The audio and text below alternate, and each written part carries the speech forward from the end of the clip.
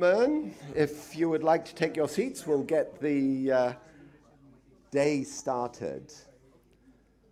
Well, first of all, good morning. My name is Steve Sowerby, and I'm a partner to Nicholas and the team from Exponential working on the Consumer Healthcare Training Academy, and it's my job to guide you through this morning's agenda. And of course, the word change, I think, has been repeated in almost every conference, every meeting, and probably every boardroom and meeting room for probably getting on for the last 8 to 10 years. I think we can pretty well be sure that this is going to be the reality for us, not just this year, but many years into the future as well. So that's great that this conference is really themed around it, because it's important that we are always prepared and, in fact, not reacting to change, but really being proactive in making that change. And so one thing I would really ask you all through this day is always be thinking about the inspiration that will come from the presentations and the case studies that will help you in your businesses to prepare your brands and your people to really proactively be thinking always about so what? What more can we do? How much more can we grow? How can we react?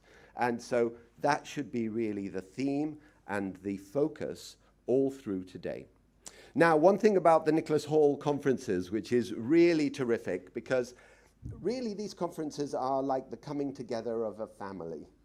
We were just talking earlier how lovely it is to see familiar faces and new faces.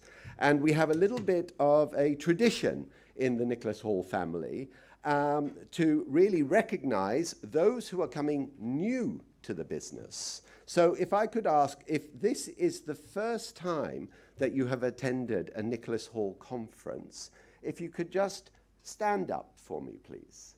First time. Very good. So a huge welcome and to the first timers. Thank you so much. We look forward to getting to know you. Now keep standing, because what we'd like you to do now is everyone else stand up and take the opportunity to introduce yourself or remind yourself of someone that you know, shake their hand and welcome them to this conference. So please get to know each other at your table or... Very good. I'm going to come down here.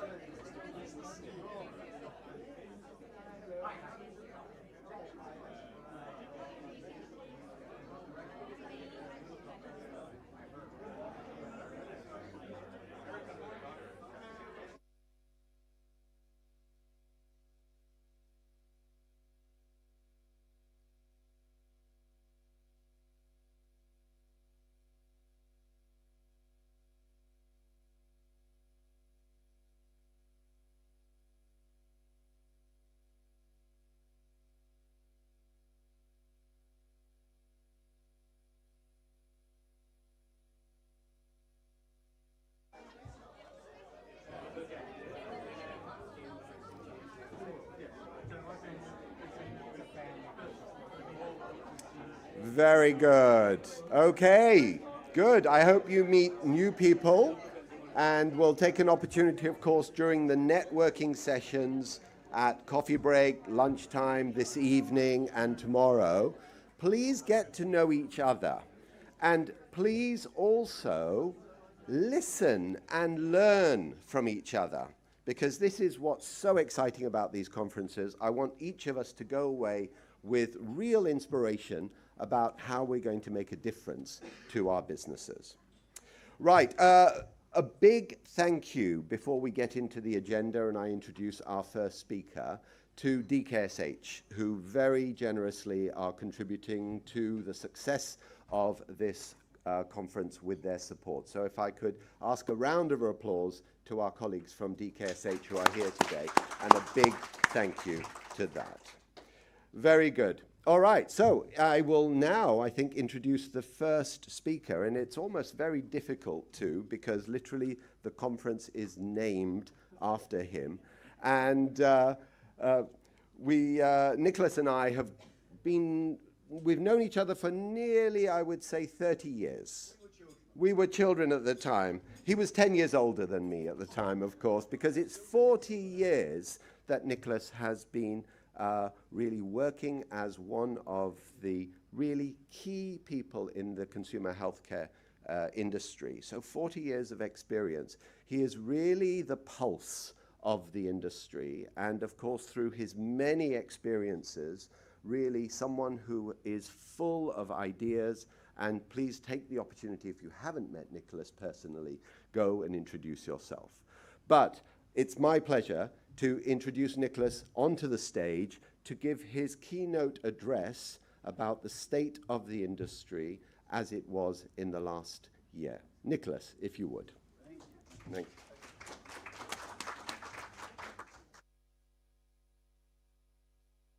And that's your... Right. Good morning, everybody. Morning. Now, this is an interesting room because it's on a curve. The people at that end can't see the people on that end. So I'm you're going to have to put all your ideas and comments through me while I'm up here.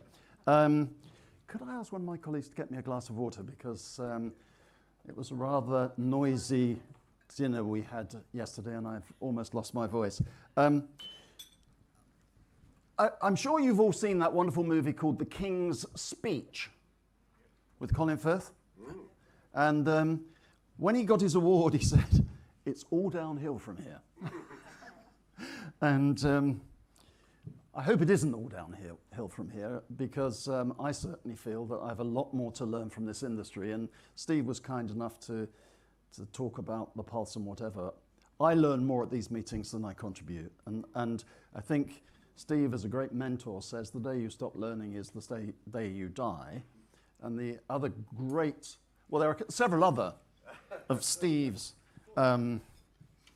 thoughts, the wit and wisdom of Chairman Steve, and I love the one which is that you copy with pride and improve, and I love that. So I always copy what Steve says, but I've never found a chance to improve. No. Now, I'm a twofer. What that means is that you don't get me once this conference, you get me twice. And in fact, I'm going to give half the keynote speech here and not talk about innovation, because that's going to be a key point of my opening of tomorrow afternoon's workshop. And unlike previous years when we've had a specialist workshop managed by Steve and Dave and others, and that was funded separately, we've brought the workshop into the main part of the conference, and we hope everyone will still be here tomorrow afternoon, because there are some very interesting things to say. I'm doing a piece on improving access to new products through new product development, innovation, through M&A, and through in-licensing. We've got lots of examples, and it's an interactive session, and in my part of it, I know Steve is doing the next session, and I think we might even be having breakout sessions. I don't know if that's still the case. Great. I'm not doing that, but there are a number of important questions that I want those of you who attend tomorrow afternoon to help us understand. For example, just to give you a sneak preview, we're going to look at M&A, and I'm going to pose the questions. Why is it that the biggest player in M&A is private equity? Why not strategic players who now are very selective, only come into a few of the bids? And why is that? And we have people from big companies here and smaller companies. So we're in a way, we're an expert jury. And I think I want to take your views on that and on several other key issues facing the industry. Because the sort of presentation I'm going to give now for the next 3/4 of an hour is presented in the traditional way. Here's how the market's grown, here are the figures, here are the trends, so on and so forth. But the why the market is as it is, not the what, but the why, is something I don't think we address enough. So in my session tomorrow afternoon, which is the one immediately after lunch, that's what you're going to get. And I encourage everybody to attend and to participate. And then followed by Steve, who'll be doing breakout sessions and the amazing work that he and the Training Academy do. Let's start at the beginning then. And again, just reflecting the word change. I don't think fact, it's even more than 40 years. You've been very kind, Steve, but it's, I was about 5 when I started this company, 5 years of age. But it is more than 40. In fact, Nicholas Hall & Company will celebrate in 18 months' time its 50th anniversary. Isn't that amazing? Yeah, God, I hope to still be here. I hope the others don't fire me in the meantime. And then I had an 11-year career with companies like Procter & Gamble before that. So it's been a long time, and I've heard the word change every one of those years, and I'm sure they were also, those words were also being used. Now, we had a wonderful person who now actually has left the industry to become a school teacher, which I thought was a very interesting move to give back in the best way you can. And Josephine van Vrieswijk, who did a lot of what Steve now does with us, she did that before. And she had a very straight-talking Dutch lady, and she said, nobody likes change except a wet baby. And it's true. We talk about change. It's good for other people. We're not going to change, are we? We're not going to change. We like the way things are. So, yes, please bring change into our company, into our whatever it is, but it applies to other people, not to us. But frankly, everyone has to change, particularly in this strange world that we live in. So let's have a look at some of the themes. Now, the way that this year we are presenting on this world tour with these conferences and our trends presentations to our big clients is we have a narrative. And this year, our narrative is based not on that huge amount of information in the public domain, which is accessed through artificial intelligence, that's one way. But we're using our own publication, CHC Newsflash, which comes out every Friday, and many in this room are subscribers to, and if you're not, please come and talk to us about it, and we want to know why. And I'm just picking up stories, recent stories from Newsflash, so these are really the latest trends. I'm not digging something up from 5 years ago. In fact, one of my quotes is from yesterday. And I think that's going to help to explain where the industry is, where does consumer health sit in relation to health, the total economy, and the total world.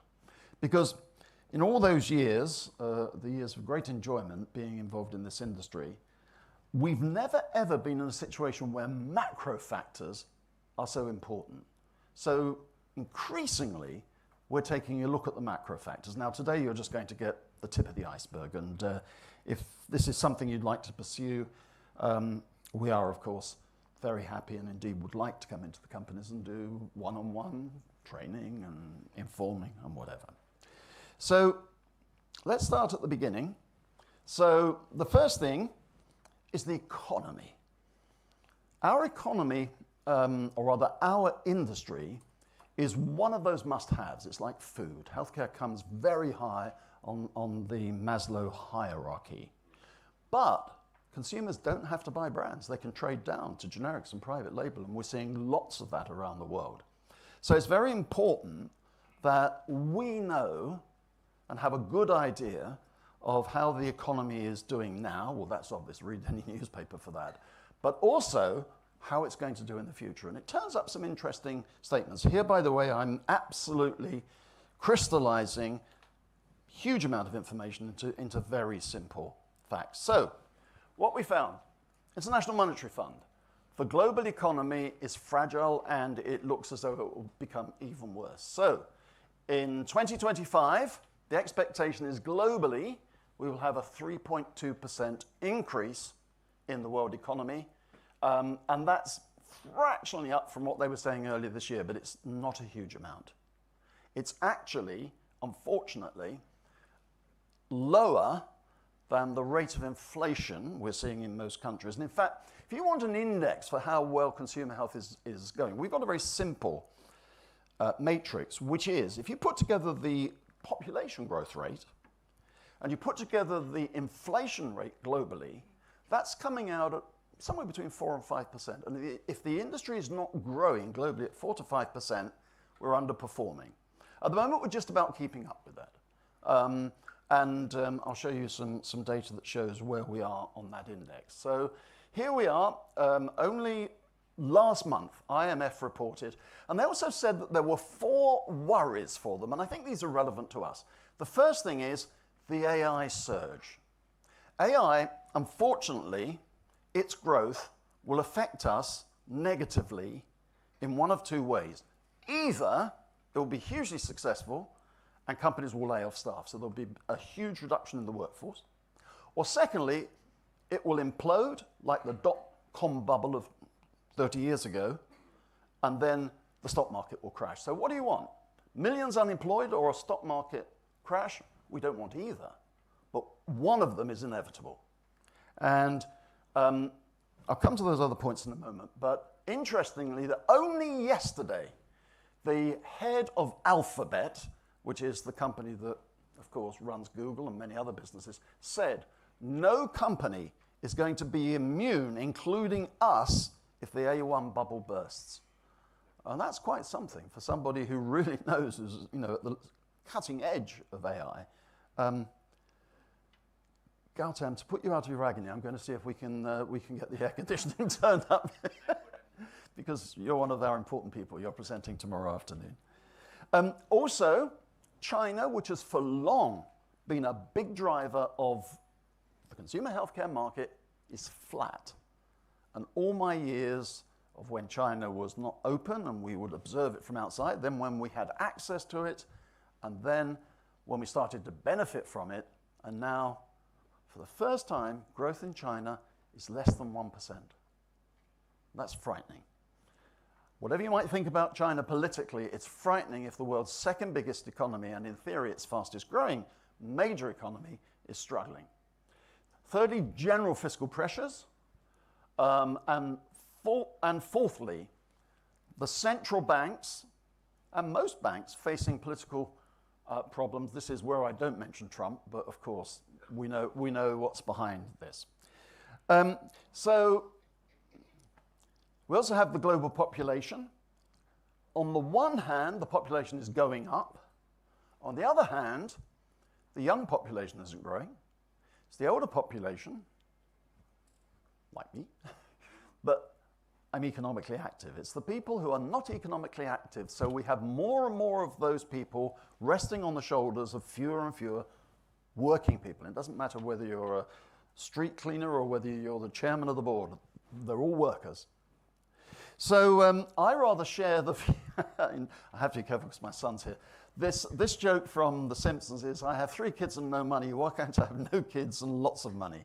Many parents ask themselves that question, and they look at their sons and think, now I know it was worth it.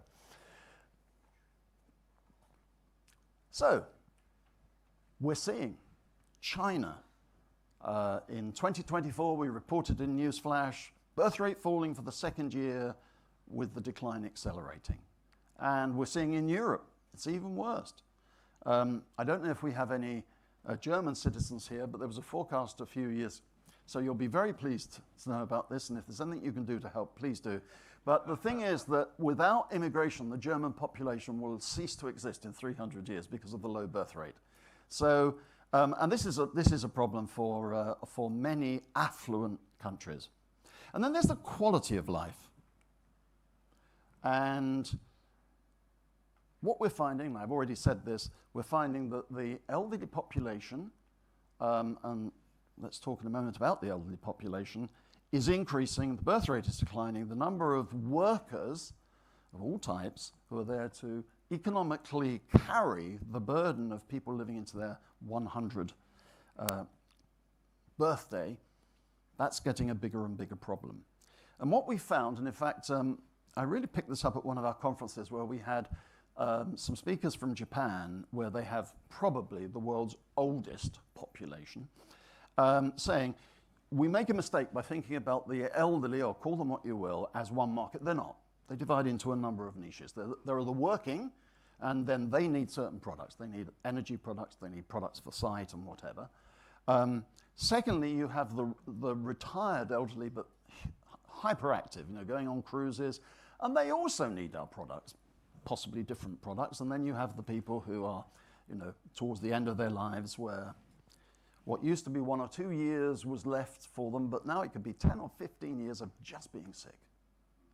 And that also presents some new opportunities, not just for prescription medicines, but for us. And today and tomorrow I'll say very briefly that there's a new niche of the market, which is comfort products.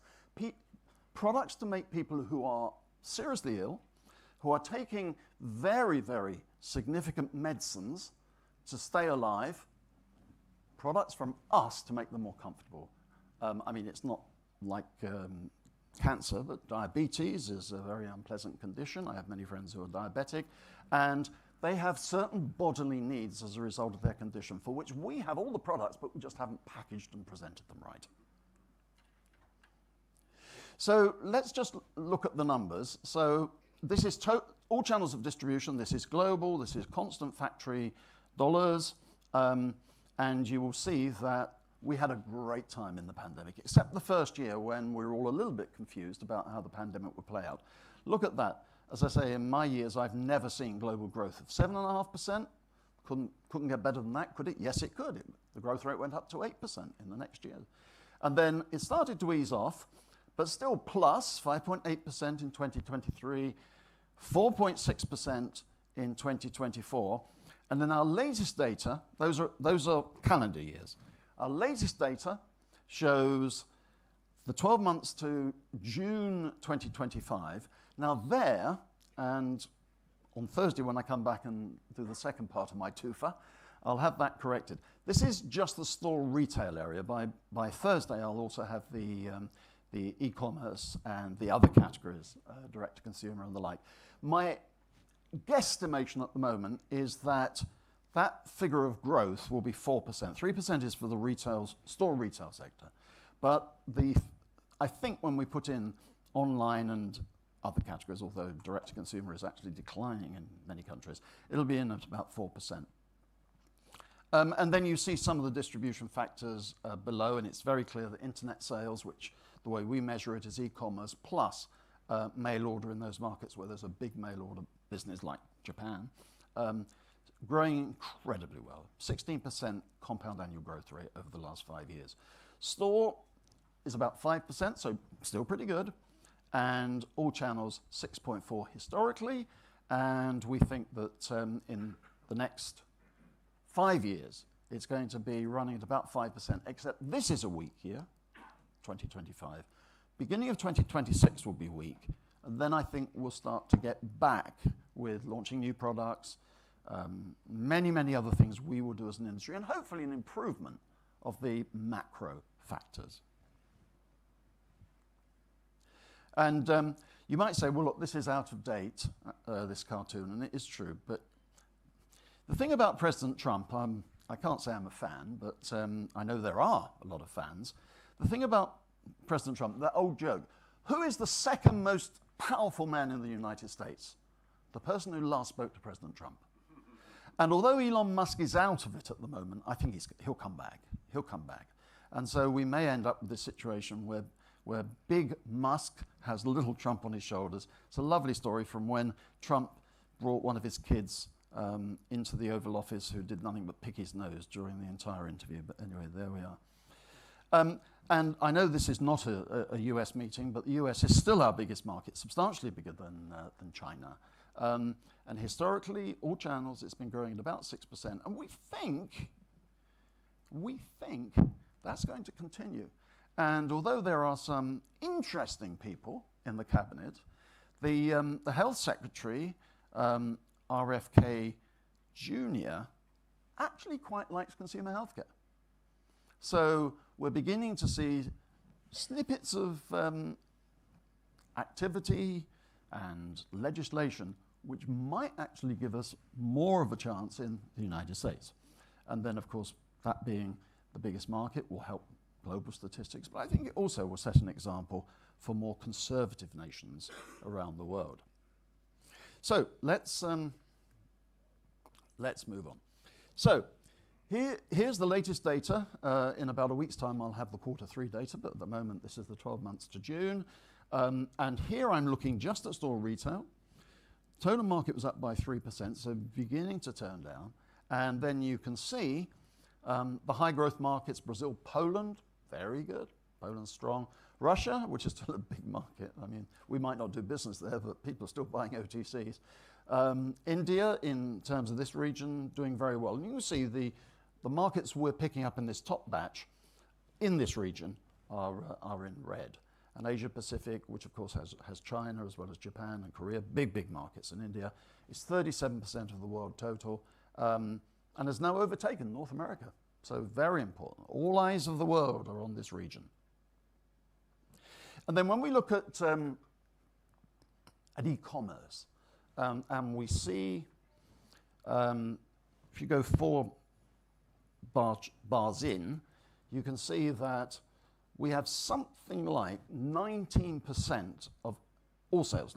Let's round it up to $1 out of every 5 spent in this region, which is Australia across to India up to Japan, is in e-commerce with a high rate of growth, very strong in some countries like China, increasing in power in markets like Japan, still very small in other markets, so a long way to go.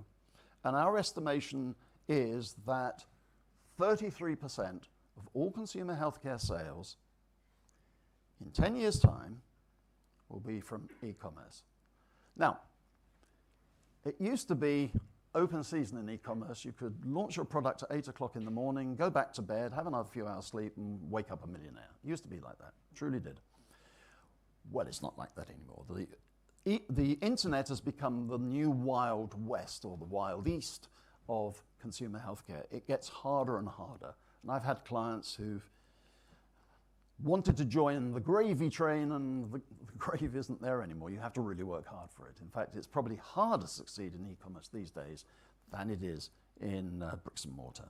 So very interesting, very problematic. Like everything else in life, you have to do it properly. And then one of the very interesting issues that we're seeing is, and here Asia absolutely is in the lead of the rest of the world, is the use of social media by small-time entrepreneurs who are selling products to other people on TikTok and the like.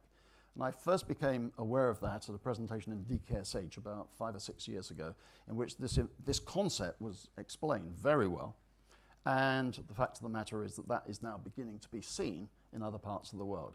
So this is really entrepreneurs. Entrepreneurs will always find a way around whatever obstacles are in front of them. That's a given across the many thousands of years of our type of humanity.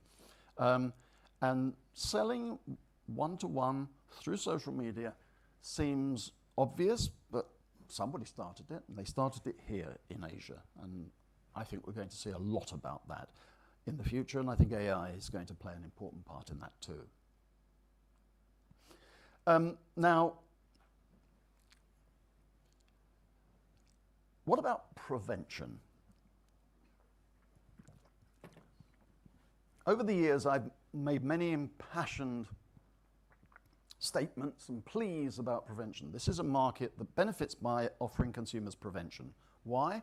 Because a sick consumer may only be in our market once or twice a year. A preventing consumer is in our market every month, every week, sometimes every day. And I'm thinking of countries like Australia, where multivitamins are taken by the majority of the population on a daily basis. And that kind of changed somewhat in the pandemic, when consumers wanted to put the money in their pocket into treatment rather than prevention. But prevention is coming back very strongly, and I'm not going to in any way read all of this to you, and you're going to get a copy of this anyway. This is a report I picked up. It's from Europe, but I think the trends are the same, which is that consumers are interested in the concept of prevention, but they find the products very expensive. So they either trade down or they don't use preventive products. And I do think that as an industry, we need to really significantly examine our price value proposition. I think that it's almost a mantra that we have to get a price increase, because the trade doesn't want you to have a price increase, so fighting for that price increase is essential. But what that means to the consumer when they're challenged and they have less money in the pocket is an issue that we do need to address. And in this study, which we're presenting, and it's very recent, it was from the early part of last month, absolute slap bang up to date, we just come up again with this issue of what consumers believe is high pricing. And AI AI is great. It's out there. We love it. We don't trust it, but we love it. And I think that there's a skepticism. I mean, I know, and we've had speakers at this very conference 2 years ago talking very passionately about AI. But I think still as an industry, we're skeptical about it. We believe that it's very good from accumulating a vast amount of information, bring it down to a number of propositions, lay out very beautiful, make slides great, but you have to check every word. We all know that. The consumer, I think, is even more skeptical. And I think that's something that we have to be very cautious about, because AI may very well say that your competitor is the one to go with, and your competitor, might have all sorts of litigation brought against them for making false claims. And I don't think that subtlety comes through at the moment. I was telling one of the people who joined us for the speakers' dinner yesterday that when information, and not through AI, but when information became more systematic about 30 years ago, it was described to me this way. Imagine information in any sector, but certainly in healthcare, certainly in consumer healthcare. Imagine it's like all the books in a library, and then somebody puts them all on the floor and says, sort them out. So the information is there somewhere, but finding that information is a problem. And one of the things we've done as a company is to be a way of refining information and making it simple and believable, bring that to our clients. That's why the information part of our business is the biggest part of our company now. Now, AI just increases the information available by a factor of thousands and gives you some tools to sort through that, but it's still a problem. And the consumers, and indeed a lot of the tech people, realize the weakness of AI. And that's why it goes back to the International Monetary Fund and the head man at Alphabet saying, if the bubble bursts, and all these AI companies are so overvalued in world stock markets, if that collapses, we're in trouble. And if it doesn't collapse, we're in trouble because jobs will go. So look, which are the categories that have grown? And here, the data is done in a different way. We're looking at just the 12 months we're looking at calendar 24 compared with just calendar 23. So it's 1 year growth rate. It's 3/4 of the market, which is, or 70% of the world market, that's store retail. What we found, this is global, this is Asia-Pacific, and I'll look at global in a moment. What we're seeing, and this is just the winners, there are also losers. We have that data, but I'm too optimistic to show you the losers. What we see here is that the highest growth is not coming from the big categories. We're not seeing the big pain categories. We're not seeing the big cough categories. We're not seeing generally the big multivitamins. Oral rehydration therapy is a major trend, and it had 16.9% growth. Now, the color coding is the sort of the rather yellowy greenish treatment. That's where you've got a problem, you take something for it. Prevention is obvious, but we only have one in Asia region. In the top growth categories, that's magnesium. And then blue, there are a lot of those, that's where it can be for prevention or from treatment. And we're seeing a lot. Now, a few years ago, it would have been mainly towards prevention and the hybrids and few treatments. But now we're seeing the consumer is still interested in, they've got $5 or whatever the currency is. Are they going to save that money for when they have a headache or an upset stomach, or are they going to buy a probiotic when you can't buy probiotics for $5 anyway, which are going to give some long-term benefit? And when we look at the global, it's slightly different. You're seeing some categories that have grown globally that haven't grown in Asia-Pacific, and vice versa. A little bit more towards prevention, but still a big treatment in there. And the same overall conclusion, which is the big categories, pain, cough, cold, VMS, GI, not generally showing the growth that we've seen elsewhere. By the way, as I say to you, I love you to take photographs, but you will be getting all of this. It makes presenters feel very good when people photograph their slides. Now, what about conditions? I'll be talking about innovation tomorrow afternoon. And in terms of unhealthy people, so these are people with conditions that are treated as opposed to healthy people who take medicines to stay healthy. I think we all know that obesity is now the #1 killer because of all the companion diseases that go with it. So we have, about 18 months ago, there was something in The Lancet, very esteemed medical journal from the UK. 1 billion adults are living with obesity in that survey is 2022. The Global Burden of Disease study, which came from earlier this year, without urgent policy reform and action, 60% of adults and 31% of children and adolescents will be living with overweight or obesity. And that's a lot of people. That's 4.5 billion people in the future will be overweight or clinically overweight. And we're just not talking like people like me that have maybe a pound or two on. We're talking about people who are seriously overweight here. And the latest, this was from 2 months ago, is that globally, taking poor countries as well as rich companies, there are more overweight people now than there are underweight. Sorry, this is for kids. There are more overweight kids than underweight kids for the first time ever. That's frightening. That is frightening. So what happens? Everyone wants a GLP-1, but they were too expensive. Now they're coming off patent, the prices are tumbling. Most of my generic clients are just waiting for the day the patent lapses and they're going to flood the market with cheap GLP-1s. That's great, except it's not great because the side effects are horrible. And so, but why the consumers love it is because, let me branch to one side. A few years ago, we were asked to do a project on the switch potential for metformin, which is just about the best diabetes treatment there is. Part of that project was we had to interview diabetic nurses around Europe, and they all said the same thing. When we counsel, change your lifestyle, change your diet, exercise more, the response is always, can't you give me a pill for it? And that's what we're doing. It's injectable, but the pill is coming.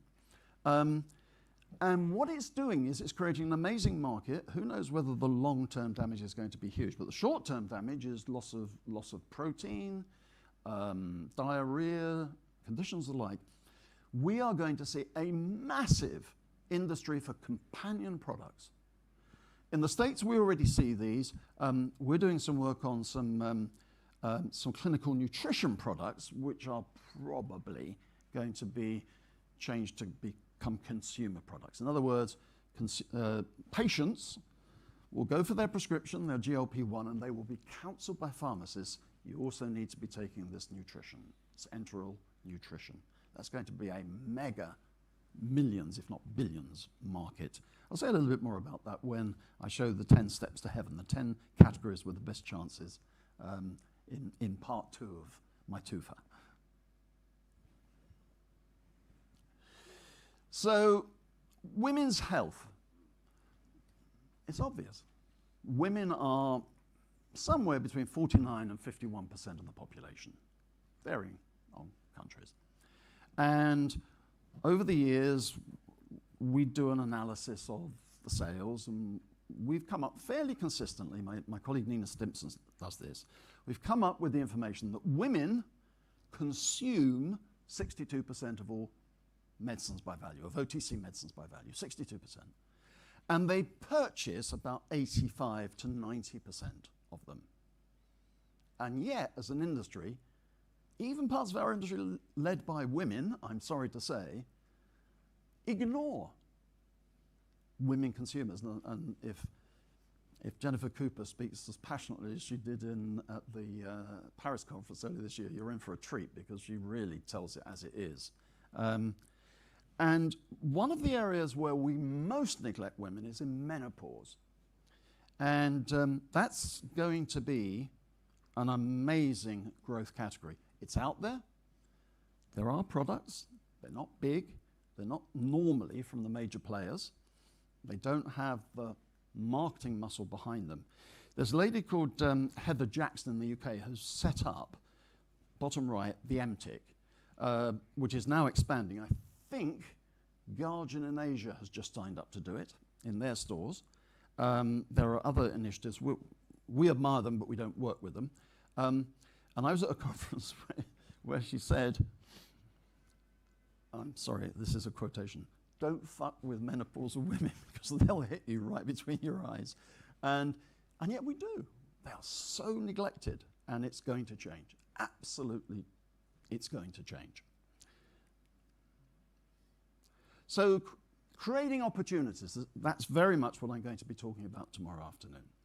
So we have a health and wellness boom. We reported on that almost 2 years ago. But it's a given. 87% of global consumers, according to a big study from Nutiani and Ipsos, 67% of global consumers prioritize health and wellness. But 1/3 said that it's getting too expensive. Now, whether that means that they trade down to cheaper products or just don't take the products, I'm not clear. That wasn't in the part of the study that we were able to read. But it's a worry, and I think it comes back to the price-value relationship that I talked about before. In Europe, I know this is not a European meeting, but I think that some of these findings internationally do transfer. Fewer European patients and customers trust the health system. And we've seen that in Germany, trust in the health service came down from 74% 4 years ago to 56%. That's a huge decline in trust. So, of course, we encourage consumers to do change in lifestyle to promote good health. Exercise, diet, all summed up there in that tick. What happens in reality, though, is very different. And as I've said before, the consumer will always reach out to a product. Now, these are not clients of ours, so I don't say this with any ulterior motive, but I'm very interested when I see a company that invests in proprietary clinical trials for what are essentially supplements. Because then the question comes up, well, aren't you just doing the research for everybody else to benefit? And there are issues connected with that. But if you can find a way to protect your IP, and if you can then use the claims that you can make to build your business, you stand a very good chance. And a company called Valbiotis, I think, is doing extremely well in this space. It's a French company. As I say, we know the people, we've known the people for many years, but we don't work for them. So this is a very objective summary. I'm not going to go into all the details. It's there. It's quite a long slide, and I only have about another 10 minutes. So essentially, taking the benefits of supplements, using the clinical research to prove that a supplement can help you to lower cholesterol or give some other benefit in relation to diabetes and whatever. Raising money, because of course companies like this are constantly searching for money to run the business. And we've seen a program with their products, and they're slowly launching products. They did have a tie-up with Nestle Health Science, but I think Nestle just changed their strategy and wanted big hits rather than the slow build-up. But this is a company that is aiming to be 100 million euros, $105 million by 2030, with an EBITDA of somewhere between 25 and 30%. Pretty good, pretty good. And you might say, well, 100 million, that's not much. Well, actually, I think if you're a startup and you reach that, it is very good. You've done well. All right, I'm not going to go into all the details, but we're seeing the herbals market come back very strongly. This is US data, but I think it translates. The American Botanical Council just published their herb market report. After a couple of difficult years, herbs have come back strongly. Psyllium, which of course is in a brand I used to run at GD Searle called Metamucil, now at Procter & Gamble, based on psyllium. Mushrooms, different types of mushrooms doing very well. Beetroot, rhubarb, St. John's wort, doing very well in the United States, mainly outside of the mainstream, more in health food shops, including natural retail stores where turmeric has done very well, algae doing very well, and I have to be honest and say, some of these ingredients I don't know about. Jennifer will know every one of these, but I had never heard of mullein, so there's a learning. And the comment from the lead author of this study, which was a big study, Tyler Smith, again pointing out that that category had been in decline for a couple of years. Now it's back very strongly, and it's more than just these weird and wonderful formulations in health food stops, it's in the mainstream. So a brand like Metamucil, a huge brand from Procter & Gamble, based on Metamucil, still haven't overcome the problems that were there when I was running the brand, which was poor taste, grit, and flatulence. And there are brands that have solved that problems. Metamucil is not one of them. Here are the wow brands, and because we have not much time, I'm going to actually cover this tomorrow, where we have a lot more time in the innovation section, and I'll go over what has caused these brands to grow. But just to give you the methodology, we take the fastest growing brands which have scale. So generally it's the top 100 brands, take the fastest growing of those, eliminate the China-only brands. They're interesting, but probably not a market for us as international marketeers. And then you see that Liquid IV from Unilever has just been fantastic. 64% growth a year from a small base, but very substantial. So on and so forth. Look, I'm fascinated. Electrolyte from Pisa in Mexico, 500 million in store retail with a little bit more in e-commerce, stuffed with sugar. So there's an opportunity for a competitor, including my client Genoma, it's a lovely brand called SwearUps, to go after them. But 500 million with a very basic product, good for them. They have the biggest OTC in Mexico, bar none, by a wide margin, but it's in a niche category which they dominate. I love that. I don't like the products, and I think that will be their Achilles heel in the future. I'll go over those, and I've got some for APAC, which I'll do tomorrow, because we don't have a huge amount of time now. So, the must-dos. This is the bit where I normally have most pushback from my audiences, particularly when I'm talking to can't get the words out. The significantly important people in the company. Some of it's obvious, some of it's not obvious. So first of all, we wrote a report in 2023 called The New Paradigm. As we were coming out of the pandemic, we wrote that report. It was our best ever selling report. I'm told by our reports team I'm writing another one next year, so that'll be fun. I really enjoy doing them. And the new paradigm is very simple. You know, what's new? How do we change the paradigm of marketing to embrace these opportunities? Tomorrow I'll show you what I think are the 10 hottest prospects for the future. Some obvious, some perhaps not so obvious. So first of all, let's accept that our consumer is essentially a woman. For personal consumption and for purchasing. And make Queen Consumer at the heart of everything we do. If we don't win her support, we're dead. Unless you're looking at the men's market, which for 30 years of trying, we've never managed. I've been involved in trying to get men's health going for so long. It's tough. It's tough. But women dominate the market for adults and for kids, of course. Kids don't go in store and buy whatever is right for them. Mothers do. So put Queen Consumer at the heart of the industry. Remember that our business is broadening. It used to be very simply treatment. You got sick, you took a medicine. Then we added prevention, which stopped you getting sick.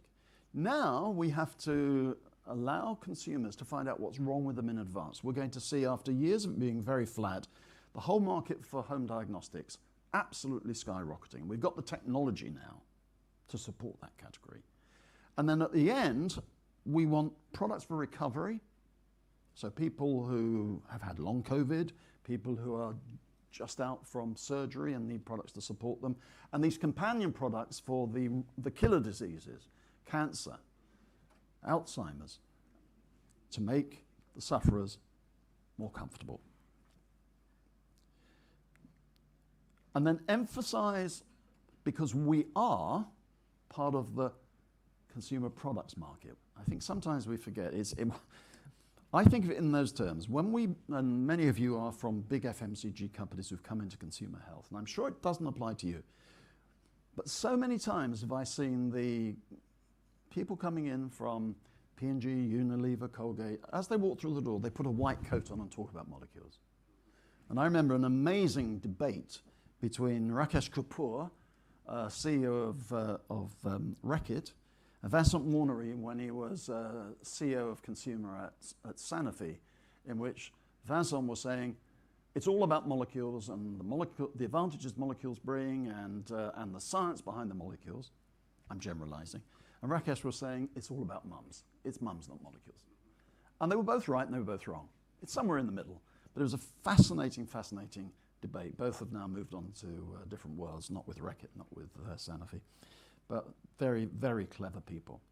So remember that when it doesn't matter what our brand is, we have to emphasize core brand values. We have to demonstrate our points of difference. We have to defend against generics and PLs. And if in this room you are a manufacturer of generics and PLs, you're in a very nice place. But most of us are selling brands and the benefits that brands convey. And we have to do an even better job, even though our budgets are being cut. And that's an overall trend. Back innovation with science. I love Haleon's statement that they are in the business of trusted science. I think we need to go a bit further because I think trusted science is having more proprietary science, bigger samples, crossover, clinicals, blind trials, whatever. But it's a good start. It's a good start. Understand consumer need states, especially unmet needs. Who wants to be the 20th ibuprofen in the market when you've got 19 other very successful competitors? Some of them will be cheaper than you. Why don't we look for something different? And we just did a project in connection with an acquisition, a women's health acquisition. Finally, our client didn't bid, but we A, still got paid, and B, we learnt a lot, which is, I think, for a consultant, the two most important things. And, of course, being successful for your client. And I think that, again, the best parts of the women's healthcare market are the ones where we're helping to meet those unmet needs. Improve consumer benefits, and consumers want new benefits. They want benefits they've never had before, which have to be a real benefit. You can't if you promise to do something you don't do it, you're dead. Shrink the portfolio, because if you don't do it, the organized trade, the chain stores, the chain pharmacies, chain supermarkets, etc., they'll do it for you. So why have products in the line which probably lose money because they're very small scale? Why have them there? Why not open the space up for something really different, something new? Ramp up e-commerce, that's so obvious, isn't it? But everyone says they're going to be big in e-commerce, and what they normally mean is that they want to have about 10% of their revenue in e-commerce. But look at the companies doing it best. Now, admittedly, the two companies I'm going to mention have chosen, one, vitamins, minerals, and supplements. Secondly, the United States.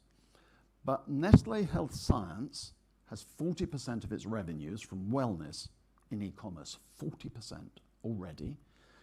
And Unilever has 50%. 1 in $2 come from e-commerce. And when you reach a certain level of scale, you make big profits. The problem on the way up, it can be very unprofitable. Here, just to say a word about margins, because it will come very much into the next slide. It's 10 o'clock, so I have to make this my last thought. Steve, you'll be very pleased to know. Mind you, did make a long introduction, so stole some of my time. There's a brand in Japan called Sesamin from Suntory.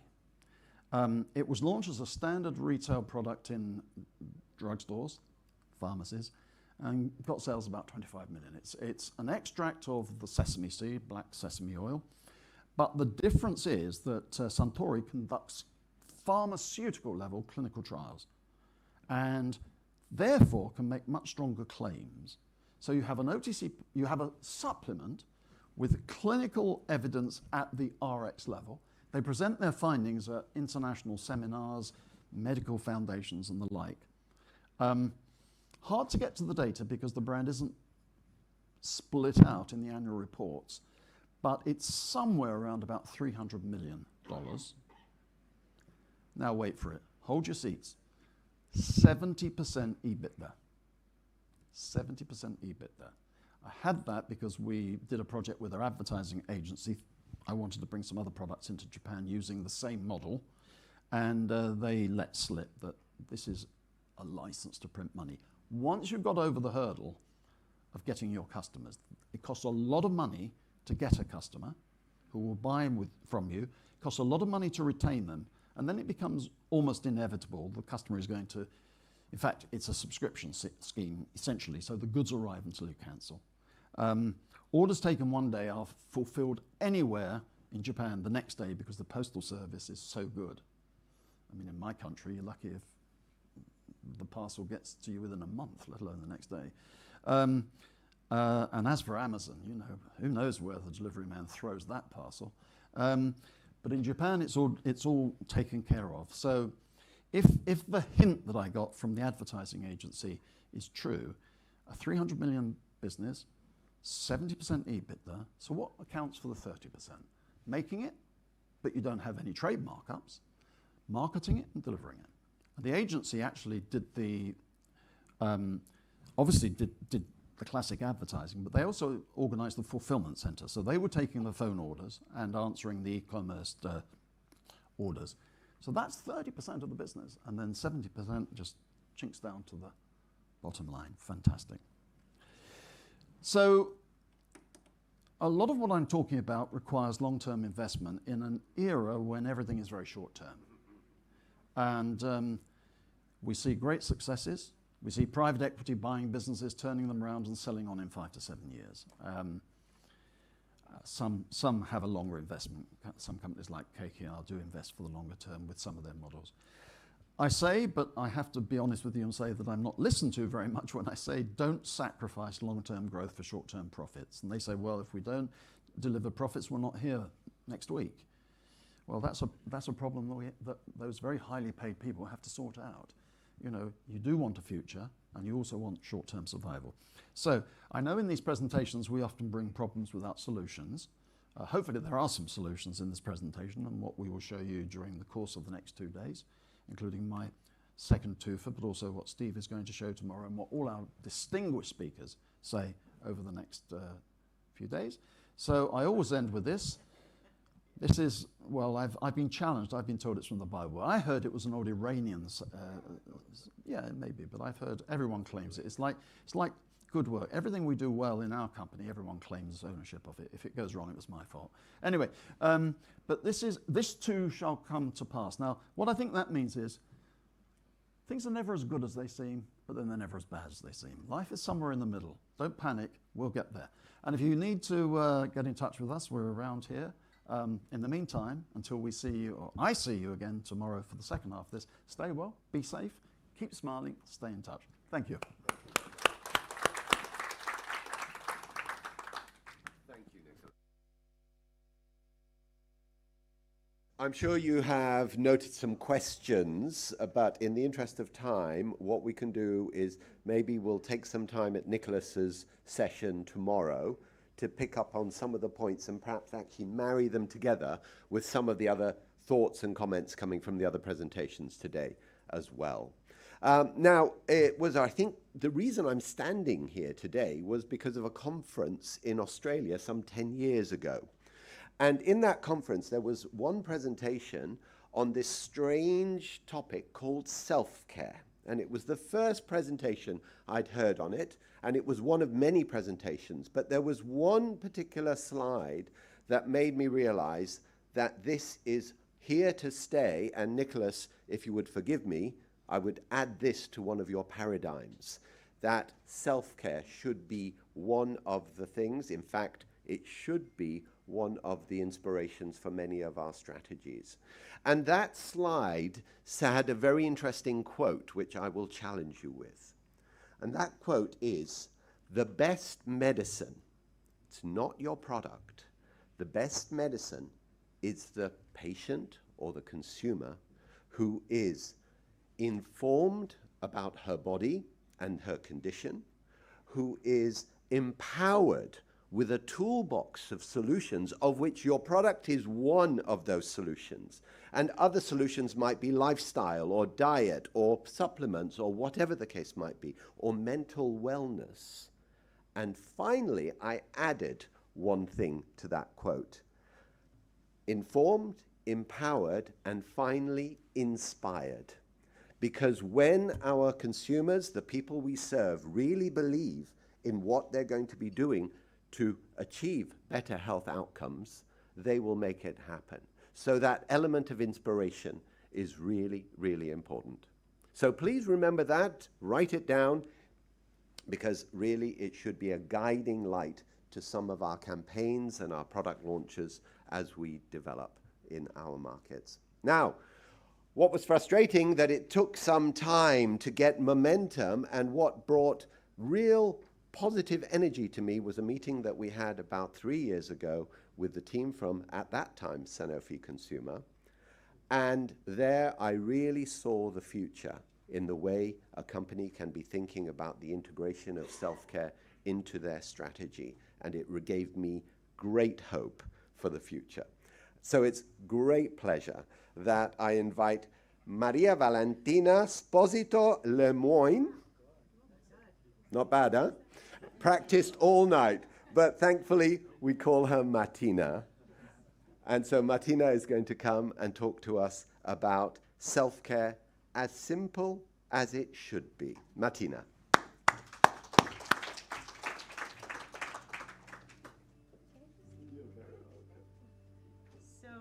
Good morning, everyone. Yes, I'm Martina. Very long name. Please just call me that. And now we're Opella. We also have a different name now after we separated from Sanofi this year, actually, at the beginning, second quarter of this year. So super excited. Thank you so much for believing in self-care. We truly in Opella believe that health in your hands just means making self-care as simple as it should be for our consumers, and that brings so many benefits. And we have embedded it in our strategy for sure in everything that we do, but today we're going to talk a little bit about how we have embedded self-care in innovation, how we really drive in innovation through the lens of self-care. So delighted to be here, and I guess that this is the way that it will work. Yes. So I wanted just to share a little bit of a journey. I think that you will hear from a lot of repetition, Nicholas, from what you presented, which is good. Repetition is always our friend, right? It means that we're into something. But it's all about how the key simple things that we can actually do to make self-care as simple as it should be. We believe that the self-care revolution is right here in front of us. Many of the trends that we're going to talk about are similar. Maybe we'll talk a little bit more about not only the queen consumer, but the queen pharmacist, who's also a lot of women. 80% of the pharmacists are women in this area of the world. We'll talk about the amount of information that it's coming through our consumers, that it's basically just creating so much confusion. And confusion is a very tricky thing because it could lead to inaction and probably even worse, wrong actions from our consumers as well.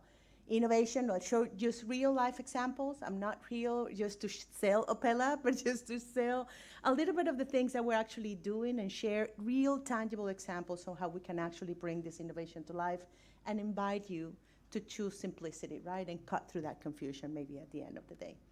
So why is making self-care as simple as it should be critical for our Asia-Pacific consumers? And we'll talk a little bit. My area of expertise is a little bit more Southeast Asia. We get all the way to Korea, maybe some data about Japan and India, but mostly about Southeast Asia, which is the remit that we actually manage. So there are 5 things that we in Opella we looked at in South Pacific that we really look at that are very critical for us. From a first perspective is the cost crunch of self-care and healthcare. We'll talk a little bit about that. Not only from a government perspective, but what does that mean from a consumer perspective and how actually our consumers feel it in their pocket, which is really, really important. We really heard about this morning, the empowered and informed consumer, how health literacy is so relevant and it's becoming such an important topic for us. The pharmacist renaissance, we'll talk a little bit about that. We're really focused on it, but not only from a sales perspective and education, but also from a social responsibility perspective, which a lot of our pharmacists in Southeast Asia are women, and they're entrepreneurs, they're business owners, so how can actually be driving that from our angle? What does, health goes personal, the interconnection of personalization of healthcare and also AI and of course technology. But yes, we all want technology, but we all want a sense of purpose and meaning, and that's probably what we'll talk about in terms of proof. So if we go for the first one, really quick, so health expenditure growing 2 times as fast as GDP in Southeast Asia, and really impacting the household budget, and we all feel it, we all seen it, right? Really to get that access, we see our governments really struggling to keep up with that expenditure. And that expenditure should be only focused on very critical illnesses and not necessarily in the self-care and the ones that consumers can take care of themselves with minor treatments. But 4 out of 5 APAC consumers really self-treat. So that gives me hope. That gives me hope that that self-care, that treatment actually can start at home, at the communities, and we can continue to evolve self-care. We talk a little bit, a lot about the self-care value. Every time we talk with regulators, every time we talk with government affairs, how do we really empower in self-care truly eases the burden in the government and the healthcare system, but actually empower more consumers and how they're ready to get that. And they're ready because they're more informed. They're ready because they really do their homework and trying to understand, and we all do it. When we first started, learning about GLP-1s, how much did we really get into that learning? How much have we learned? How much have we really progressed on that? So health literacy continues to be an element of that. But 4 out of 5 consumers, and this breaks my heart, really says that it's very confusing, and that the information that they actually get is the science behind is not that clear for them. So how do I make decisions if it's really confusing? So that is something, or it's inconsistent, get multiple, bombarded by multiple sources of information. So that's probably one area to work on. You will hear me this morning talk about a passion of mine, which is pharmacist. And not, again, it's a personal thing, maybe because I'm a Latin American woman who believe in the power of really having independence from an economical perspective and really having a voice in the communities that we all live and work. So 70% of our sales go in Southeast Asia, and even in India is 100%, go through a pharmacist recommendation. So that gatekeeper, it's really, really important. In countries like Vietnam, a pharmacist sees a patient 10 times more that that patient will see a doctor. So they have a social responsibility role. They are basically maybe sometimes the only first, the line of treatment that then the consumers can actually get. So how do we empower them? How do we teach them? How do we actually help them in that journey? But not only with education and science and the typical things that they will get, because they're really getting more and more trusted and more educated. But how do we help them in that soft skills that they actually need? Some of them have asked us, can you tell me how to manage my inventory in the store? I don't know how to do that. Can you tell me how to counsel my patients in a better way? I don't know how to do that. So we're actually helping in the softer skills that we can really make a significant difference in their value. And you can see that everything that goes through innovation, through education and loyalty programs actually see a better return in their businesses, which help them and help us to sell more products, which we actually want to do.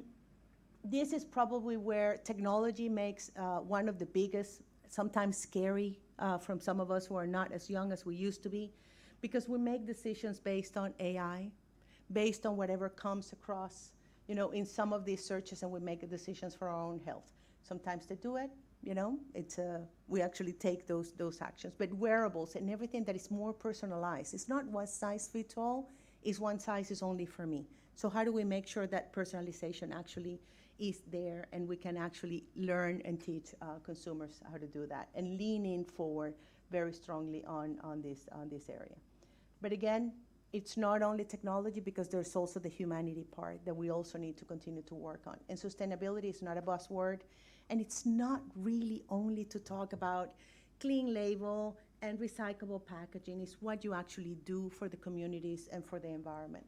So 80% of consumers say that brands must lead on sustainability, but 62% of them expect them for their companies to really improve public health.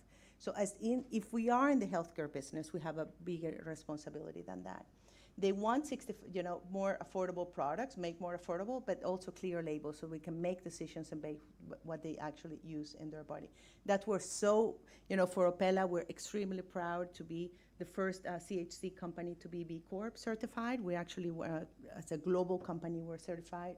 So that means that it's not only products are sustainable, it's a way to do business, it's a way to treat our employees, it's a way to actually manage our overall end-to-end enterprise. So super happy for that progress. So a lot of information creates a lot of confusion. It's health influencers everywhere that we don't know what to believe. It's unclear jargon. Sometimes we don't really understand what that means.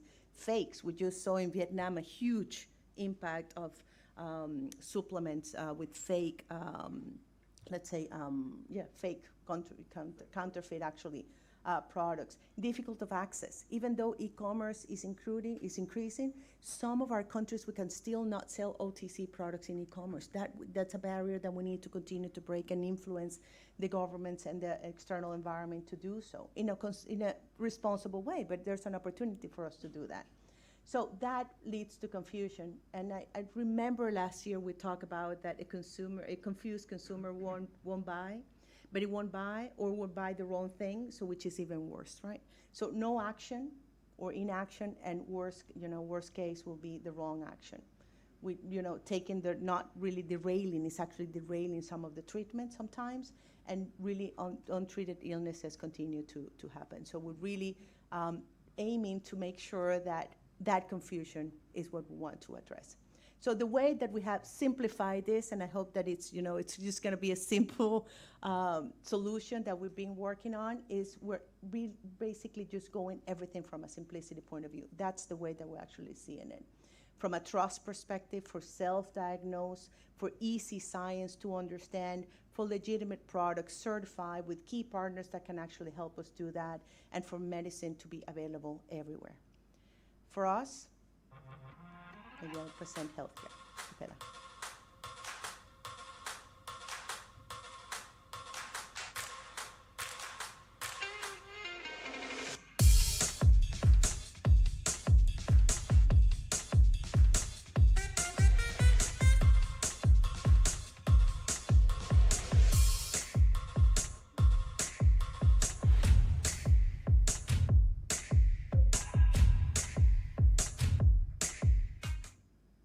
Good.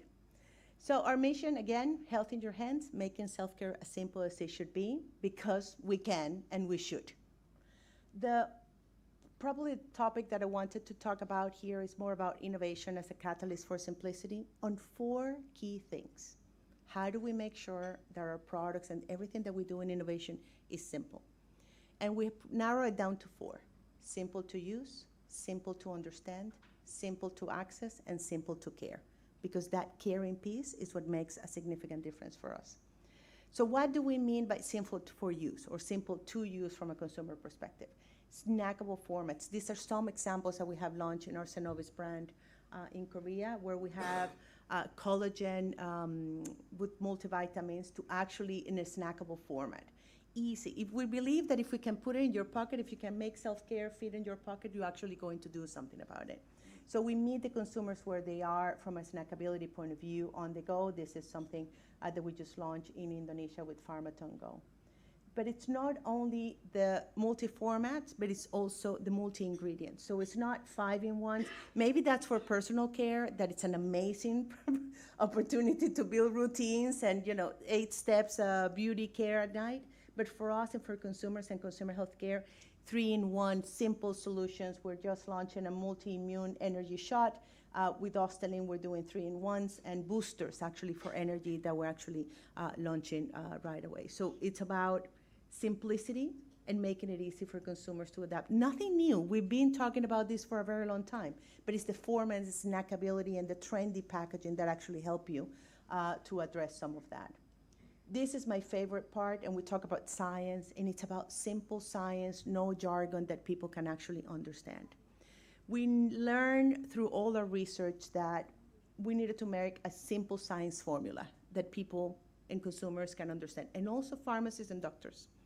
So our science formula is just one thing. What is our differentiated proposition? Why we are better than the rest? How we can actually demonstrate it? What are the claims and the evidence that supports that? And the third piece is how do we actually show it in a demonstration, a clear demonstration to our consumers. So we came through, Cenovis is Cenosci, so it's a way for us to convey how hyaluronic acid and collagen work together for better skin. Simple, very direct, and this is actually a product that has very direct clinical trials behind and actually works after 1 month.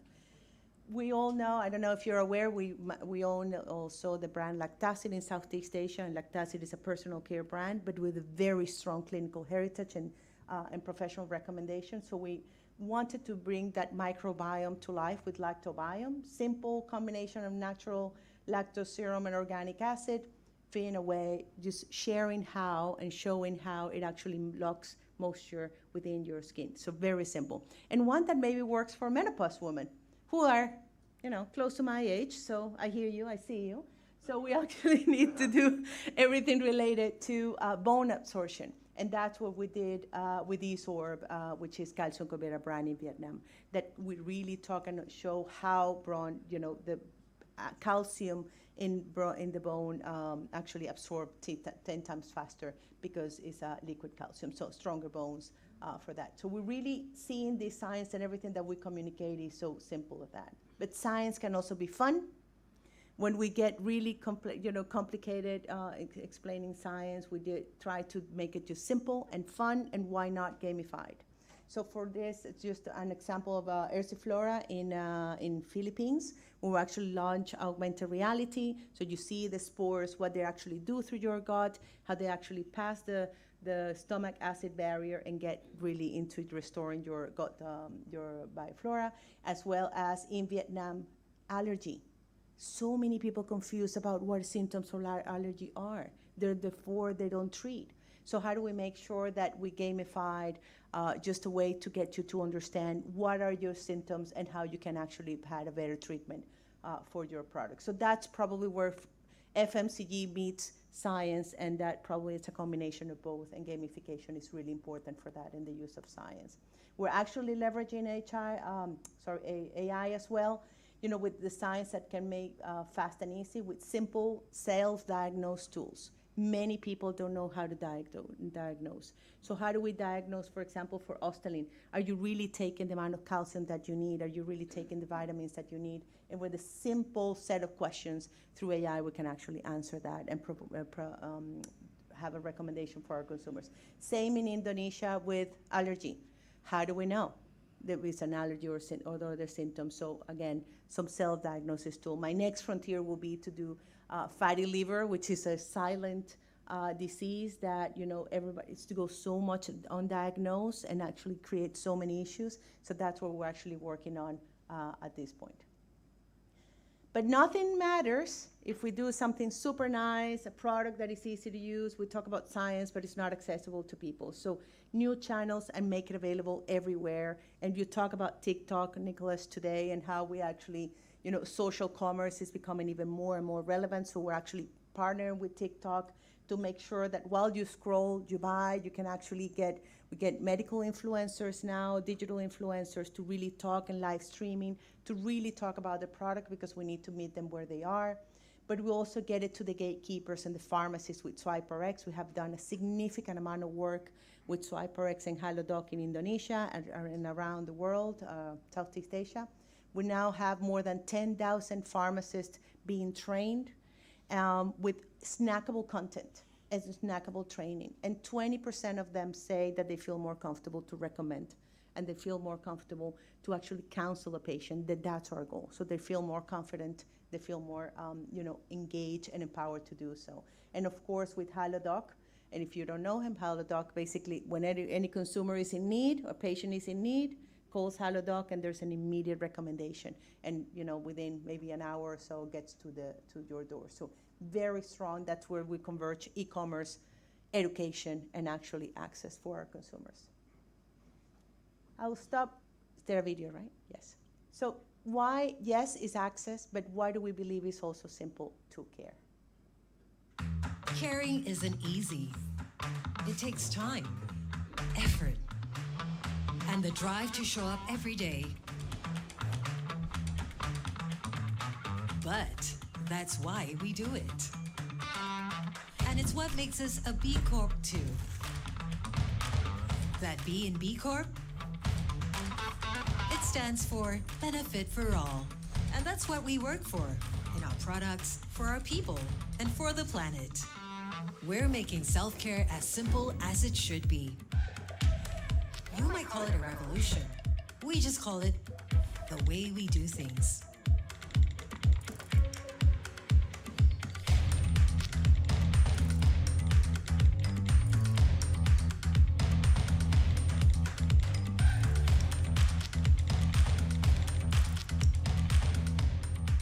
Because when self-care is simple, it's easier to look after ourselves, our community, and our planet. We want to be the best consumer healthcare company in the world and for the world. We're doing good for everyone, end to end. We're going further than we have ever gone before, and we're not planning on stopping. Dare to care with us.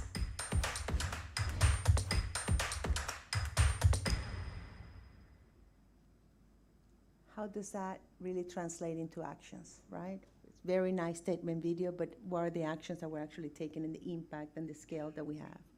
So when we really talk about transparency and ingredients, that's what we're actually trying to get to, but also partnerships to build access and at the end of the day, save lives and improve those outcomes, those healthcare outcomes that we want for our consumers. So here is an example for lactacid. Again, one of our brands that we want to make sure that there's transparency in all our ingredients, but there's an end-to-end from clean ingredients to recyclable to really understand what is it that consumers are putting in their skin, which is really, really relevant for us. I'm extremely humble and proud to the work that we have actually done with Enterogymina in Vietnam, where we actually have built a significant amount of bathrooms and facilities in underserved schools.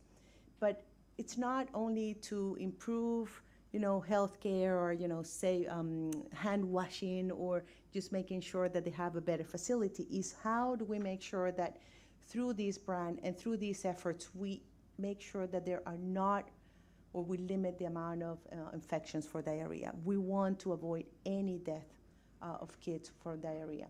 And when we run a pre and post analysis of when we actually go back to these communities, we see that 98% of the people and the kids in these communities, including the teachers, have seen less infections from diarrhea or gut infections.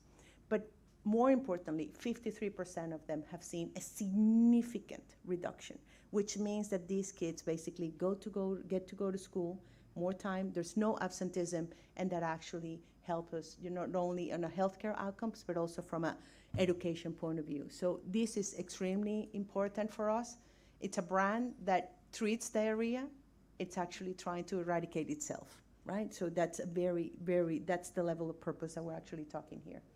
Then the other things that we do, and I think that many of us in this room are actually very passionate about that, is how do we partner with the industry, with regulators, to really go after what is the power, enabling the power of self-care. What does that mean for us? How do we shape regulatory environment? How do we make it easier? How do we make it safe? How do we actually take that message across and really create the widest impact? And I think some of us are here, that we were just in Bali when we actually met a lot of regulators and tried to get a self-care agenda or a set of rules that we'll abide by, because in Southeast Asia we don't have one rule, right? And that's what we want to make sure that we get one area of that. Extremely happy about, and I talk about the queen pharmacist. And this is just an example in Indonesia. There's a gap of pharmacists and pharmacists. We are supposedly around 30,000 pharmacists in Indonesia. And according to their actual population of 270 million, they need 90,000. So there's a 60,000 gap. So what we want is many of these women that are entrepreneurs, that are getting educated, they're getting into pharmacy school to become business owners, to become small business. And then we have actually partnered with some of these chains, with Apotek Inopharma, to help them build these businesses and actually just cover two things or three things. Of course, access to pharmacies, and more importantly, as we said before, is the first, probably the only line of care that consumers will take. Make more successful business owners and actually help the overall healthcare system. So super happy to see that this is actually happening, and we want to do more even in more countries.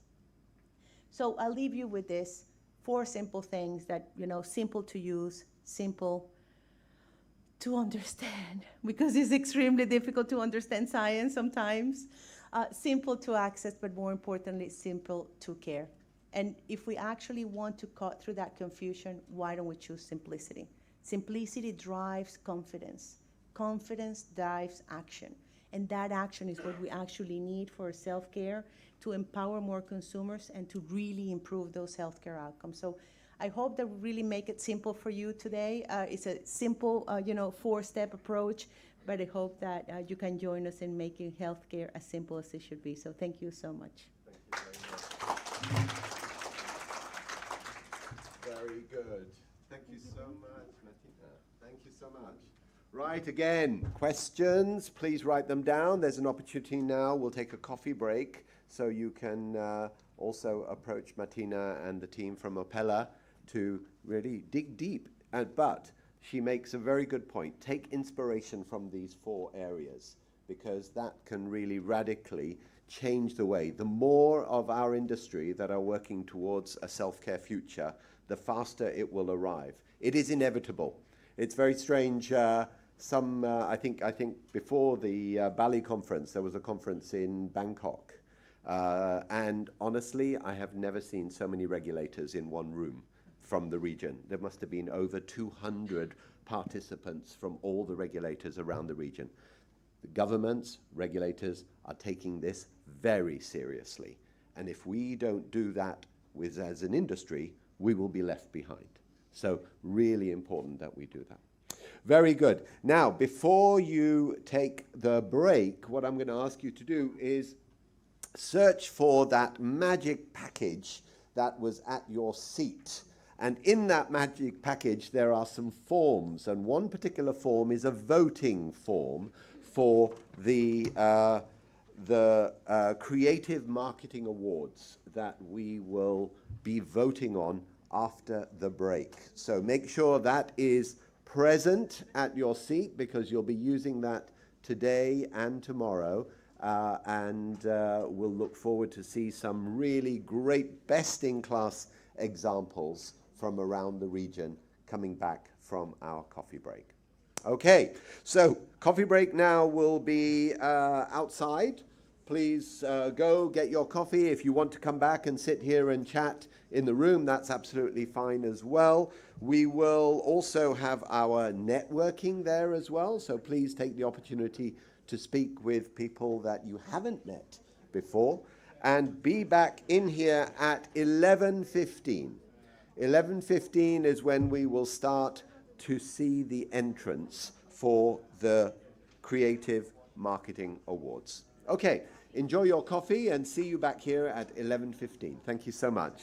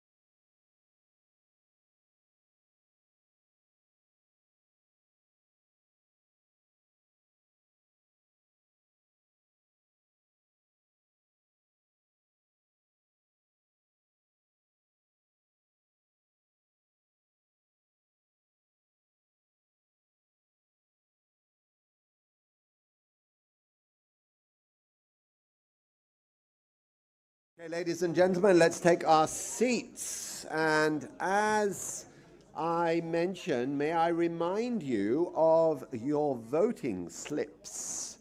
So make sure you've got your voting slips. Have you got your voting slips over there on the right-hand side, left-hand side? Yes, voting slips. Good. All right. Right-hand side, have you got your voting slips? Right. And this is going to work like this. We're going to listen and hear and see to 6 different entries for the Creative Marketing Awards. All right. And what we'd like you to do is at the end of the presentations, we would like you to rank them. So I want to give you 3 points for your first choice, 2 points for your second choice, and no surprise, 1 point for your third choice, okay? So really important because, you know, this is a great opportunity for us as an industry, as a creative group, to be able to support and give accolades to some of the best creatives in this region. And as Nicholas reminded us of one of our sayings, which was, copy with pride, but make it better. Please also use this as inspiration. If there's an insight in there you thought, oh, that's really interesting. Oh, I could apply that kind of insight to my category, but make it better. It's really important. This is one of the wonderful things about this industry, is that actually so many times we learn from each other, and when we do, we all benefit, and that's really amazing. Okay, so I'm going to kick us off with my dear, dear friend from the Philippines. So Earl Jayana is going to come and he's going to present the case on IMO. So off you go, Earl.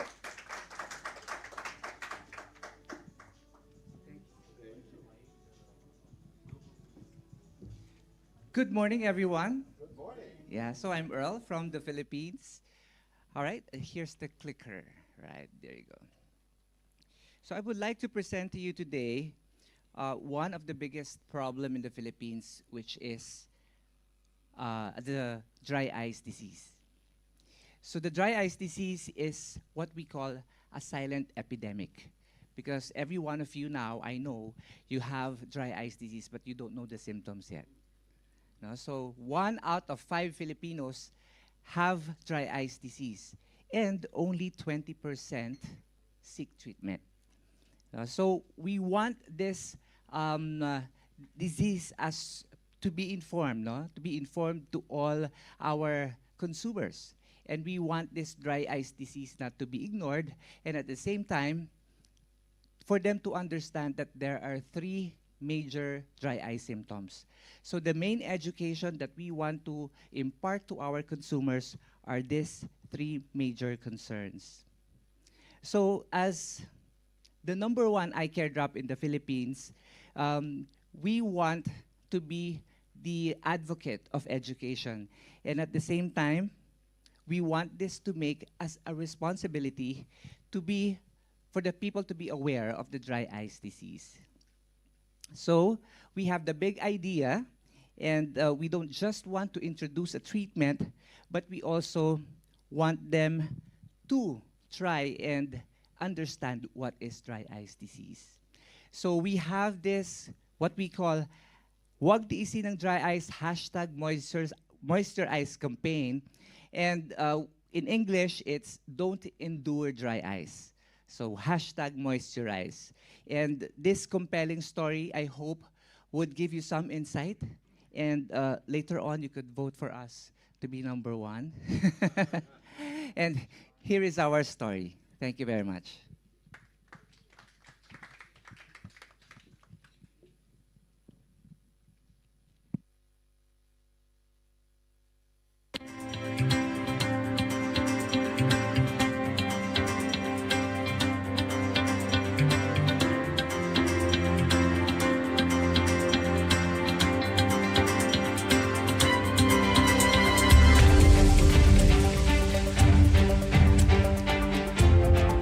Eyes are on the Philippines, a fast emerging market with big potential from its growing working class. Now 23 million strong, They drive 34.8% of the nation's GDP. For many, that is a shining opportunity. But Combifar sees through it with a vision of sustainable possibilities by caring for their way of life. In today's fast-paced, screen-filled world, dry eyes have become a silent epidemic among the working class. Experts say 1 in 5 Filipinos suffer from dry eye disease, yet only 20% seek help. It's in our culture to endure discomfort, matiisin, even when relief is within reach. IMO believes it's time to change that.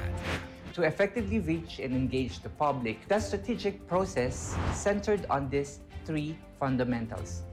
It must be easily understood. Second, the disease is serious. Third, it must be clear. Along with one key insight, that Filipinos are highly familiar with the concept of moisturizing, though usually for dry skin. We built on the idea and transformed it into a witty play of phonetics and semantics, creating the hashtag tagline, #moisturize. It combines the product's name and the solution it offers in one simple problem-solving call to action. To shift the matiisin or enduring Filipino mindset, we added the message, "Don't endure dry eyes." #moisturize. Dry eyes has quietly grown into a widespread concern across both ethical and OTC markets. In response, Combifar launched a 360-degree campaign for IMO Moist in 2024. The campaign focused on educating Filipinos about 3 key symptoms of dry eyes, showing how to recognize them early and prevent further eye damage that can affect daily life through a unified brand look and a new TVC. Ito yung mga mata ko si Kuya. Magaspang na mata? Huwag magtiis! Dry eyes na yan! Ang hapdi! Mahapding mga mata? Dry eyes na yan. Paubos na power ko. Pagod na mata? Dry eyes na yan! Huwag tisin ng dry eyes. #moisturize.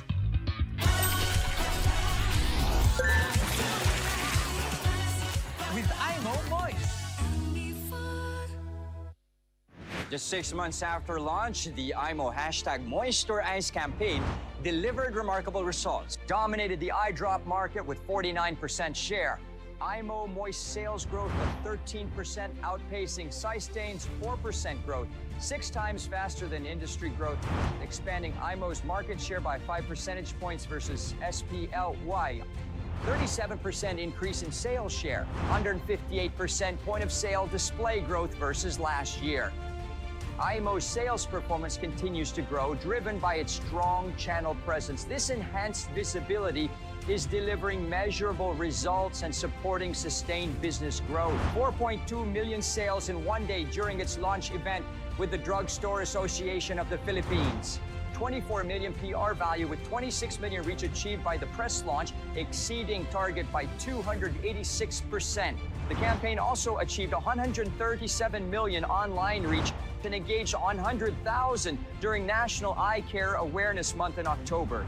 IMO also renewed its partnership with the Integrated Philippine Association of Optometry, strengthening its nationwide commitment to eye health. The Don't Endure Dry Eyes #moisturize movement expanded through influencer marketing, with over 30 creators amplifying the message nationwide. And the impact was clear. It had a 47% uplift in brand consideration, a 28% increase in purchase intent, 58% in positive opinion, and 15% in brand recommendation. IMO continues to strengthen its leadership through impactful below-the-line marketing. These boosted grassroots awareness, deepen consumer connection, and drive stronger purchase conversion, reinforcing one of the brand's well-known competitive strengths. IMO further amplifies its presence through prominent outdoor visibility, ensuring the brand stays top of mind in consumer environment. This sustained exposure provides local support to the point of purchase and reinforces IMO's leadership stature. Crowning these milestones, IMO proudly remains to be the #1 eye drop brand in the Philippines across both OTC and ethical markets. As a market leader, our advocacy is to care for every Filipino's eye health and inspiring clear vision for the Filipino people. You are dear friends here at the Nicholas Hall Awards. Remember, Don't endure dry eyes.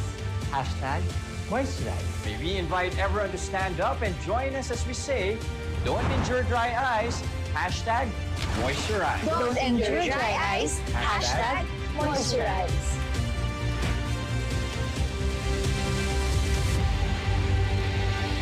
So hashtag moisturize now with IMO Moist. Open your eyes, open IMO.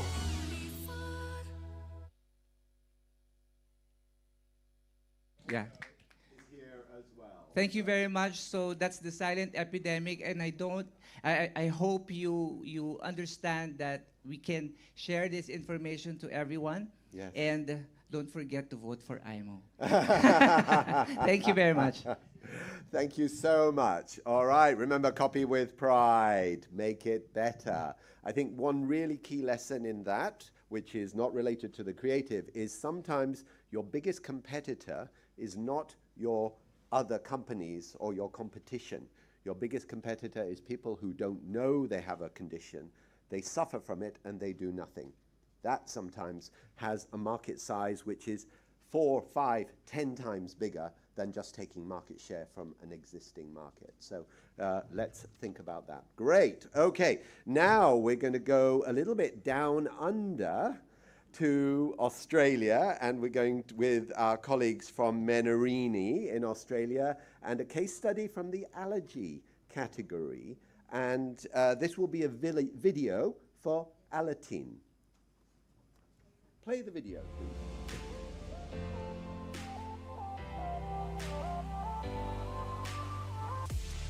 Elastine, marketed under the Alateen brand in Australia, is the latest antihistamine to enter the highly competitive non-sedating antihistamine category. It is one of the top 3 OTC categories in the Australian market, delivering over $250 million in sales.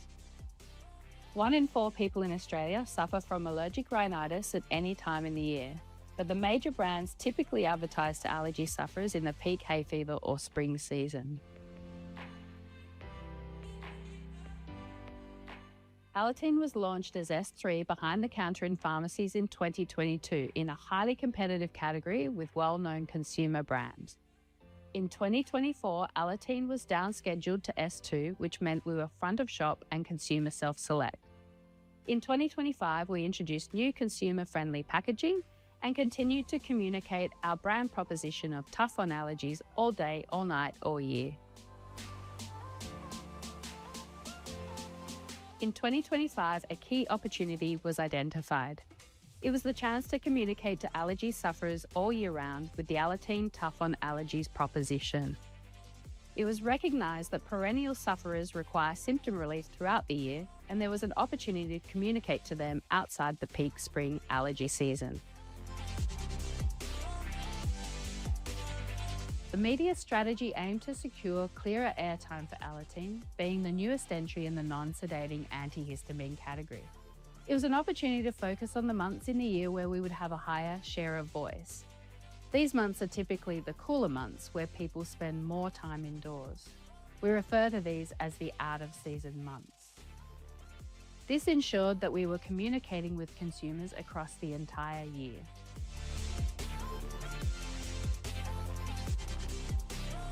Complementing the media strategy, we focused the creative on an indoor setting, depicting the cooler months of the year where Australians typically spend more time inside and where allergens like dust, dust mites, and animal dander would be present. To truly connect with our audience, we created a 15-second film that immerses the viewer in the disruptive reality of someone living with moderate to severe year-round allergies. The story centres on our lead, a woman working from home whose quiet routine is suddenly interrupted by a simple act, wiping dust off a work folder. That moment releases the allergens that will derail her focus, her comfort, and her day. Every detail was crafted for maximum authenticity and empathy. Soft winter lighting reveals the air particles, innovative makeup techniques capture the genuine allergy look, and CGI brings the floating allergens to life, forming the word allergies. The result is a scene the viewer doesn't just watch, they feel it. A powerful emotional connection to the world of the perennial allergy sufferer. When you're living in a world of allergies, It's time for Alateen. Allergy relief. All day, all night, all year. Alateen. Get tough on allergies. Available at your pharmacy. The TV goal was 1+ reach at 45%, and we delivered well above our KPI at 57.2%. The YouTube goal was 90%, and we over-delivered again. We reached over 7 million Australians. Our 360-degree execution incorporated TV, digital with YouTube and search. In-store point of sale, we advertised to HCPs via print, digital and detailing, which we also supported with sampling of product for recommendation. We are now the fastest growing antihistamine brand. We are on track to deliver almost 13 million in sales this year, and the out-of-season campaign for Alateen achieved a huge 41% growth.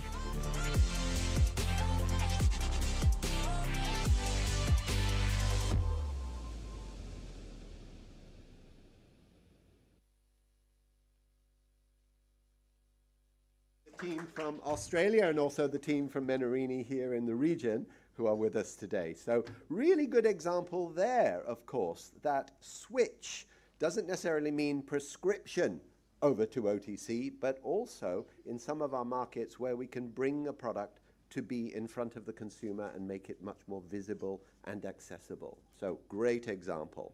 Right, now we're going to go across to Indonesia, and we're going to have Cerebrofort, and Anindya is going to come and present it for us. This is from Kalbe Consumer. Thank you, Anindya.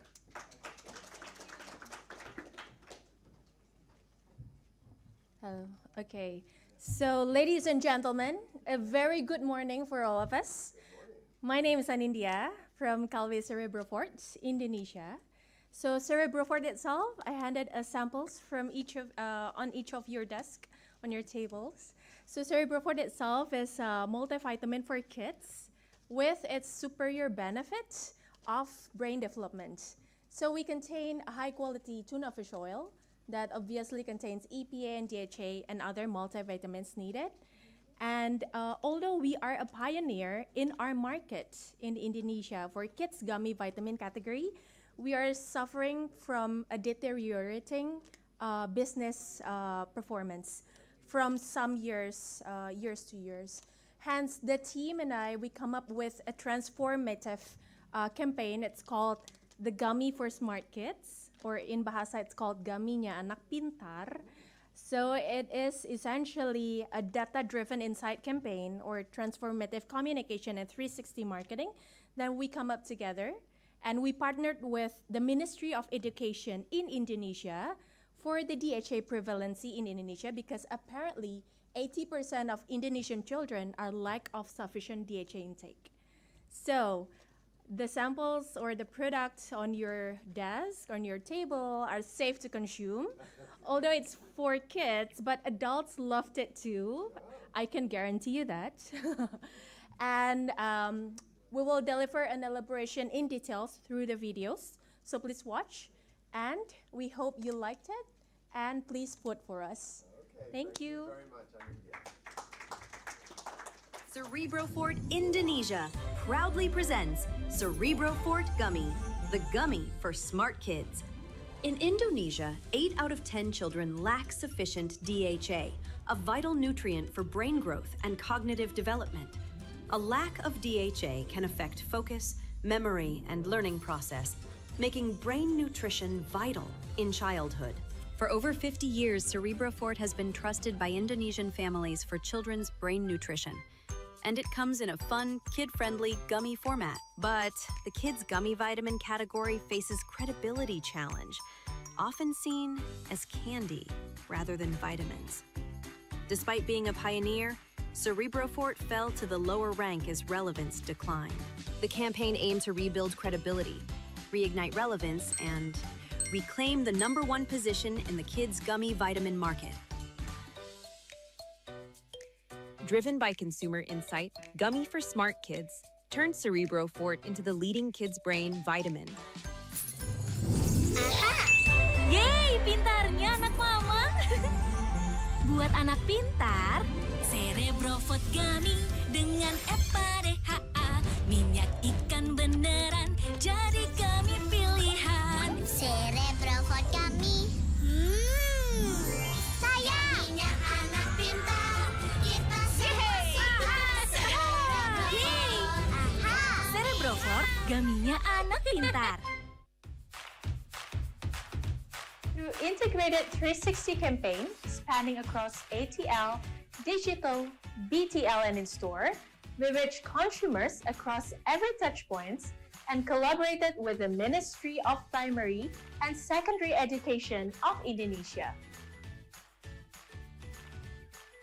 On TV, we built relevance using a well-known and catchy Indonesian kids song as jingle, balancing between mom's approval and kids' pester power.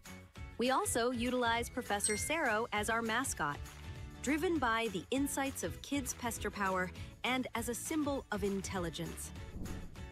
Each format of our materials served a purpose: 30 seconds and 15 seconds for storytelling, and 3 times 5 seconds for recall reinforcement.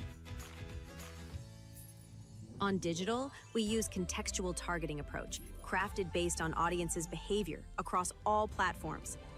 We also engaged with health experts, KOLs, and mom communities to share awareness on DHA and authentic stories from real moms, resulting in enormous amount of impressions. To boost trial, we partnered with mini markets for cross-category sampling and programmatic targeted voucher based on demography, behavior, and location-based. And finally, we encouraged advocacy through a nationwide jingle competition with moms and kids, showcasing Cerebro Fort Gummy as fun, smart way to consume vitamin. Spreading to on-ground, Cerebro Fort partnered with Ministry of Primary and Secondary Education of Indonesia, health expert, and moms community initiated the Indonesian Smart Kids Art Week, a series of art competitions and parenting workshops aimed at supporting the intelligence of Indonesian children through art, education, and nutrition, gaining tremendous positive tractions from moms and kids across Indonesia. At store level, visibility boosted to drive impulse purchases, resulting significant sales growth. The integrated campaign delivered a breakthrough results. Cerebro Fort is now the #1 brand in kids gummy vitamin category, the highest market share in 3 years for the brand, and skyrocket growth in sellout to consumer. Moreover, the brand solidified its position as the #1 of expert in children's brain nutrition. In conclusion, Cerebro Fort not only drove a significant category growth, but also redefined the overall kids gummy vitamin landscape in Indonesia through clear differentiation and strong brand leadership. Together, let's empower Indonesian children's bright future with Cerebro Fort Gummy, the gummy for smart kids.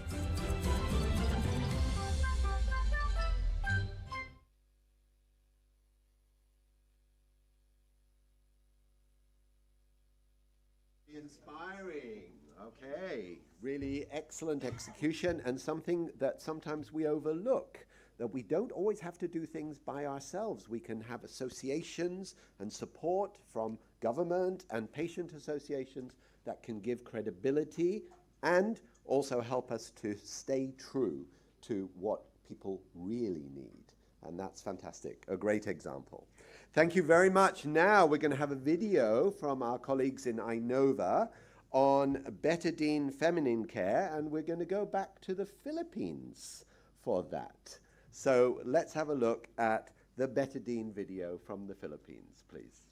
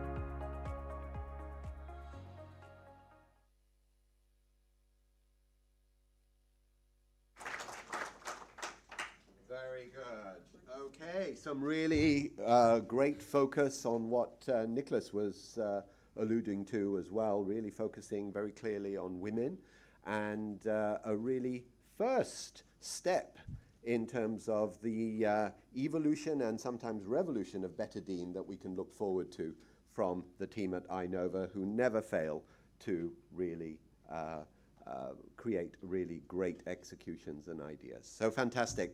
All right, let's now move on to Menarini and to my home in Thailand.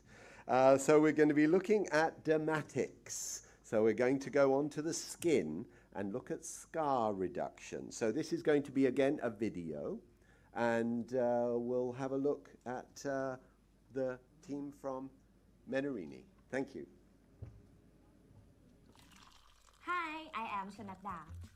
Hi, I'm Benjarat. We are product manager of Dermatic Wound Care from Menarini, Thailand. We truly believe that any wound can happen any moment. Oops.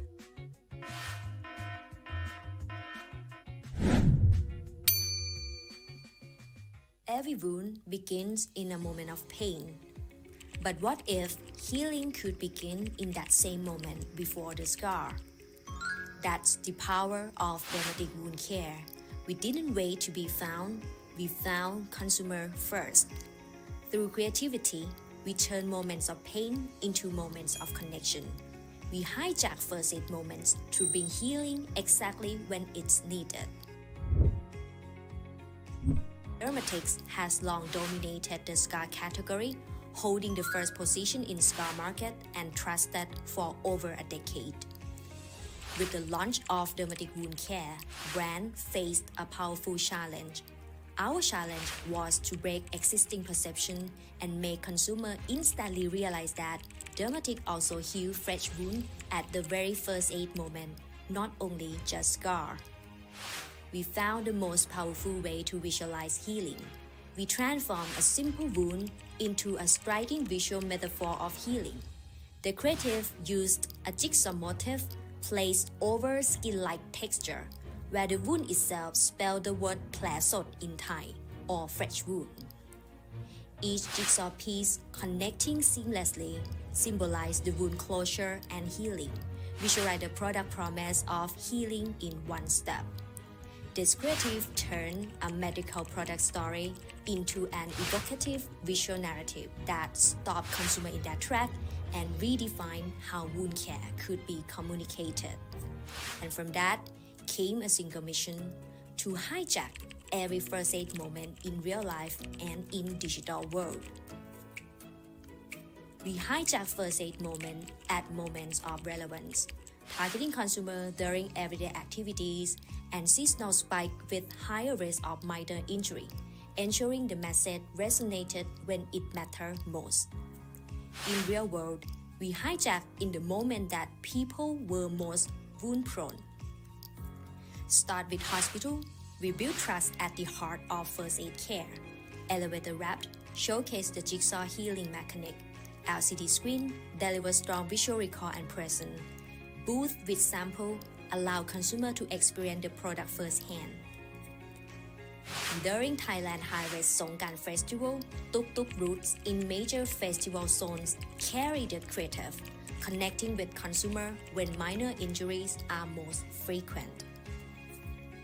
Strategic placement along accident-prone roads feature a creative gimmick, slightly separated jigsaw pieces to emphasize the visual of wound closure and healing.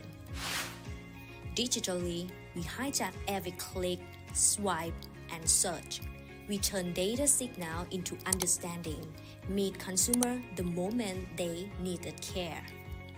On YouTube, we intercept audience through relevant affinity signal that could cause wound, appearing contextually as they hike, bike, or live life in motion. Grab by in transit banner, we engage office worker, university students during their daily commute on Grab bike, the moment that most prone to the minor motorbike burn.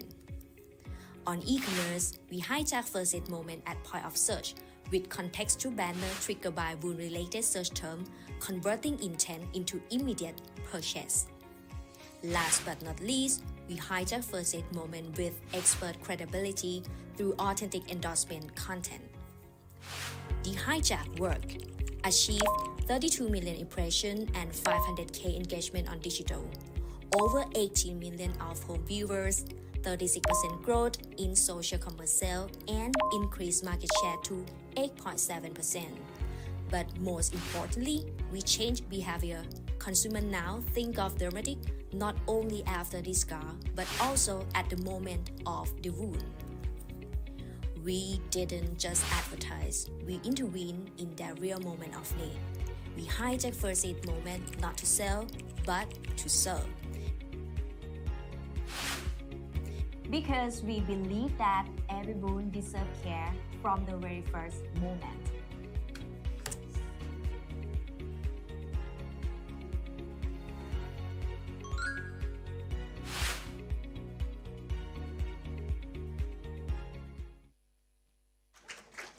Very good. Thank you so much. Thank you so much.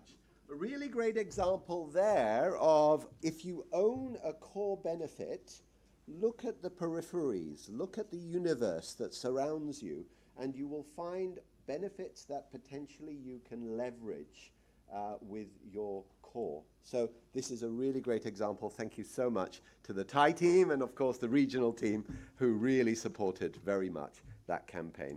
And please don't take any lessons from the driving of Thai motorbikes in there. Crazy, crazy, crazy. Right, okay, our last entrant is coming from north to China. So we're going to go to China and we're going to have Shan, who's going to be presenting to us Tylenol from Kenvue. So Shan, if you would. Thank you, Shan.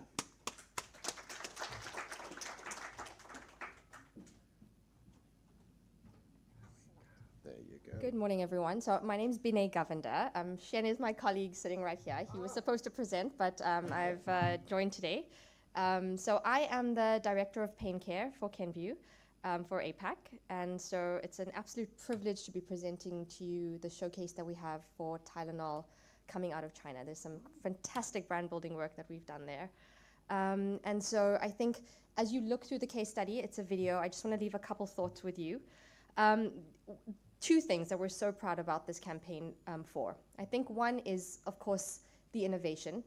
And what this case study showcases is when you bring innovation into a market that is deeply rooted in a human truth and a real and tangible consumer gap in the market, the results and I think consumers' buy-in and their trust is unprecedented. And that really has been the case for Tylenol in China, which is a challenger brand. It's a smaller brand. But as we build our portfolio and we build our presence in pain care, I think it's been behind strong innovations like the one you're about to see. The results have been so rewarding for us and for consumers. The second one is supporting innovation is, of course, the power of a great campaign. And when a campaign is rooted and curated for a consumer in mind, and it's really a local idea that we've developed and delivered here, I think the results are just phenomenal. It really builds brand trust. And that's so important in today's world, especially in self-care. As consumers become more discerning and more self-literate, we really find that building trust with them, especially for smaller challenger brands, is a harder job to be done. And so what this showcases is true insight, local insight that unlocks a human truth. The results for us have been phenomenal. And just one last point. I think I wouldn't be a marketer if I didn't leave you with just 4 prompts and 4 nudges. As marketers, I think it's hugely, hugely, hugely important for us to think about as we go into our next year and the future of brand building, especially in the region. The first one, and I hope you can find the connections with the case study, with these learnings. The first one is ensuring, and it's a nudge to all of us, that we know our consumers better than anybody does, that we know what their pain points are, we know what their needs are, and we know what they want. And that really does need us to spend a lot of time with consumers and understand their ins and outs and how they operate and how they think about our categories and they think about our products. The second one is knowing your brand better than anyone else. you'll see in this case study, it is a specific innovation. It's Tylenol launching into the sleep space, and Tylenol globally is a global leader in pain care. And so understanding the harmonization of the Tylenol brand and its DNA, and ensuring that as we build our portfolio over the next few years, our innovations and our products and our campaigns are speaking to that DNA and are staying harmonious with that, is super important. And it helps us build a successful brand that leaves a legacy. The third point is around rebuilding consumers' love for campaigns and for advertising. Given the high level of discernment and also skepticism in the world today, consumers have lost trust in brands. And so building campaigns that revitalize their hope, their trust, and their brand preference for our brands has been critical, and it's something we kept in mind as we built this campaign that you're about to see. And the fourth one is ensuring we're building creative connections that endure and help build longevity for a brand. And this is a creative connection from the innovation to the campaign, of course, tailoring onto the rest of the brand. And so that's what we've seen. We've seen this innovation build not just success for the launch in itself, but also for the halo on the base business. And so the results have been phenomenal. Consumers love this product. And so we're so excited to bring it to you today, and we hope you can glean something from it. Thanks a lot.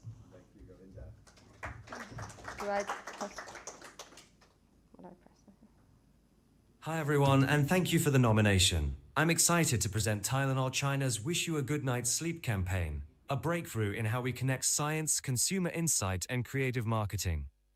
In China, most sleep aids come from traditional Chinese medicine, with melatonin leading the way. But despite the popularity of these remedies, many consumers still struggle to find effective science-backed solutions that address both sleep and pain. Sleep issues are the #1 health concern for Chinese consumers, even ahead of chronic disease. 61% report sleep problems and 73% don't treat them. Of those who do, only 1% use Western OTC medicine. That's a huge unmet need and a clear opportunity. Tylenol saw this gap and responded with a market-first innovation, a dual-action product that relieves pain and supports sleep. Using acetaminophen and diphenhydramine, Tylenol TM offers gentle, effective relief without the stomach side effects of non-steroidal anti-inflammatory drug. Tylenol TN has helped grow our market share to 5%, boosted sales by 141%, and advanced health literacy among both consumers and healthcare professionals. We launched the campaign in March 2025, around World Sleep Day, with a full 360-degree activation. From PR and social media to in-store displays and healthcare education, we built strong associations between Tylenol and restful sleep. Partnering with CSRS and Meituan, we educated consumers on the link between pain and sleeplessness. Our PR efforts reached over 1.3 million people through 80+ trusted media outlets. On social platforms like Little Red Book, we sparked conversations and community sharing around goodnight moments. We also collaborated with China's top podcast app, Little Universe, to deliver tailored nighttime education. Education was key. On Douyin, we helped people understand how pain affects sleep. This drove a 16% increase in search traffic and a 922% spike in searches for acetaminophen, especially among sensitive groups like the elderly and pregnant women. To reinforce the sleep connection, we partnered with C-Trip Travel and ELM to offer sleep care packages for travelers, helping guests relax and sleep better on vacation. In store, we rolled out over 17,000 displays and co-branded videos with key retailers, supported by online to offline education. The results were outstanding. Offline sales rose 20% and online sales jumped 70%. The campaign had a halo effect across the Tylenol brand, boosting awareness and driving growth for other products like Tylenol ER. In Q2, we refined our messaging to dial up the sleep proposition and deepen pain equity, especially through OTV and social, in partnership with Meituan. 深夜，疼痛难入眠，泰诺安安芬拉明片，双重功能，有效止痛，帮助入眠。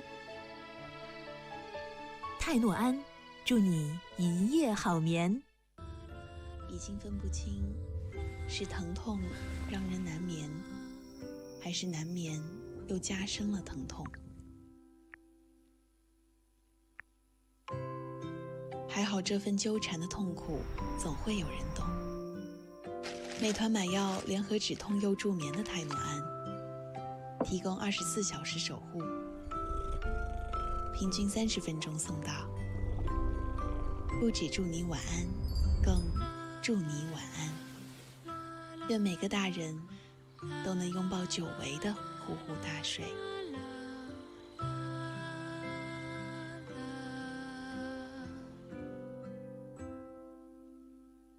We're proud to have delivered a campaign that's rooted in science, driven by insight, and brought to life through creativity. Thank you.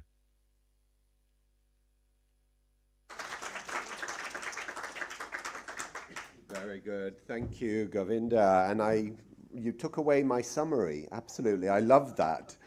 But I will repeat it because it is so important. Know your consumer. People are different. You cannot be everything to everyone. It's not possible.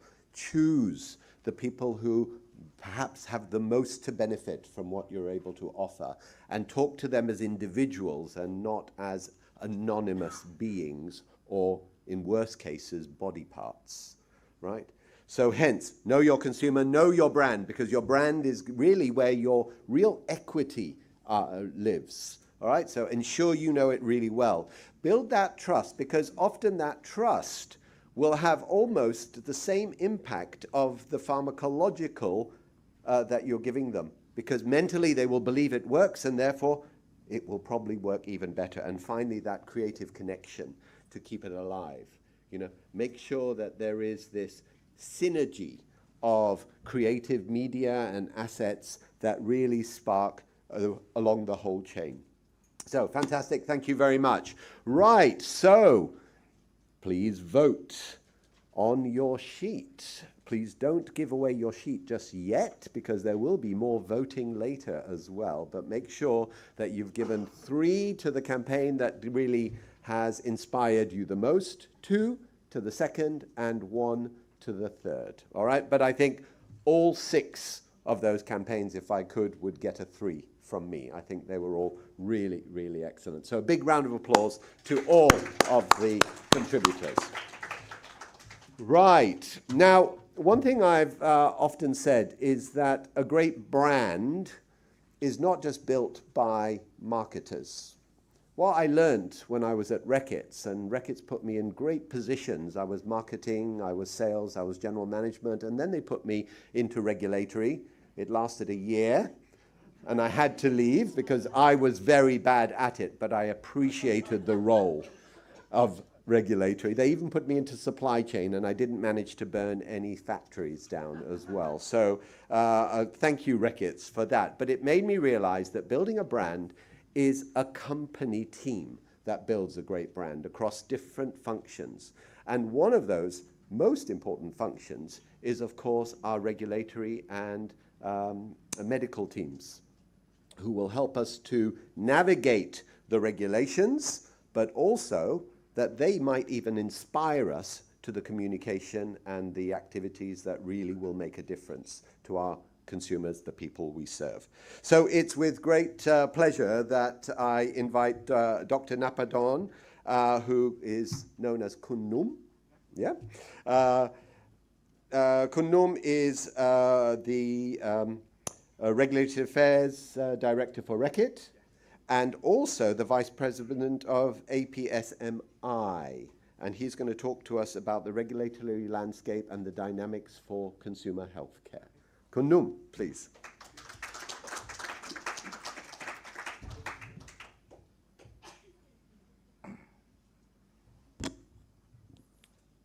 Firstly, thank you very much for the invitation to join this event. I think that firstly, when we're talking about regulatory, we might feel a bit boring. I hope that actually give another side of the function. As everyone be aware of, regulation is very important. And then I see a lot of the creative thing that is happening with the award nominees also coming from the success of the regulatory strategies, which I might also picking up from this also, so it could be inspiration to everyone in the industry. So firstly, maybe I start with my introductions. As everyone aware, Thai people, originally I'm from Thailand. Yes, I'm sure we always have the long name. The longer names, you feel more blessing. Just like you are protecting by just like a lot of putting the good words with your names. My short name is Num. So if you want to just like simplify the way you call me, just call me Num. I'm a pharmacist by training, and I work for several companies, starting with P&G. I work in Thailand, I work in Japan, and also I work with a bit of the chain to work in food and nutrition with Pepsi Cola for Asia-Pac, and then moving to work with Reckitt.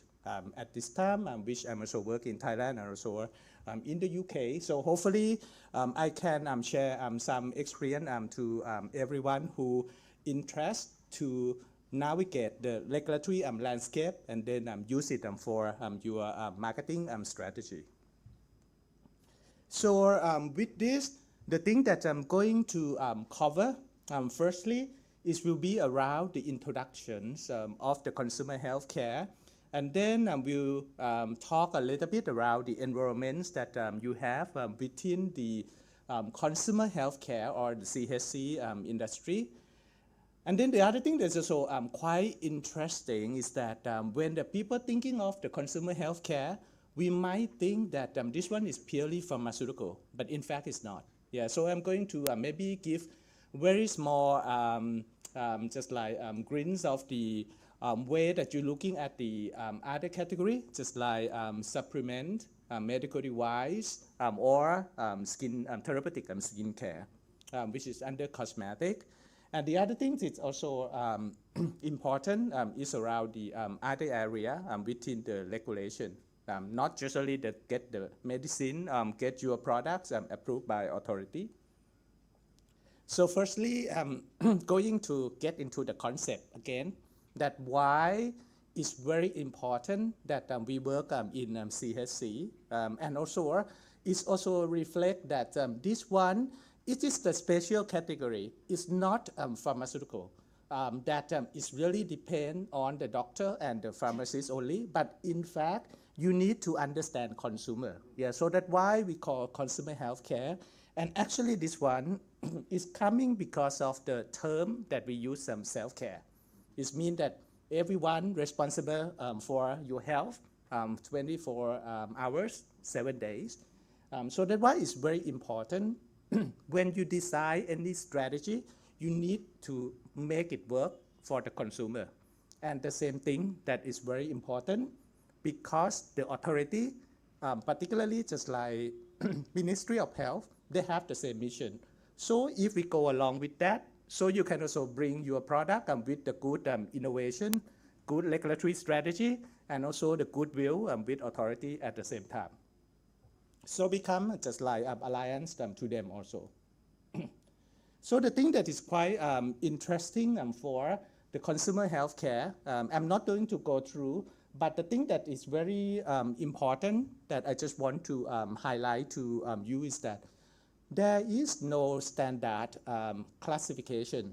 Yes, for the product within the regions. It's under the harmonization, but it's still a lot of the differentiation. So with this, you need to plan it ahead. For example, whenever you're thinking of any ideas or regulation on the product, you also always need to think about regulation, how you're going to fit with that. And then when you decide which category you're going, is will decide your pathway. For example, I see very good interesting case study from Merarini, Thailand. The product itself for the wound care actually is positioned themselves as the medical device product, not pharmaceutical. And then it's make their life become much more simplified. You can sell anywhere, registration very easy, clinical study not purely, it's not required. Yeah, all is required is going to be less than pharmaceutical classification.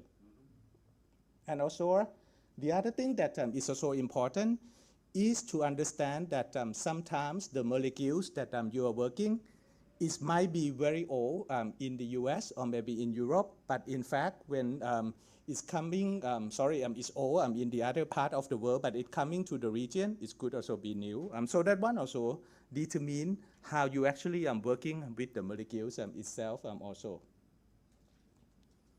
With this, are we hopeless that we cannot find any things that is get into common?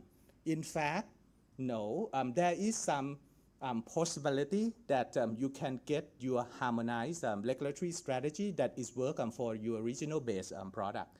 And with this, you need to consider something that is actually considered as the international standard. For the international standard, we have the, I just pick up one area, which is in pharmaceutical area. We have the collaboration between multiple key countries, which is under the ICH.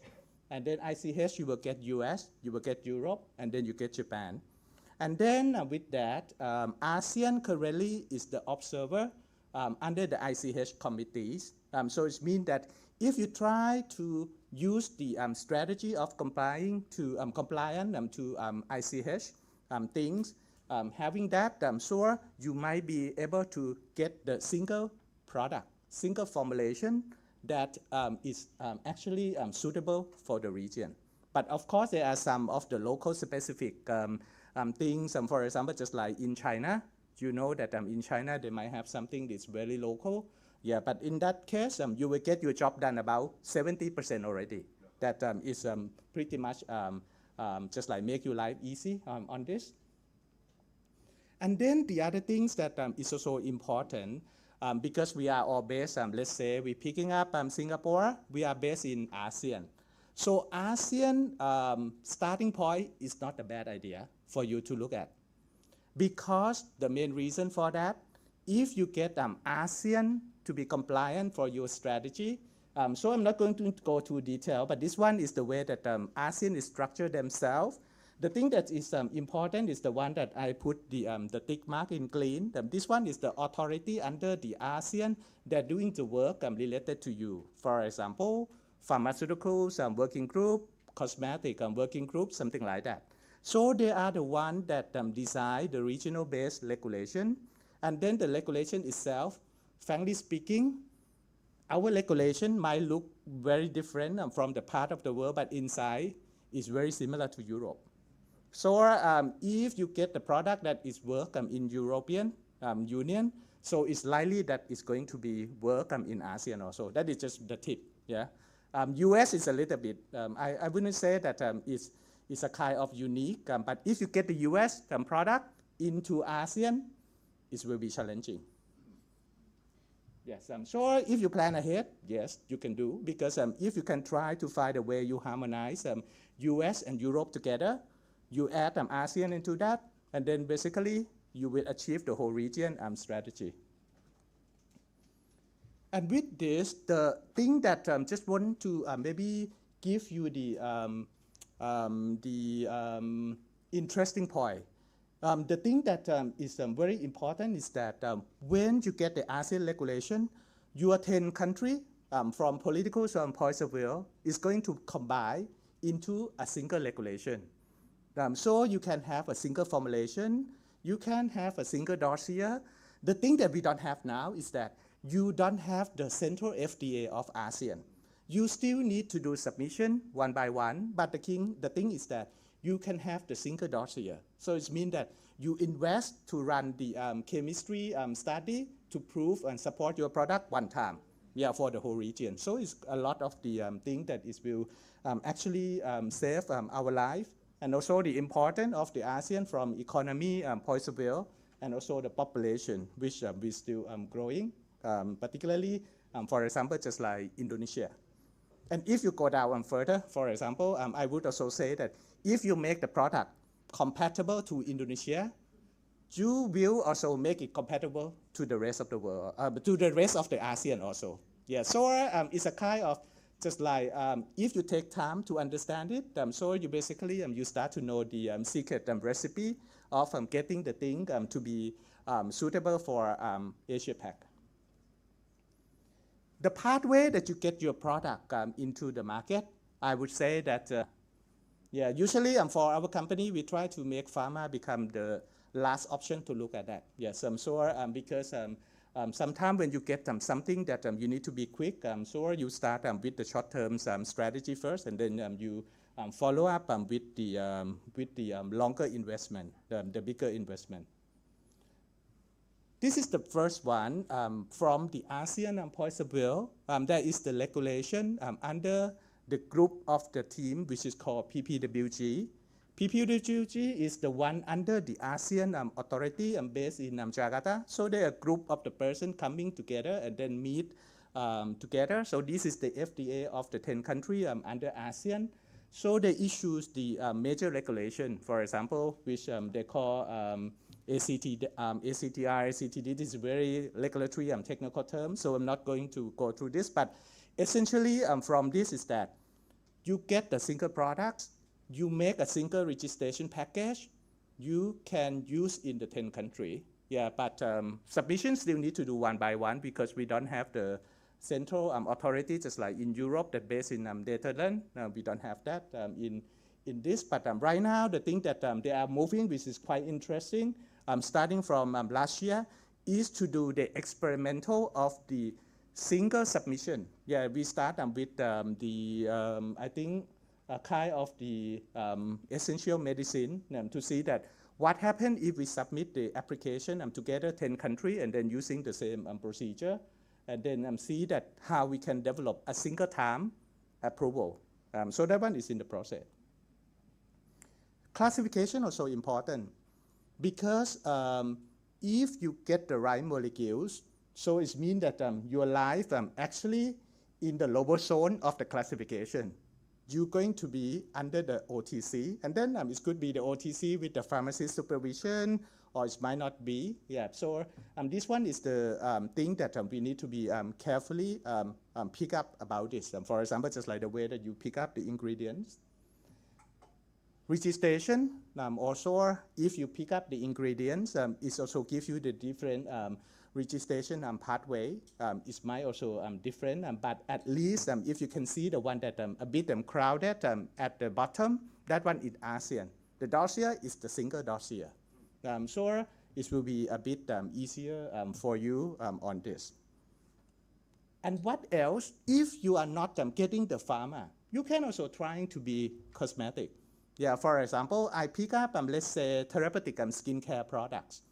If you're saying that your product treat, let's say, psoriasis or something like that, so definitely you're going to be pharmaceutical products. But if you're saying that your products actually helping moisturize the skin suitable for the psoriasis skin type, so in that case, you could be cosmetic.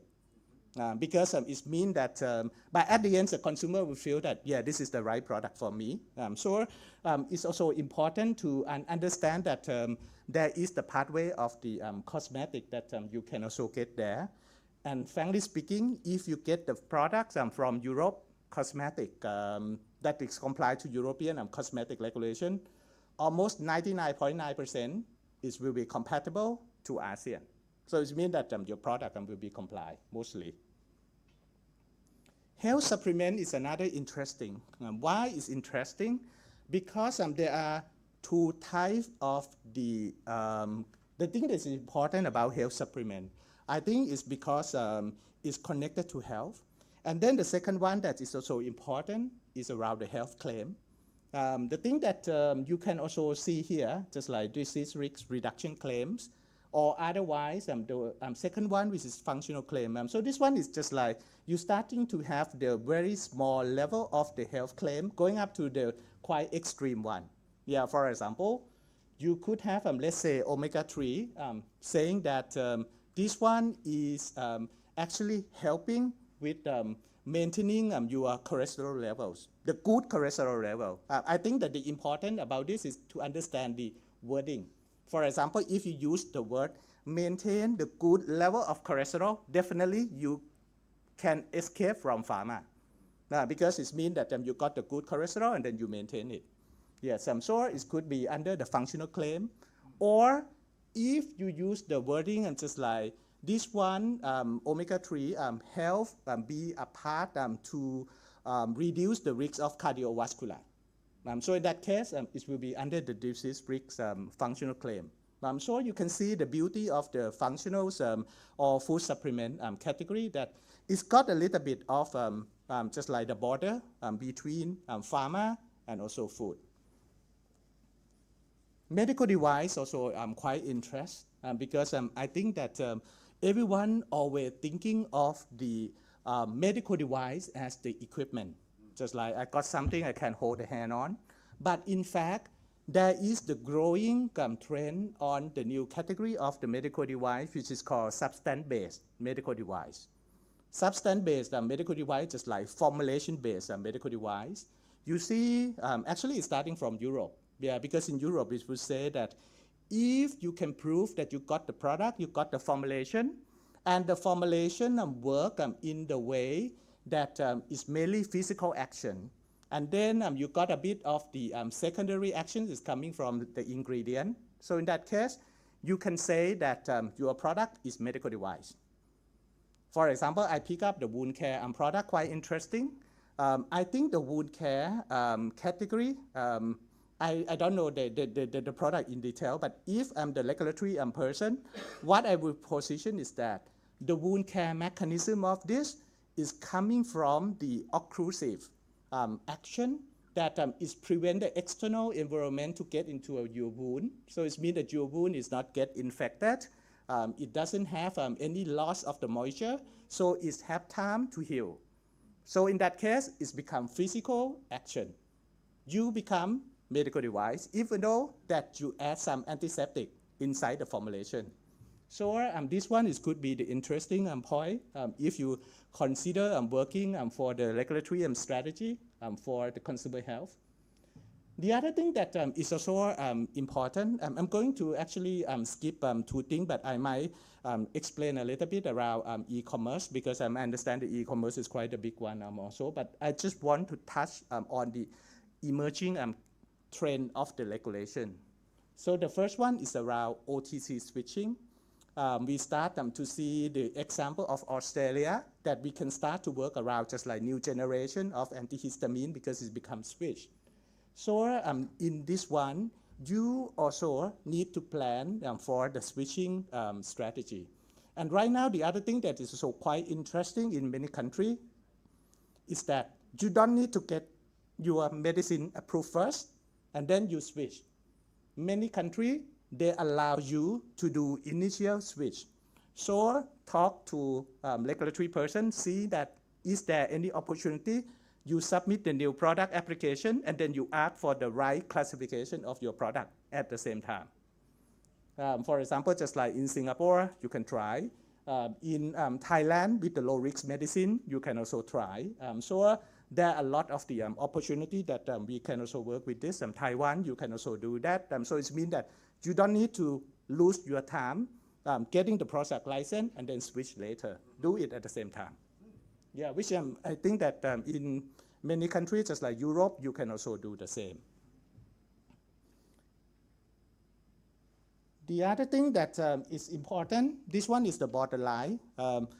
I don't want to get into the detail, but you can see that each of the bubble itself is represent the regulation. The thing that is important is that you can see the horizontal axis, that one is the distribution channel. The more that you get into the right hand, you get the more freedom to sell the product. And the one that is important actually is on the vertical axis. This one would mean that the more that you get into the top, you have the heavy regulation. So with this, you can see that you can move from the yellow medicine into the gray medical device if you can prove around the mode of action. That the product, just like the wound care product, is work from physical barrier. So in this case, you can move around the products that you can be medicine and then eventually become health supplement. Or it could also become cosmetic, or otherwise even commodity. So I think making sure that whenever you got any new products idea, look at the all possible classification before you jump into the any conclusion on this. And the last thing I think is also important. Just would like to add this one. Thank you, Anama, for helping on this. I borrow her presentation for the regulatory simplification, because even though that we still have a lot of things that we can try to work around, but everything is not quite formalized. So that's why regulator around ASEAN, Asia-Pacific, we coming together with industry, and then setting up the forum. And the forum is called Self-Carer.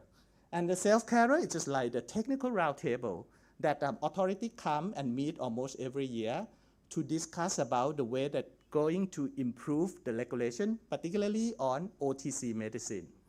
So we have several meetings starting from 2014. Recently, we just renewed the way that we work for this. And then it's very important that industry holding hand together with regulator. This one is very unique. If you see the other forum within the other region, there is no forum that industry can easily work with regulator. Usually if it's regulator only. Yes, this one is a very good opportunity. So I'm going to end this one on how we envision on this. We envision that this forum, the Self-Carer, through the regional organization, which is under APSMI, Asia-Pacific Self-Medication Industry Association, is the one that trying to make sure that we drive the work that regulator want to achieve in terms of self-care, the thing that industry want to give the solution, and also the HCP, and also academic and NGO. So if you're interested to learn more about the way that we working with authority, come and visit our website here. That is the way that you can also interact. And then one of the important things that we are working, not just only regulatory streamline, but also on the digital health. So digital health, including e-labeling and also e-pharmacy. So there is a lot of movement that we are working on this. So with this, I just would like to make conclusion. Consumer health is diverse, but if you understand it, take it the time to work around regulatory strategy, you will be able to find the solution on this. Yep, I think that's it. And regulatory person is not a scary person. Come and talk to them. Thank you. Okay. Thank you very much. Wonderful. Thank you so much. Nicholas, sometimes I'll borrow from you this time, Nicholas, that regulatory people are often seen in companies as being the no police, the NO police, because sales prevention officers, yes, bless their hearts. But embracing your regulatory colleagues, because regulatory colleagues are people too, embracing them, they become the no police, KNOW, because they can guide you much faster than you may have thought is possible. They can guide you to claims and benefits based on your functional benefits that you could then do. We had a great example, which I know it's very old now, but it's very related to the pain category from the team in China and Tylenol, with Nurofen, where we put sleep as the main benefit of Nurofen for children. If you imagine you're a parent with a baby who's 6 months, 9 months old, what is it that you want the most? Sleep. And hence, 8 hours of sleep was one of the benefit promises. And that was very much together with the regulatory team at Reckitt at the time. So absolutely, really, really important. Right, now the last presenter, which standing between us and lunch, is Nitin Goel, who is going to talk to us about unlocking growth in everyday wellness. And Nitin is the APAC head for consumer and business insights at Haleon. Nitin, whereabouts are you? Oh, there you are. Sorry, I'm looking at you and I didn't recognize you. Nitin, please. Thank you very much. Okay, so as has been established, I'm between you and lunch. And my learning on this journey has been that we have all been sitting for a while. So I would love for all of you to stand up. Yeah? Can we stand up for a second? In consumer health, I also know there are a disproportionate number of yoga practitioners. So we are going to all try to do a tree pose for 30 seconds. Okay? And I'm not good at it, so I might fall the first. But can we all do this? Yeah. Yeah. I'm going to go first, I think. Yeah. Okay. Settle down. Now that I have established the need for self-care, we can continue. Very good. So I'm going to talk about unlocking growth in everyday health and everyday wellness. And a lot of content that you would see and hear would resonate with a lot of what has been talked till now. Yeah, I really love the award section because a lot of language, a lot of examples resonate to a lot of what I'm going to cover as well. So let's see. So I'm going to quickly go through this. Consumer health is one of those industries where the name changes faster than people working on the job. So 2015, we started at Novartis. We became Pfizer. That's when I joined the journey in Haleon. Before that, 16 years with P&G. Pfizer became, and we separated, became from GSK in 2022 and became Haleon. Haleon is a mix of two words, Hale and Leon, which means hearty and healthy. Yep. Very quick, Haleon at a glance. We are, consumer health is a big industry. We know that. We are a 100% consumer healthcare leader. The 100% consumer healthcare leader gets debated between Haleon and Kenvue, so I'm not going to argue against that. We have portfolio of leading brands which are built on science, innovation, and human understanding. In 24, it was a 11.2 billion pound business. We operate in 6 global categories and tend to be number 1, number 2, or number 3, mostly number 1 or number 2 in categories that we compete in. Now, if you look at oral health, then you're like, oh, it's not possible. You're number 1. Colgate is bigger. There is a asterisk on the top, therapeutic oral health. So we are number 1 in therapeutic oral health with Sensodyne and Parodontax. So Nicholas talked about it, and I feel in a good place if Rakesh Kapoor and head of Sanofi is talking about these two sides of things. But in Haleon, we do believe that the intersection of consumer health is deep human understanding and trusted science. It's not an either or. In fact, one of the biggest challenges in consumer health industry is when you get a leader from FMCG, because it takes a while for them to understand the health side of things. And the other end, when you get a R&D leader from pharmaceuticals, because it also takes time for them to understand what consumer health is. So deep human understanding is about everyday consumer health and needs. It is about providing better health solutions. But it is also about HCP engagement. And when we talk about HCP, we refer to healthcare practitioners and partners.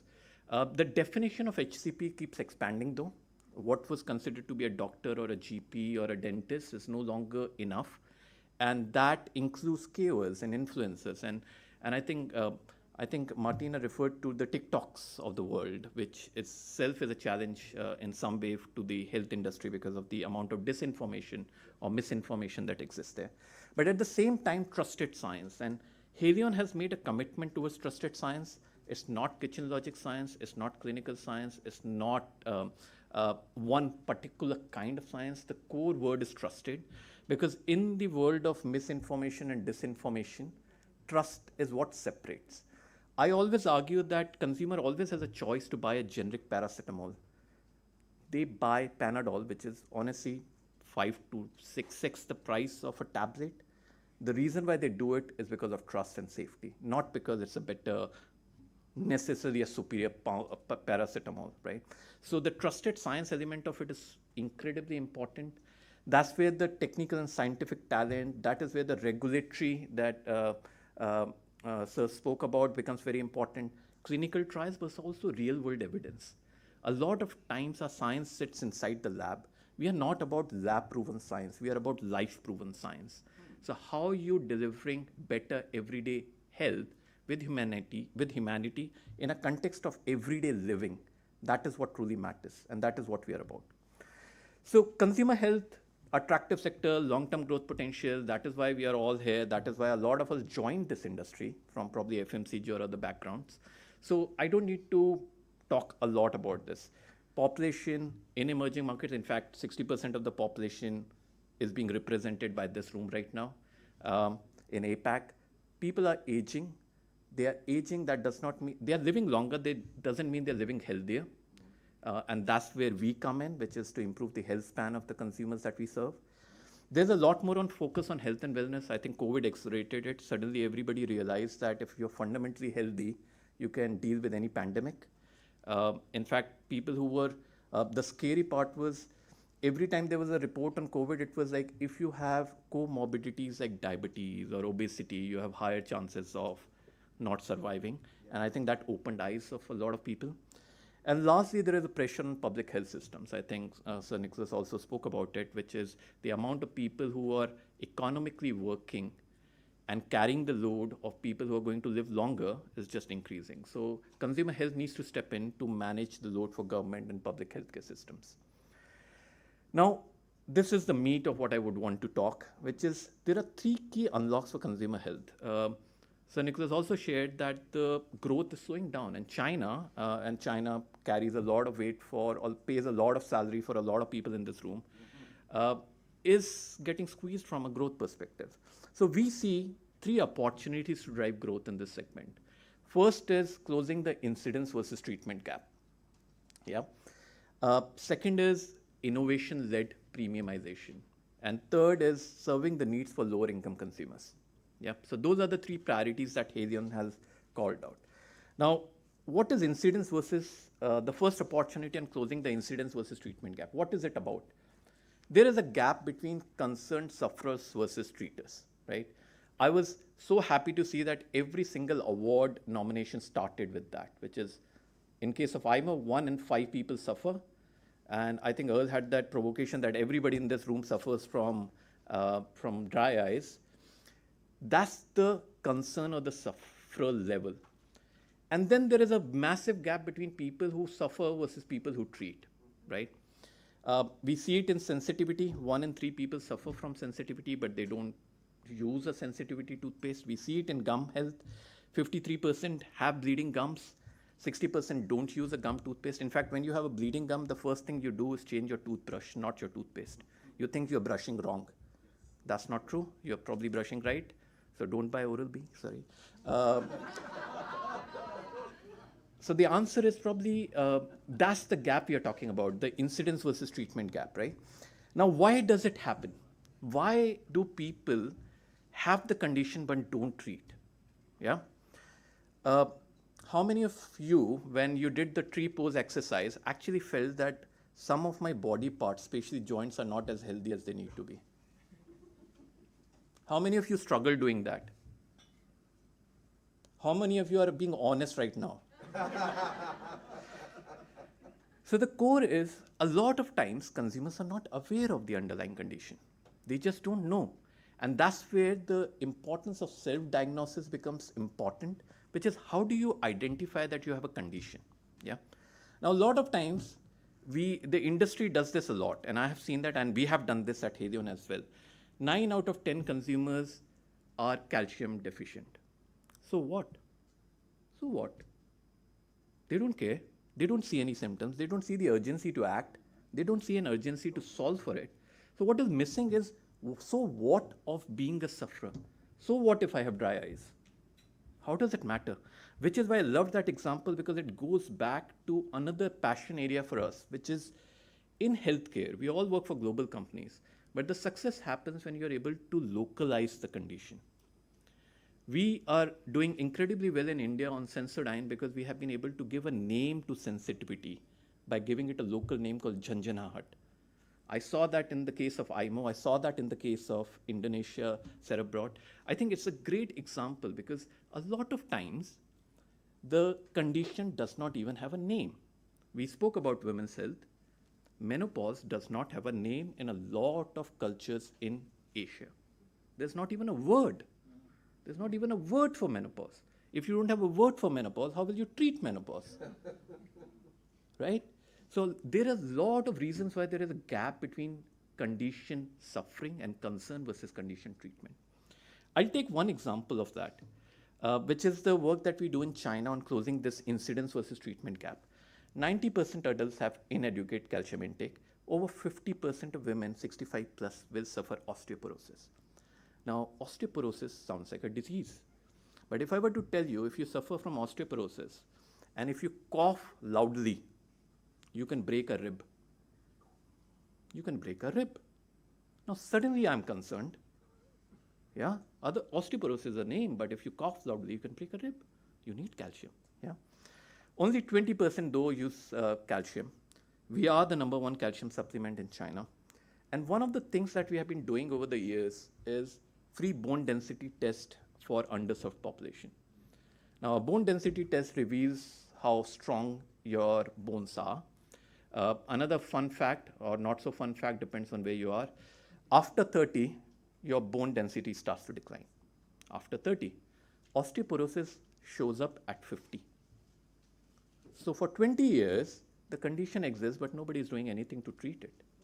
That's the gap. That's the gap we are trying to close. Yeah. We do this with bone density, but that's a physical device. We can do it with AI, with the joint AI mobility tool, wherein you can put a camera in front of you, do certain steps of guided exercise, and it will tell you that how good your joints are. In fact, if it was up to me, I'll get everybody to do a tree pose. Yeah, and I'm sure you'll figure it out pretty soon.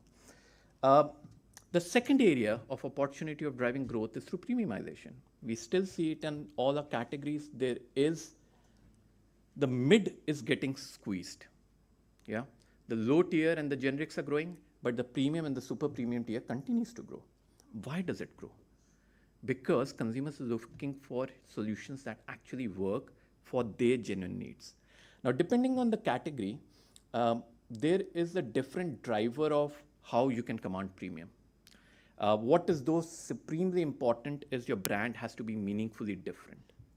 That's the only way you can command a premium. If you're meaningful, but there are 5 other solutions, you cannot command a premium. If you are different, but you don't solve the biggest consumer needs, it's very difficult to command a premium.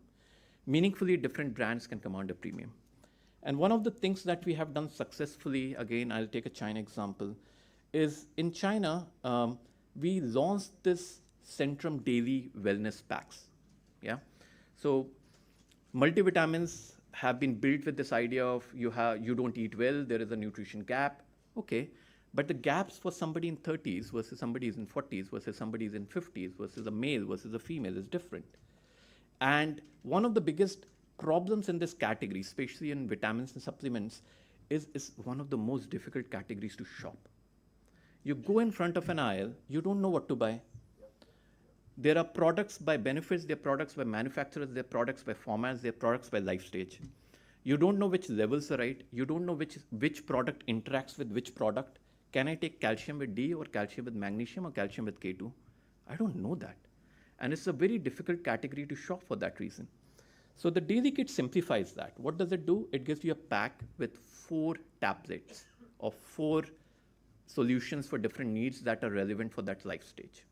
Yeah, it's 6x the price of our normal multivitamin tablets, 6 times, and it's doing incredibly well. It has been in the right platforms. We leverage the use of AI and Douyin to create the right content. Our share is up. Our business is doing pretty well. And it's driven by the fact that personalized solution allows you to command premium because you're genuinely meeting a need of consumers on, I don't know what to buy, I don't know what to shop, I don't know what will work best for me. Now, simple provocation, not all 40 years old are built same. There is a huge element of epigenetics or lifestyle that impacts it. So we have launched 40s kit for sedentary people. In China, there are people now who walk less than 3,000 steps a day because all they do is order food on Meituan. They don't even walk, right? So there's a huge opportunity by going after life stages and lifestyles as personalized solutions. Lastly, lower income consumers. This is where the biggest gap actually exists on incidence versus treatment because the relevance is low. So they realize that they suffer from a condition, but they don't feel the need to spend on themselves. They don't understand why I should spend money on myself when I could feed my family with it. Yeah. So the gap is high. Now the industry has gone this with the mindset of, okay, if we launch products at the right price point, that will unlock growth. Yes and no. It will, because it will make it affordable. It will bring down the price point, the out-of-pocket expense for one go, but it's not sufficient. It's not sufficient because till you build relevance of why you need it, it doesn't work. So what have we identified? I'm going to take a Southeast Asia example on Philippines, where we know that 90% lack iron, folate. We know there is deficiency, but we also know that lower income consumers in Philippines are daily or weekly wage earners. They cannot afford our brands. They cannot buy a bottle of 60s Centrum. So yes, there is the pack, a blister pack, which allows you to dose. And if you go to Philippines, you know, they'll dispense, the pharmacist will cut and give you even one multivitamin tab if you want. But the core idea here is about immunity for the family. The advertising campaign focuses on illness is a luxury I cannot afford. I cannot afford to fall sick. I cannot. So this idea is how this person is taking multivitamins to remain, to have immunity and not get sick so that he can take care of his family. That drives relevance. It was not about him, it was about larger family context in the life he's living. So lower income consumers, huge opportunity for growth. But at the same time, this is where the largest gap also exists. And when we do this work on 90% but only 10% treat, look at your income breakouts and you'll find a lot of opportunity here. But this is the most difficult segment to go after. The other thing which is very interesting is this is also the segment which is willing to pay premium for products that are superior, expert recommended and works.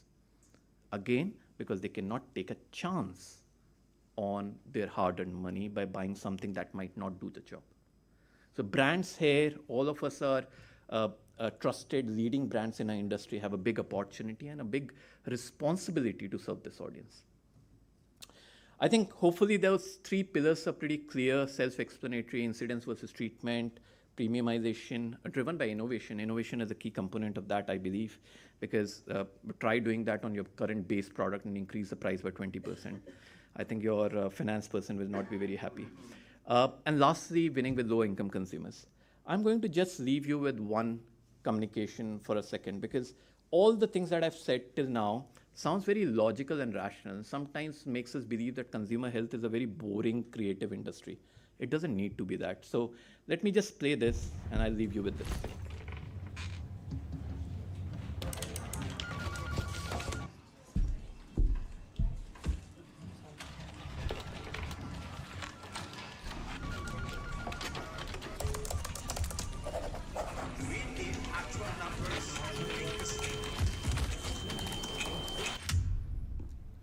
See you tomorrow, 8 a.m. sharp.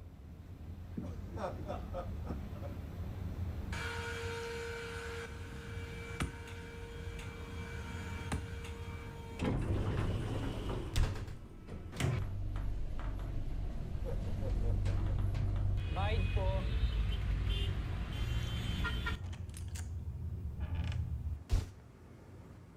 Nakakaubos ang stress. Kaya mag-stress tabs.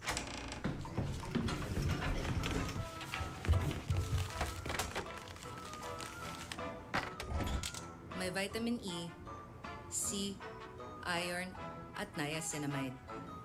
Para makatulong ibalik ang nawalang nutrients sa katawan. Stress tabs. Good morning. Ibalik ang nawalang ikaw. Ang press natin today, ah. Sir, pasahin po. Thank you very much. Thank you so much. That's really inspiring. Thank you so much. And I think Nitin brought something up there which we haven't really talked about, and that's the belief that we should have. I mean, we all joined this industry because we do good for people, and sometimes we forget that good health should be the right of many and not the privilege of the few. And that's something, an important consideration, that sometimes low-income families actually value health more because if they're sick, they don't earn. And therefore, it's so important that we consider that also within our strategies. Fantastic. First of all, also, thank you very much for all of the speakers for this morning and all of the things. So thank you very much. Right. And I want to have a call out to the participants on the virtual link as well. And I hope you've enjoyed this morning's session. And if I might offer also, Nicholas, that if anyone who is on the virtual link has any questions, please actually type them in to Mary or Madge or Elizabeth, and we'll look to have one of the speakers answer that for you, and we'll get it back to you on the email. All right. So thank you so much for dialing in, and for you and for us, it is now the lunch break. All right, so that's great. So well cushioned, Nitin, I would say, well cushioned. So let's have lunch. It will be outside where we had our coffee break. Please go grab the food. Please come back in here and have your lunch in here if you want to chat with your colleagues. And then we'll be starting again at 2 o'clock. All right, so 2 o'clock, we'll be starting again and looking forward to this afternoon's sessions. So thank you very much.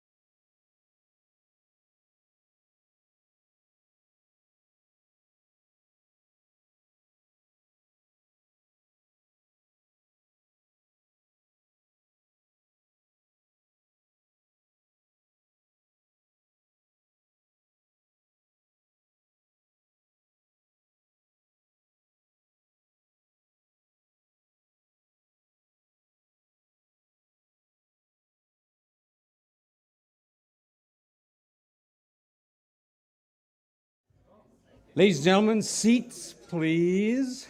Are we all here? Whoever's not here, say so. We're all here? Wow. Okay. All right, I'm not going to get anyone to stand up and do yoga, okay?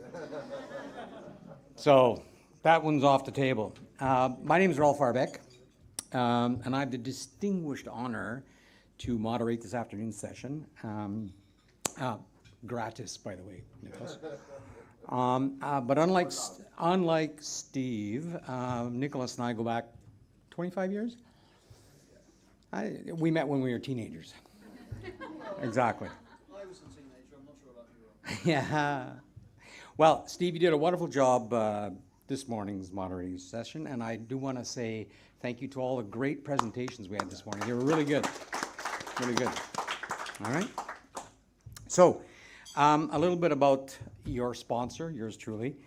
After living on 3 continents and 8 different cities and 12 years of that in Japan, I started my strategy and marketing consultancy, Arcus Advisory. Okay, so with my relatively extensive Japanese experience, my niche is actually to help Japanese companies set up shop in the EU and EU companies to set up shop in Japan. And thus the Latin name Arcus, the name of my company. Okay, so that's how that all came about. Now, one thing Japan has taught me after living there 12 years, and some of you may have heard this before, but when you make presentations in Japan, how many people have seen Japanese presenters present? Yeah? Yeah, you always start with an apology, right? ごめんなさい、ごめんなさい。天気はちょっと悪いんですけれども、they talk about the weather, they talk about the time, and it's all an apology. And they take about 5 minutes of apology. Switch gears, North Americans making a presentation, you always start with a joke, right? They all start with a joke. So, in the interests of this multi-culti situation that we have here, I'm sorry, I don't have a joke. Okay? So, but now it's entertainment time again. The Academy Awards continues. And I would like to cast your attention to the APAC Digital Marketing Awards. All right? So what we're going to do is just like this morning's session on the General Marketing Awards, we've got 6 Digital Marketing Awards now. And I want you to vote like we did before. So we're going to see these 6 presentations. 3 points for your first place, 2 points for the second, and 1 for the last. All right? So without much further ado, can I invite Promag up here to give a presentation?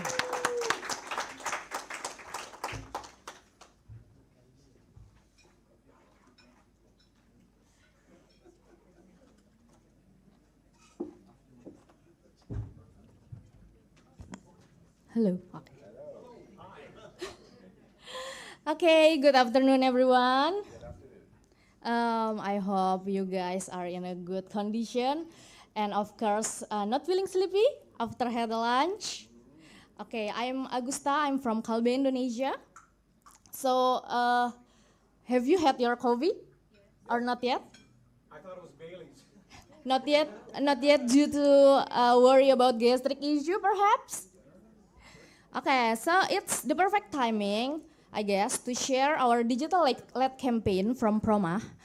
To give you an information, Proma is an antacid market leader in Indonesia for over 50 years with more than 65% share in Indonesia. So basically as market leader, to increase our sales and our share, we choose to extend the market into preventive usage. And we have to educate the new behavior that related to lifestyle, which is coffee, that is very rising. Coffee is like a new oil in Indonesia. Everybody loves coffee, and I guess all of you also love of coffee. And we began with the consumer truth, understanding what truly matters for our people we serve, and then we built the communication that resonates with coffee drinkers as well. And our goal is to make it becoming talk of the town. and especially using digital media like digital award that we submitted. And we've prepared Proma herbal samples and also a bottle of coffee so you can enjoy the experience. And please remember to take the Proma herbal 15 minutes before having a coffee or perhaps after you having a gastric issue. Don't mix the Proma herbal or the product with the coffee because it's not a mixologist, okay? Okay, so I think that's all. Please enjoy our video presentation, and we really appreciate for the 3 points for votes for us. Thank you.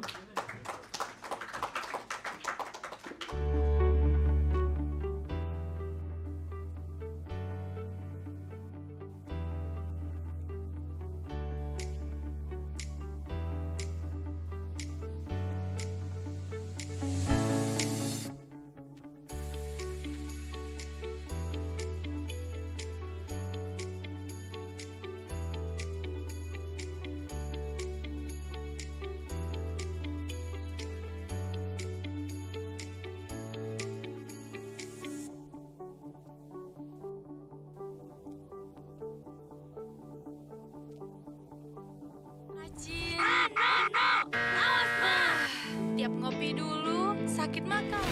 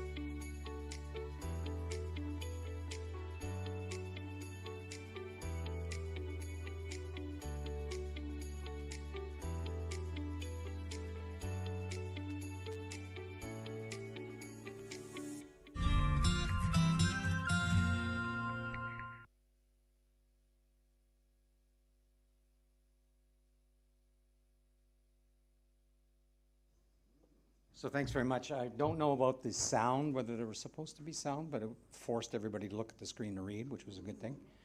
And I like the quote. What's the quote about strong brands don't just sell product, they build culture or something like that? They shift culture. Very good, very good. So now it's time to move on to our next one, the Zyrtec Kids from Australia.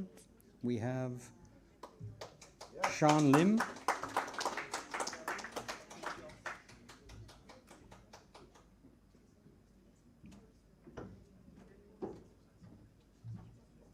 Hello, good afternoon. My name is Inga Rehme, and I lead the allergy business for Kenvue across Asia-Pacific.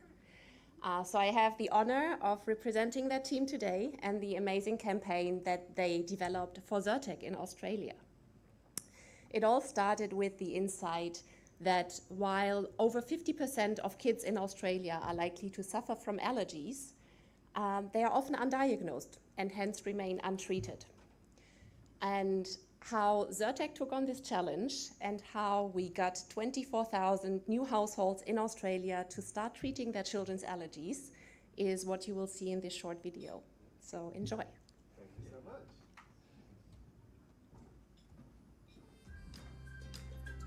much. Poppy, find me the rainbow. Billy, find the dinosaur. Go.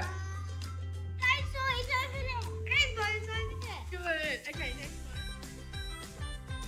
More than half of Aussie kids are likely to have allergies, but only 1 in 5 are actually diagnosed. Most parents just think it's a cold or flu, and about 6 out of 10 parents haven't even heard of allergic rhinitis.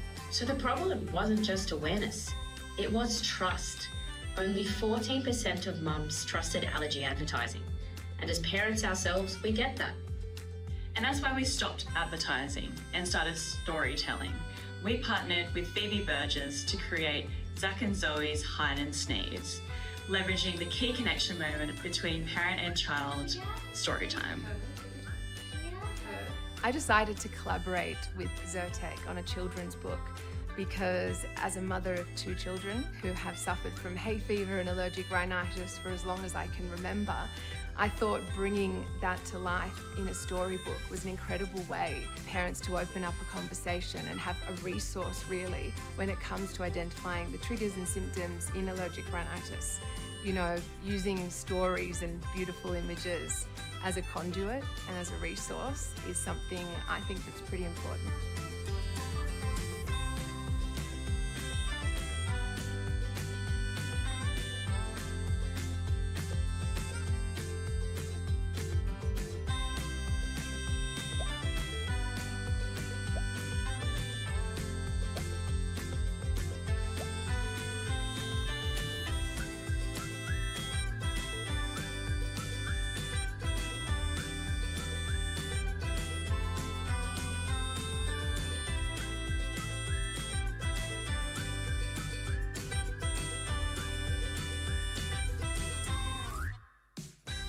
And it worked. 24,000 new households began treating their children's allergies. Market share for Zyrtec grew to 1.6 points, value sales up 24%, and excitingly, 80,000 parents redeemed the book. Because when you lead with empathy and tell a story families can see themselves in, awareness doesn't just grow, a transformation in behaviour begins.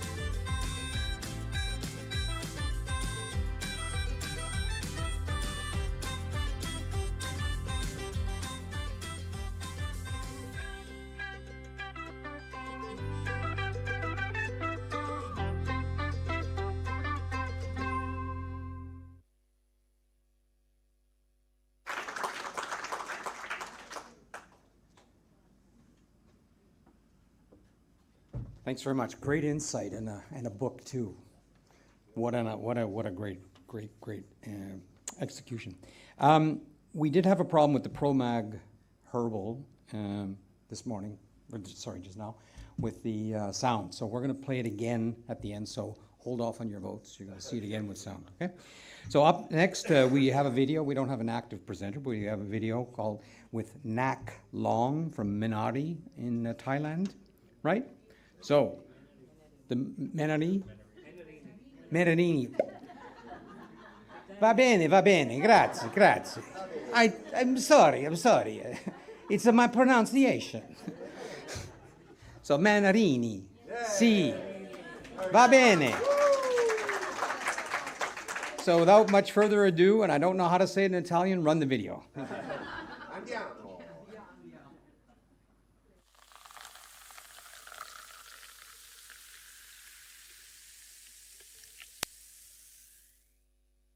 What if waste wasn't waste at all? What if something we overlook every day could be transformed into a child's next step? This is the story of turning waste into a child's next step, a campaign about digital innovation that create real human impact. Our campaign period was April to September 2025. Here is the truth we found. In Thailand, over 3 million tubes of Naklong, our leading mucolytic, are used every year. Most become waste. Meanwhile, children with leg disability are growing, and they constantly need new prosthetics. Our insight was simple. People want to help if it's easy, and if they can see the real results. So, our solution was clear, and it was powerful.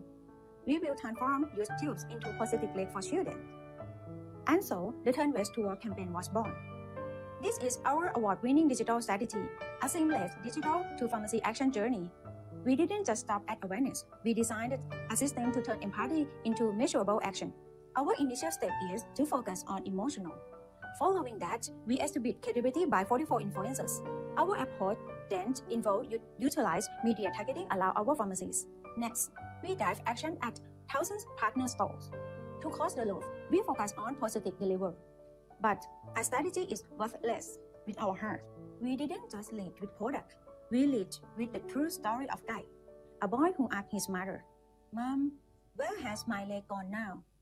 I want you to feel the heart of this campaign. Please watch this. เขาเคยถามแม่ว่าแม่ขาหนูตอนนี้ไปอยู่ที่ไหนแล้ว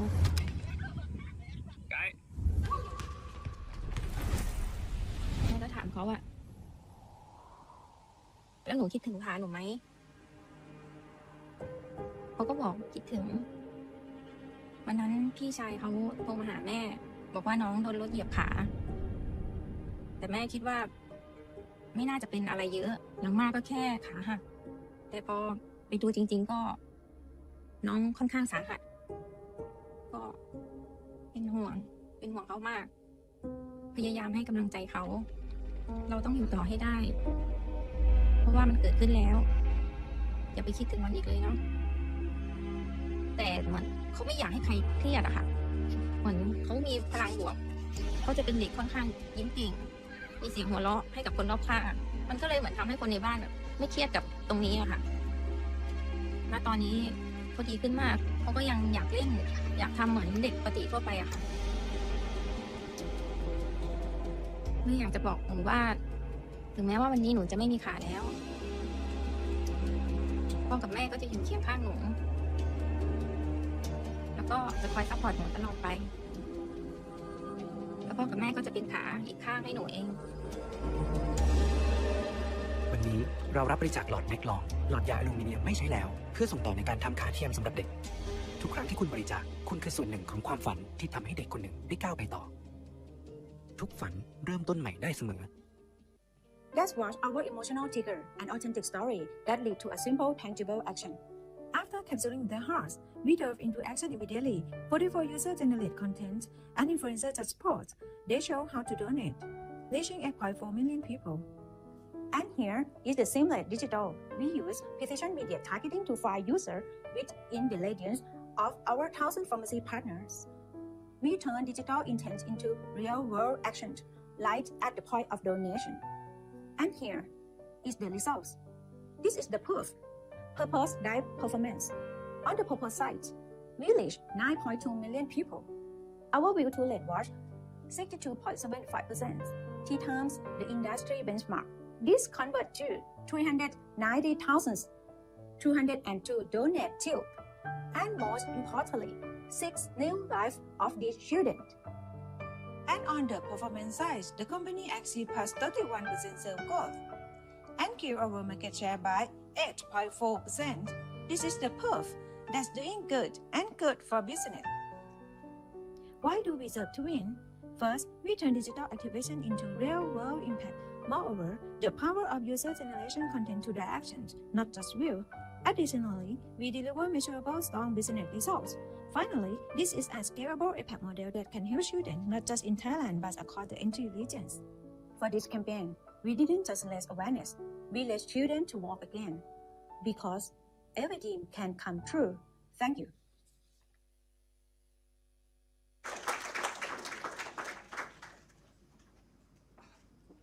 Talk about an emotional insight. Very good, very good. Well done. Okay, now the next presentation will be from Kenview, India. I don't even want to pronounce it. Orson. Orcel. See, I knew I would screw it up. Orcel. And so can we have Kenview to the stage? I don't know who's presenting this. Oh, there we go. Thank you.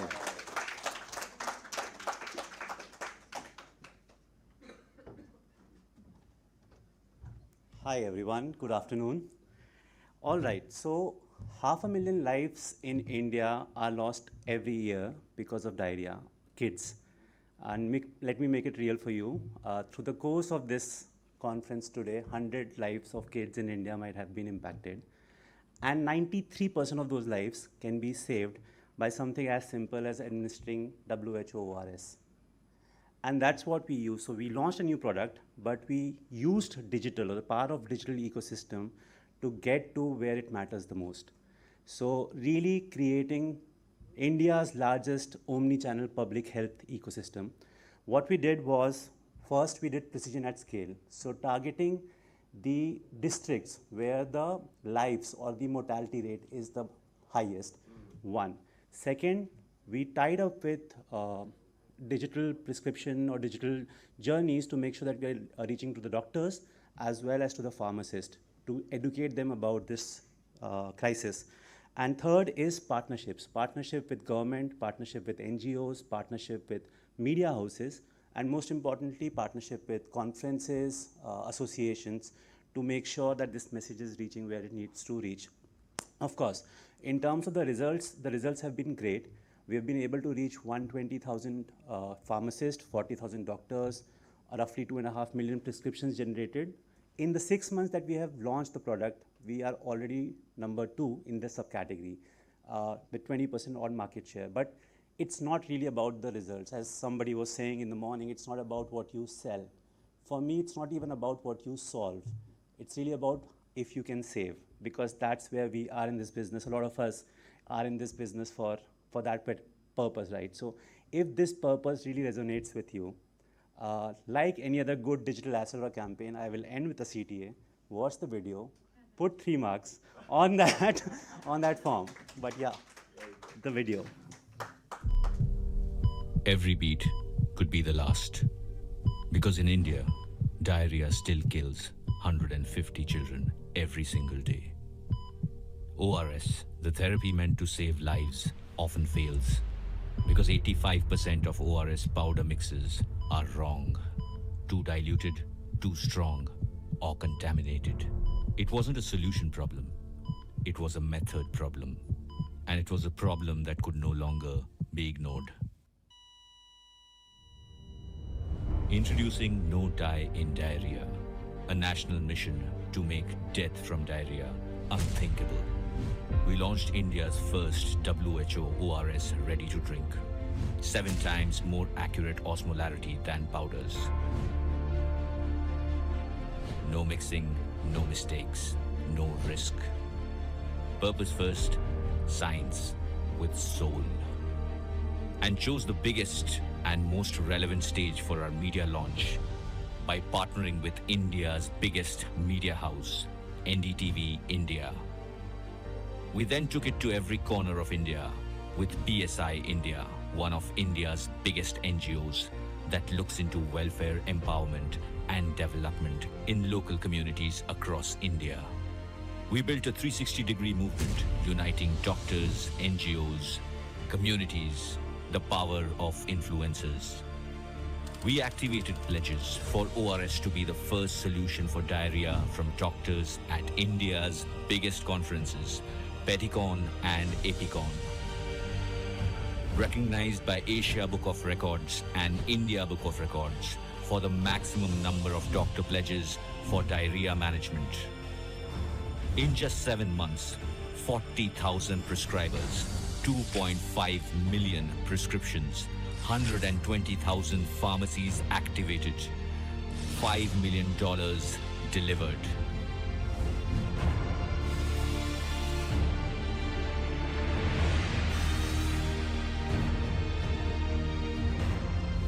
Through geo-targeted campaigns, we reached over 22 million people across Andhra Pradesh and Telangana and other key markets, delivering awareness where dehydration burden is the highest. But numbers aren't the story. Lives are. When creativity meets care, marketing doesn't just sell, it saves.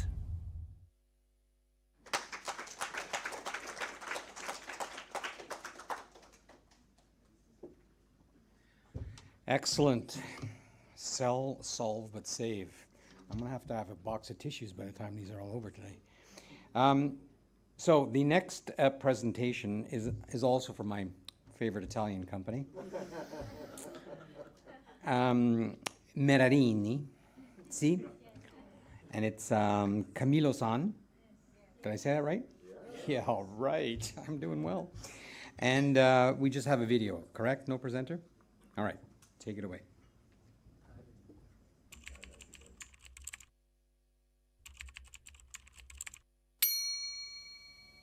Hello everyone in Singapore.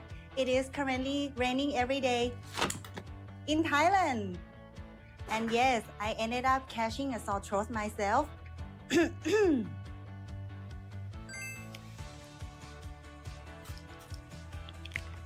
Feeling much better now. So let me introduce you a successful story of the Camillo-san M. Camillo-san M has been trusted by Thai consumers for decades as a doctor-recommended sore throat spray, effective, credible, but seen as serious and old-fashioned.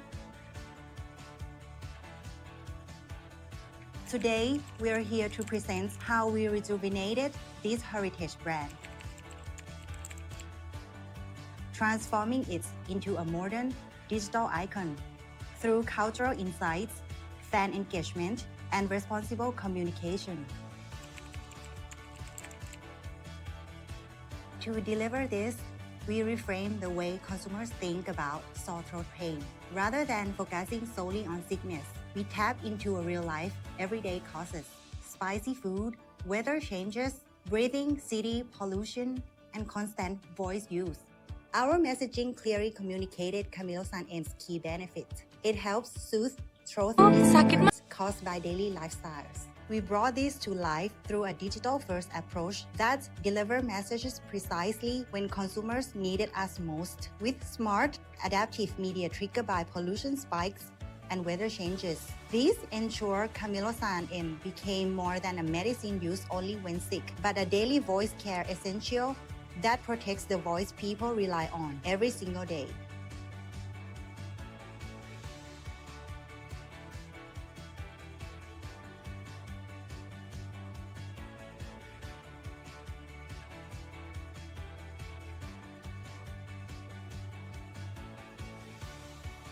I can't go out. I'm sick.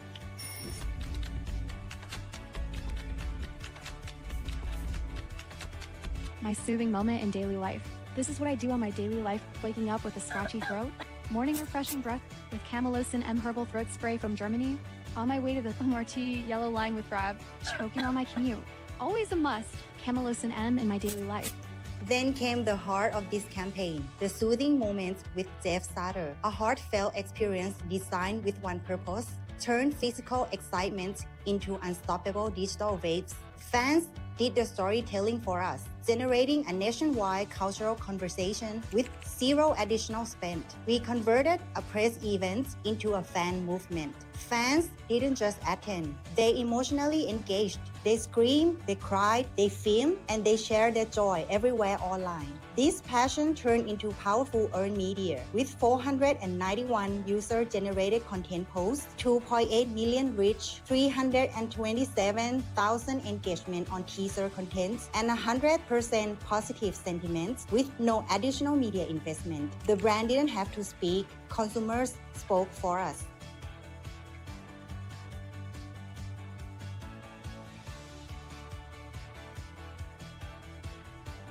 Sawadee-ka. Welcome to Thailand. And we extended impact beyond Thailand, leveraging Jeff's strong Chinese fan base, retargeting on travel platforms, must-buy Thai item, positioning before they arrive.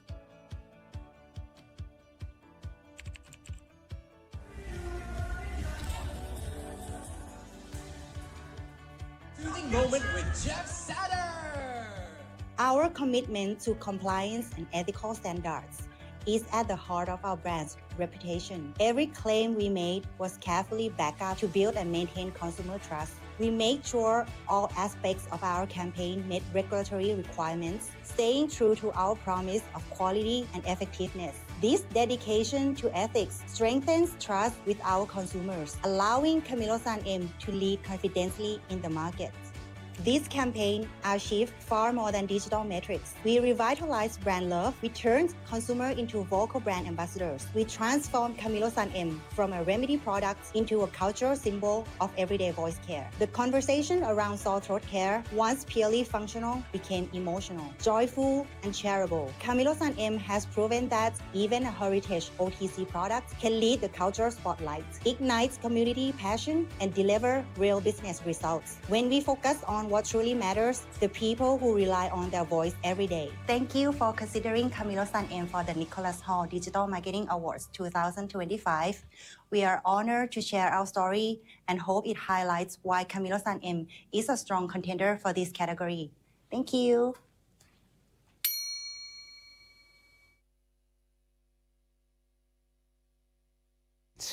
Turning fans into a national phenomenon. I think that's really establishing your tribe mentality for your brand. It's really, really powerful stuff.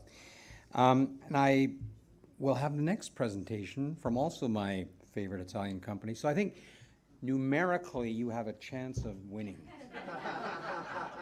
Strictly speaking, right? Basically.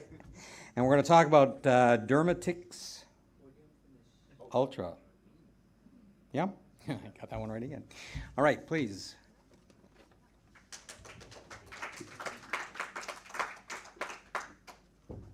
Okay. Hi, everyone. I'm Crystal from Manarini. Okay. So today I'm representing our Manarini China team to present to you a powerful story about Dermatix Ultra. The campaign that we are nominating is our Mother's Day campaign, Restore Scar-Free Skin, Embrace a New Beginning, for the Digital Marketing Awards. So Dermatix Ultra, it's a scar care treatment brand in China since 2016. We have a long heritage, and that is what makes us to be number one in the hospitals and retail channel. But I think we all heard this morning, the future is really in e-commerce, and in China, definitely it is there. So it is our goal. Our goal was very clear. We needed to raise our leadership in e-commerce channel. So for us, the queen consumer is the digitally native China consumers, 25 to 40 years old. And what we have seen is the evolving consumer behavior. Before, they were getting diagnosed and getting the prescription of scar treatment product in the hospitals. But I guess when, with more and more accessible of scar treatment products online and the cost efficiency as well to get it online, we see this shift. So this presents to us a big opportunity for us to also design a campaign to win on the e-commerce channel. So the e-commerce player, there are two key big players, and we have decided to pursue with JD Health because of the big share of size in the total market of about 40% of the scar treatment market, and it's also growing exceptionally ahead of all the other channels. So what we did was the entire campaign was cemented on the strategy of the triple T's, doctor's trust, consumer trial, as well as igniting brand talkability. So I would say the campaign started off, in March with launching the Scar Care White Paper. This instantly cemented our Dermatix brand positioning and expert authority in scar treatment. But of course, it returned to the heart of the matter, which is the consumer, which is the C-section mother.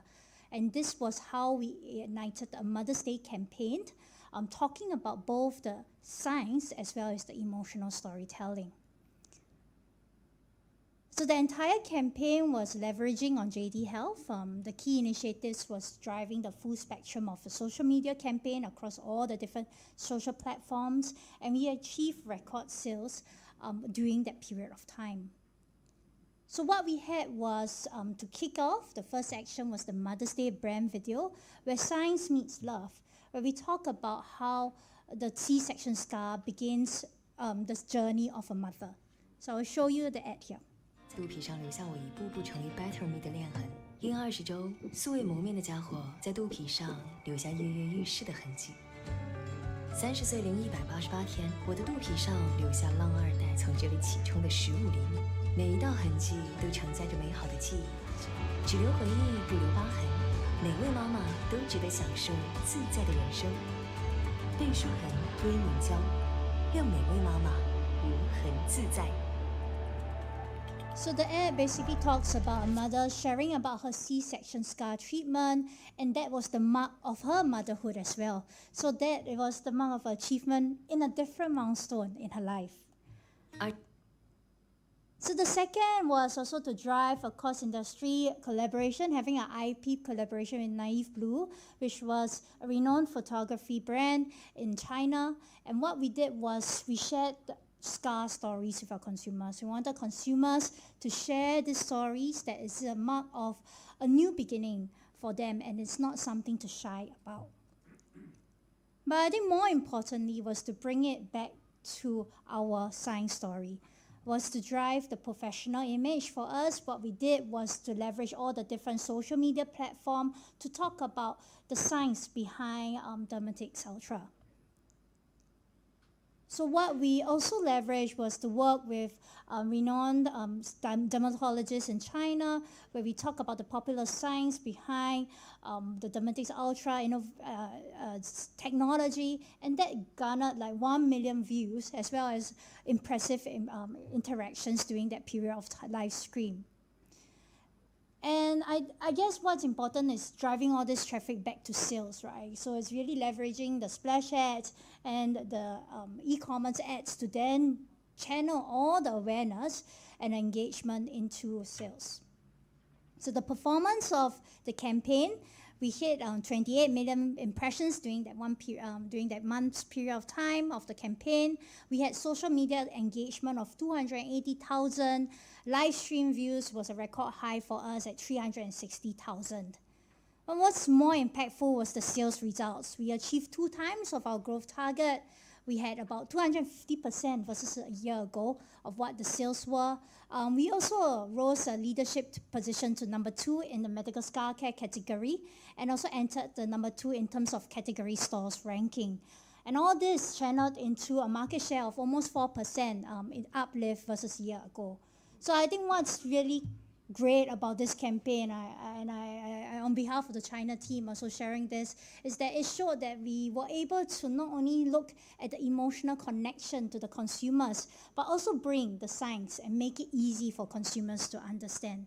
So with that, thank you very much for your attention. I hope I get your vote on the Dermatix Ultra. Thanks. Thank you.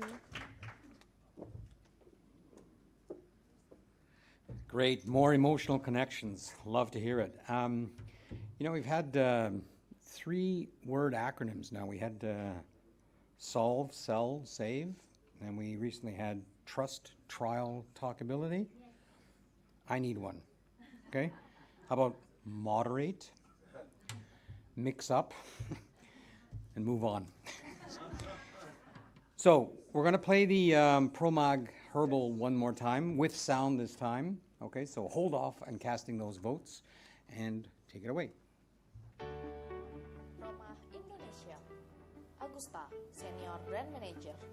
Ega, Brand Manager Assistant. Ruben, Head of Digital Marketing. Presents Gastric-Free Coffee Trend. Indonesia is a nation of coffee lovers. Almost 80% of Indonesians are coffee users. They are divided into 3 unique segments. Booster seekers. Coffee helps them recharge and stay energized. Social drinkers. They enjoy coffee as a way to socialize. And last, the coffee enthusiasts. They are looking for the sensory experience. Awas mah. Tiap ngopi dulu, sakit maka. But here is the challenge. 30% of them experience gastric issue when drinking coffee. As a result, they cannot enjoy their coffee moment. This is where Promah Herbal finds an opportunity.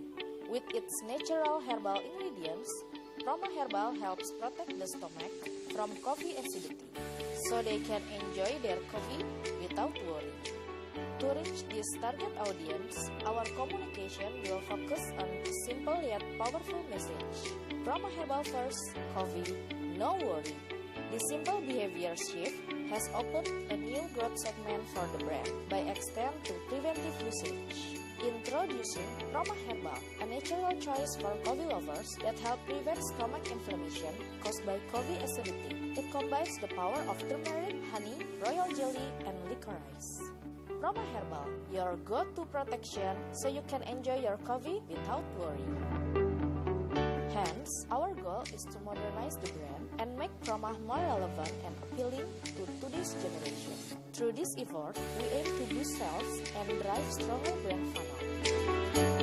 Promah Digital Lab Campaign. We turned a press conference into a digital content engine, generating stories that travel far beyond the event. Within days, our activation sparked massive traffic attention. Ada Promah Herbal, minumnya.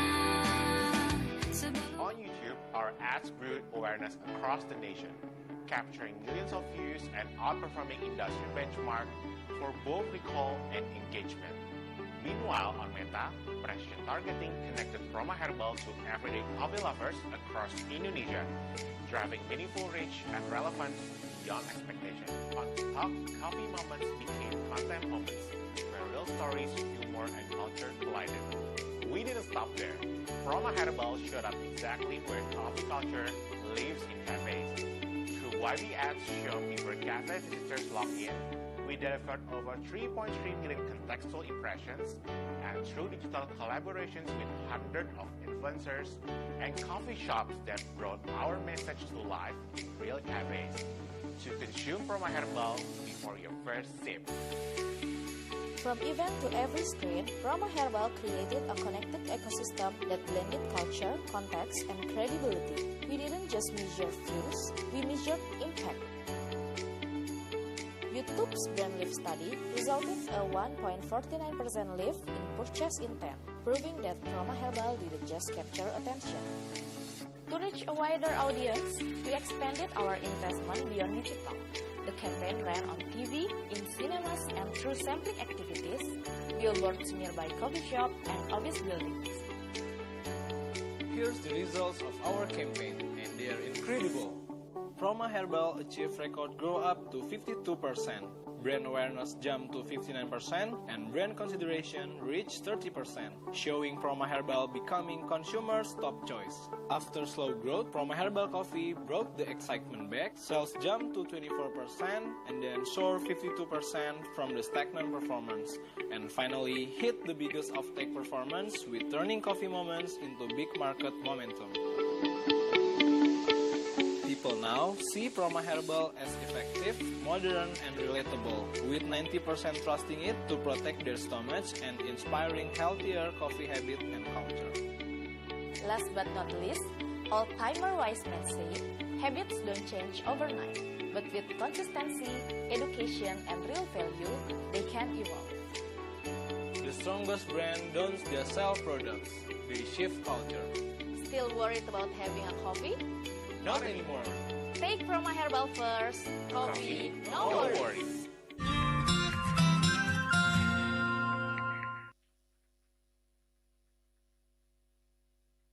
Done much better with sound, I must admit. Okay, so I've been told we are running a little bit over time, so you have a whopping 3 minutes to make your votes. That's 1 minute per vote. So go ahead and please vote. Remember, 3 for the first place, 2 for second, and 1 for the third. Okay? Then I introduce the next round of speakers. I don't know, do we? You're the moderator. Mary! No, you can hand them in right now, or I think you can hand them in during the break time. After the break is fine too, okay? Are we good with that? Excellent. So, while you're voting, I have the pleasure to introduce 2 gentlemen from Click Health who will speak about a conundrum for all of us global consumer healthcare players, and that's regional consistency or local relevance. Do brands in Asia have to choose? Right? Interesting topic. Now, I must admit, I had to figure out who Click Health was. So let me tell you, Click Health is the world's largest independent digital health agency.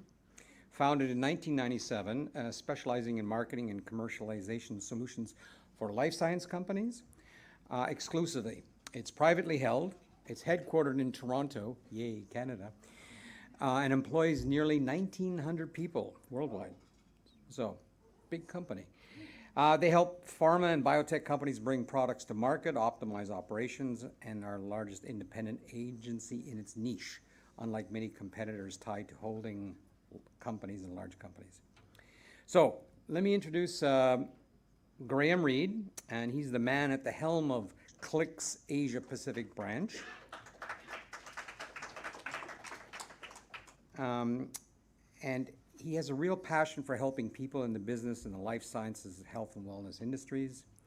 And over the years, he's worked in sales and marketing, advertising, communications, digital health, and has done so on both sides of the fence, the agency side, the client side, in countries like New Zealand, Australia, Singapore, China, India, the UK, and the list goes on and on. Now, Graham first came to the APAC region 30 years ago, and like clockwork, he moved every 4 years. So I know the feeling. The unfortunate part, though, is that Graham is an avid snow skier, not exactly an APAC, Asia-Pacific friendly sport, as you can imagine. All right? Shall I introduce Dylan as well, or you? Yeah. Okay, and the second gentleman is Dylan Singh, who is, Dylan, where are you? Hi.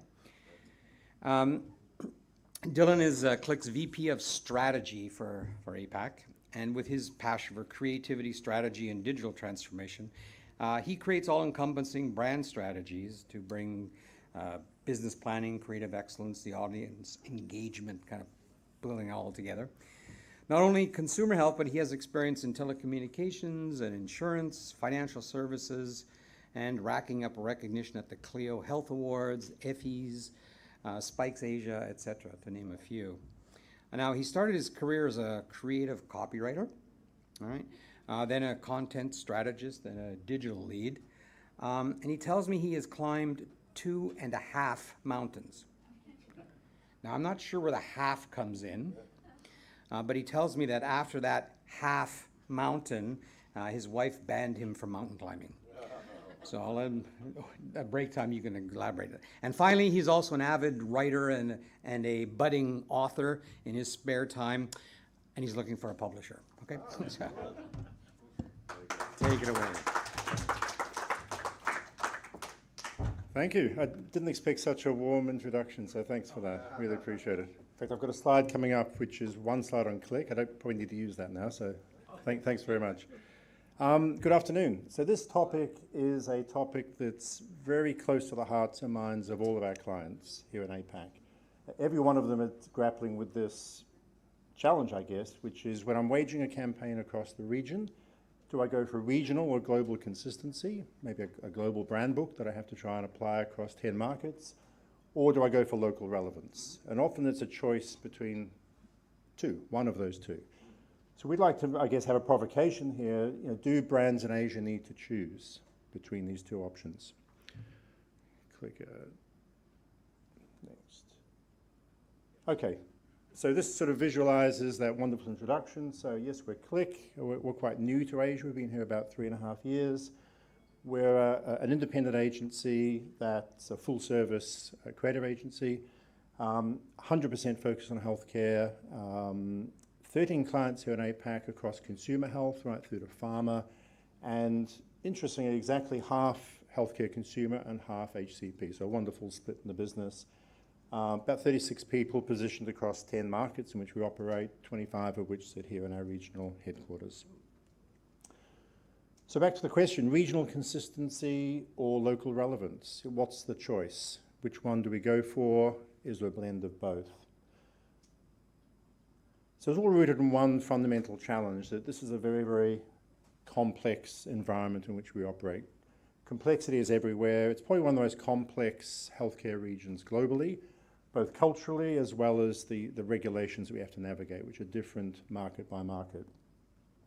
Often global brand books can't keep pace with the change we see here in APAC. They're always well behind what's really happening on the ground, and they often overlook nuances or market nuances. And by nuances, we mean much, much more than language and culture. So these are the basics, right? We've got to, of course, get the language right in which the markets in which we're operating or trying to implement campaigns, and we have to be immersed in the culture. These have to be culturally resonant, culturally relevant. Probably equally, if not more important, are 3 other points which we'd just like to share this afternoon. One is which it's the regulatory and legal and privacy frameworks that vary market by market that really add a huge degree of complexity. We've got the PIPL in China, the PDPA in Indonesia, the DPDP in Malaysia, and the list goes on. Each one requires our claims and our disclaimers to be different market by market. Digital maturity varies market by market. Content, platforms, channels, it's all completely different market by market. And compliant risks equal commercial risks. And we've seen this firsthand where a small mistake can be a campaign delay, it can be a campaign withdrawal, it has to be a campaign fix, which can be quite expensive. So it's best to get it right from the get-go, and it's best to have a really deep understanding of all of the markets in which we operate.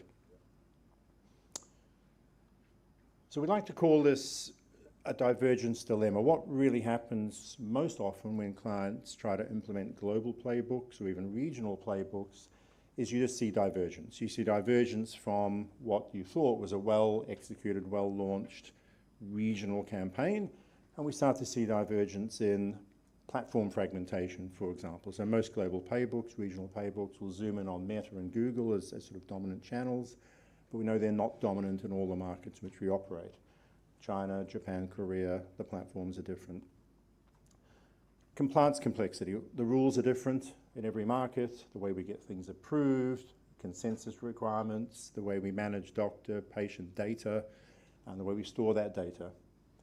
And there's always local market dissonance with the content they're provided. And not surprisingly, because most of the global playbooks, the regional playbooks, tend to cater for a couple of large markets, then leaving all of the smaller markets to fend for themselves, to either reject it completely, adapt it, rewrite it, whatever is required. So it's not really fit for purpose, and there's a big piece of work to be done here to have campaigns that are truly regional, yet remaining globally coherent.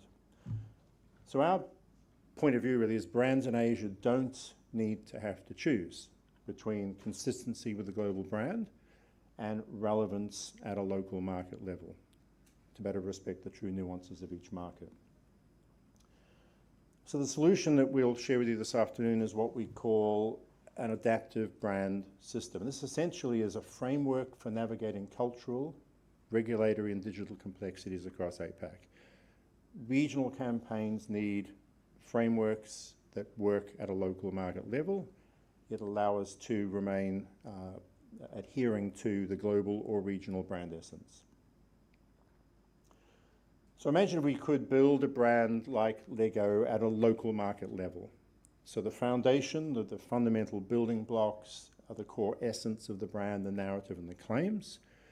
And then we give each local market their own set of cultural codes to plug in, proof points, formats, languages, personas, offers or CTAs, call to action, to make sure that they're adapting to the best of their ability the global framework, but in a language and in a context that works for them at a local market level.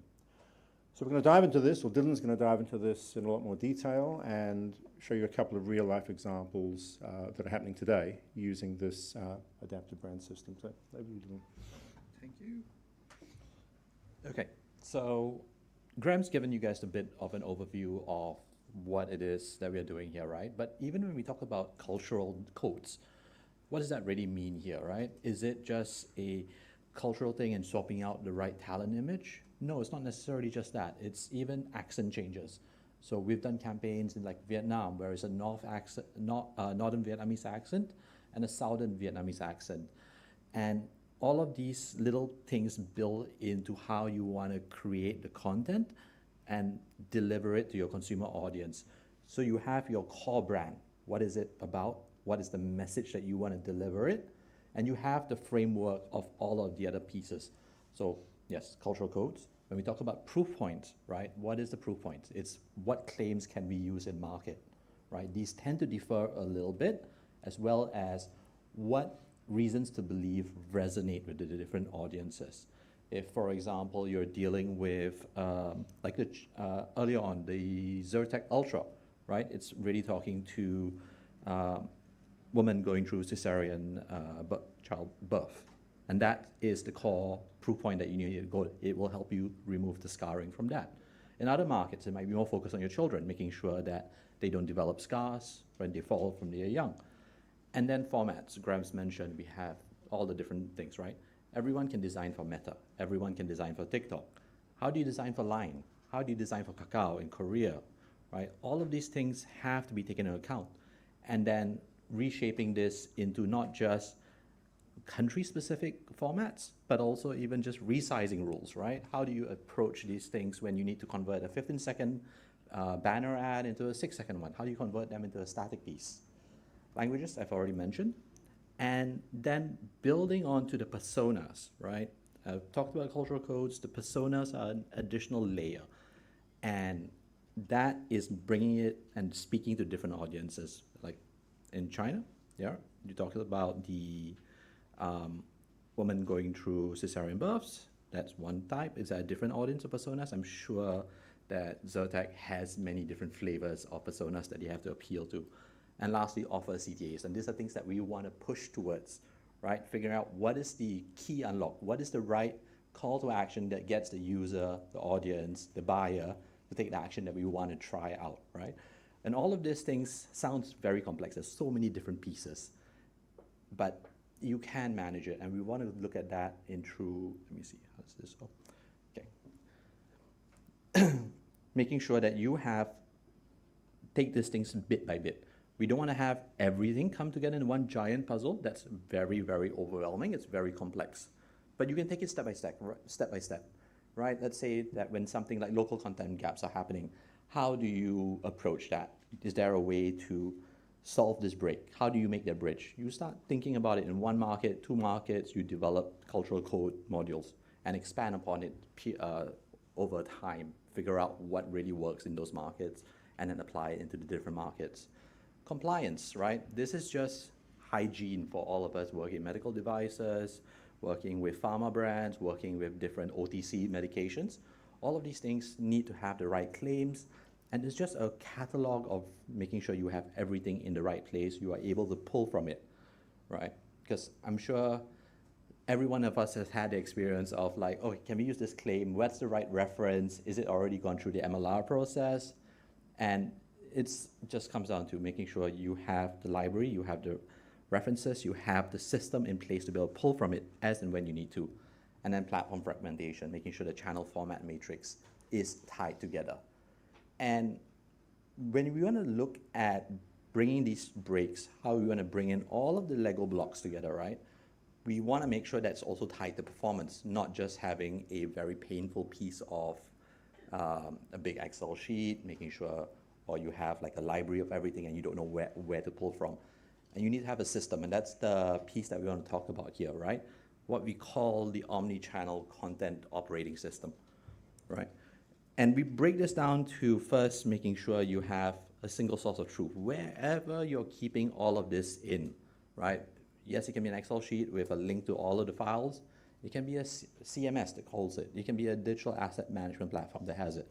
However you guys want to approach it, whatever level of digital maturity the organization that you're in is at, you can find that. But once you have the single source of truth, right, how do you bring it to life? How do you deliver it to market? And that's that segmentation, understanding the personas, the journeys that you're trying to push forward.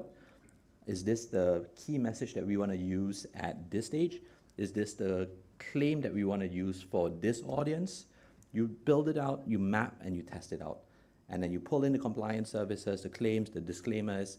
If there's marketing consent required, you make sure that marketing consent is given before you serve up individual messages. And lastly, the analytics dashboards and diagnostics. Because all of that informs, right? Once you have the sense of, one second, yes. Once you have a sense of what each modular piece is broken up by, you can measure its performance, right? If, for example, you have a claim, and I'm going to use our thing, because one of our main brands that we work with is for HPV vaccines. So 8 in 10 people in having a sexual relationship will be exposed to HPV, right? Is that more effective than the one that's 6 in 10 in monogamous relationships will be exposed to HPV, right? There are different stats, different things that are going to be coming into play, and understanding what will resonate and testing this out. Or is it a question of cultural affinities? Is if you start by saying the same way that you invest into your retirement, you should invest into your health and protect yourself. Or is it something around the lines of you want to win in sports, you want to keep playing, protect yourself, right? These are different messages, different cultural affinities, different personas that will work. And you need to be able to understand, are these things all working? That's where the performance matrix comes through on that. Now, I'm going to talk about I've talked a lot of things about how complex all of this is, right? I want to show you guys that actually can be put in practice. It's not all just theory.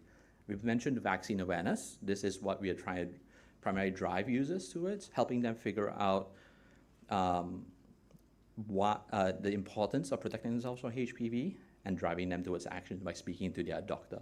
So this is a pharma-focused campaign, but it's still a direct consumer awareness driving campaign, similar to a lot of what you guys are trying to do in the local markets, right? And we did this, rolled it out in 10 markets across APAC. It's essentially, we started with 3 assets, right? And that's the point. It's not, we did not scale up straight away to the 1,500 that we are at right now. And that's in, I think, 1 year, 18 months, right? From 3 assets to 1,500 assets in 10 markets. And you are basically continuing to scale this up because we have the modular framework. So whether we're designing a banner ad to run on Meta, or we're running an ad on Kakao in South Korea, or we're looking at something online in Thailand, we have the modular library to be able to pull from that, right? Even when it comes to the website experience, right? From awareness driver, we bring them into the website, what is the message that they're serving up, how do we modularize any of it in the local language? All that's built into the program. And that is a key differentiator for us in terms of speed. We are able to monitor, analyze our performance, understand where the gaps are, and adjust the campaign. Because right now, a lot of us, well, my personal experience is, before I came to Click, I was actually on the client side, as we would say in the agency world, right? I was working for a hospital group and helping them build up their digital infrastructure, digital touchpoints, digital marketing. And a lot of times, it took me a long time to be able to get the budgets going, to get things approved, to be able to get real-time analytics, be able to get the performance right. And I think we always very used to 3 months to be able to get a campaign report or whatever cadence that the analytics team will be sharing to you guys. But because you have that framework of everything being modularized, and give you guys a bit of flavor, right? So when I mean modularized, are we talking about awareness? Are we talking about education? Are we talking about consideration? The different journey stages that we are playing at. Who are the audiences that we are talking to? The mouths. This is internal jargon. Mature adult woman, right? Or middle-aged woman. I know most of you guys, whoever's in that age, you are not a middle-aged woman. It's just a business categorization that we have to deal with, right? Don't worry, I am a man. I am a middle-aged man in this categorization. Yes. Yams, young adults, etc. And we have the framework to essentially be able to figure out when do we need to introduce the idea of HPV, introducing the idea of disease risk, what would resonate the most with that person based on their age, or is it a question of, are you someone who's swinging around, is it a risk about relationships that will give you HPV, or is it idea that HPV affects everyone? And you have the different places to pull this hooks, as we call it here, things that will get people interested. As I mentioned earlier, it's a question of is it a dating problem when it comes to making it more personally relevant, right? Or is it a question of finance that makes it more personally relevant to you? And then you're trying to find the RTBs, the reasons to believe. As I mentioned earlier, the 8 in 10, the 6 in 10, all of these things are different reasons that gets people to take action. And standardizing, we've standardized on a certain CTA language. This is what we found works best for us, but different companies might have more variations that will work. But you have a asset matrix, you have the claims and the references that are backing up all of this. I didn't put all of that in because we all know how long and tedious those can be. But you have all of it available, accessible, and you can compile it together with whatever visuals that you have from your campaigns, whatever videos, different assets, master assets that you might have. Even if you started from a 30-second TVC spot, are there ways that you can slice that up to be able to use different segments from it a little bit more effectively, or mix and match the storytelling that you're trying to push for? So that's an example of HPV, right? Even when we talk about medical devices, right? This is a little bit more ECP, or eye care practitioner or healthcare practitioner focus, right? We're talking to doctors. We're trying to convince them to promote the medical device, contact lenses here, specifically to help children with myopia to get earlier treatment, earlier control. So you understand who they are in Japan, for example. You understand what's the messaging architecture that will resonate with them. And then you start breaking out. If you're talking about convincing them about why this product over other brands, what are the reasons to believe? What are the claims that we have to support all of this? All of this are things that any brand can do right now. The challenge is always making sure that you can assemble them in a speedy manner, take action from them, and have all of it go through the MLR compliant MLR process in a speedy and compliant manner. So how do we make this work? Right? So we have proposed, we think of it in a phased approach, right? If any brand wants to really start thinking about doing an adaptive brand system, you can do it as a phase 1. Just break down your narrative, right? It's not just one 30-second video that's your master narrative and you can never deviate from that. What's the core line, all right? I was a copywriter, as Ralph kindly mentioned earlier. I can always think about what's the single key message that I need to deliver in one single sentence. That's a key takeaway. And that's the core of any brand that you want to communicate, right? What is the metadata that's sitting behind it? What things are references? What are the rules around using these things? And making sure you have the compliance rule set and making sure whoever's implementing it is responsible for managing, updating all of that. Then we talk about the operating system backbone, right? This is making sure you have the ability to deliver it to market, be able to manage and store all of this.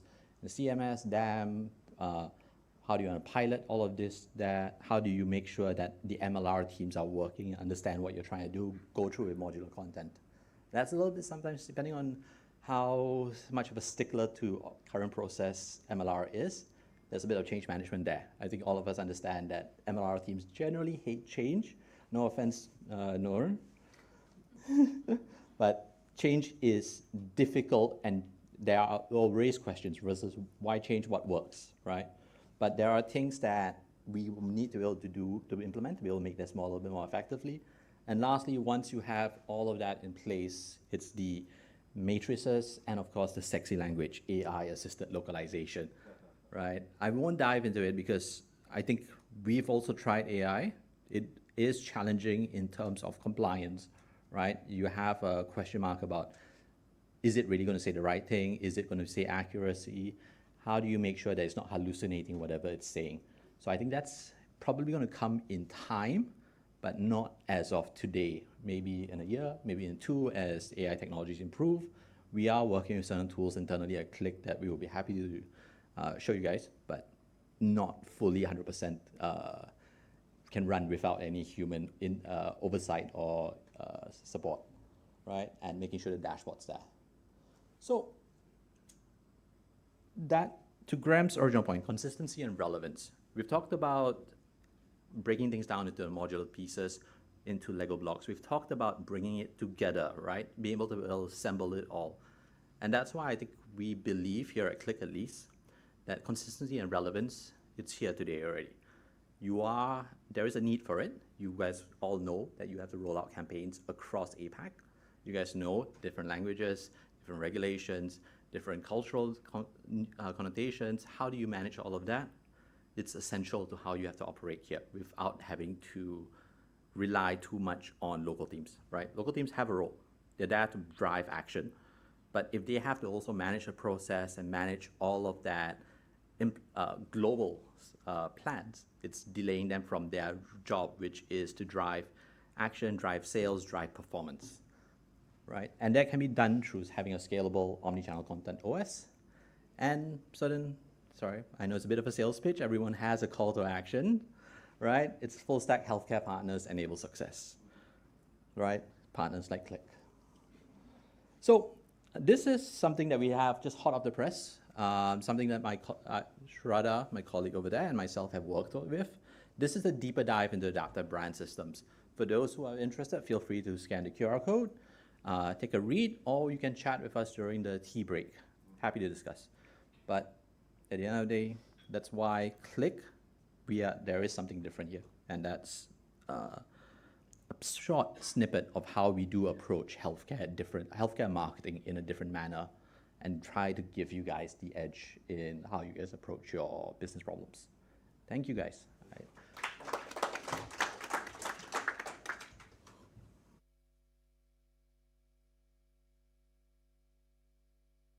So we have time for one question. First of the day. I think it's an important topic. I mean, when we were rolling out brands in various markets, I wish I had this modular approach, you know? I mean, where were you guys when I was young? Or we were teenagers. I'm still a baby. Yeah, he's still a baby, climbing those mountains. Any questions? Okay, then during the coffee break, perhaps, if someone comes up. Great. So thank you very much.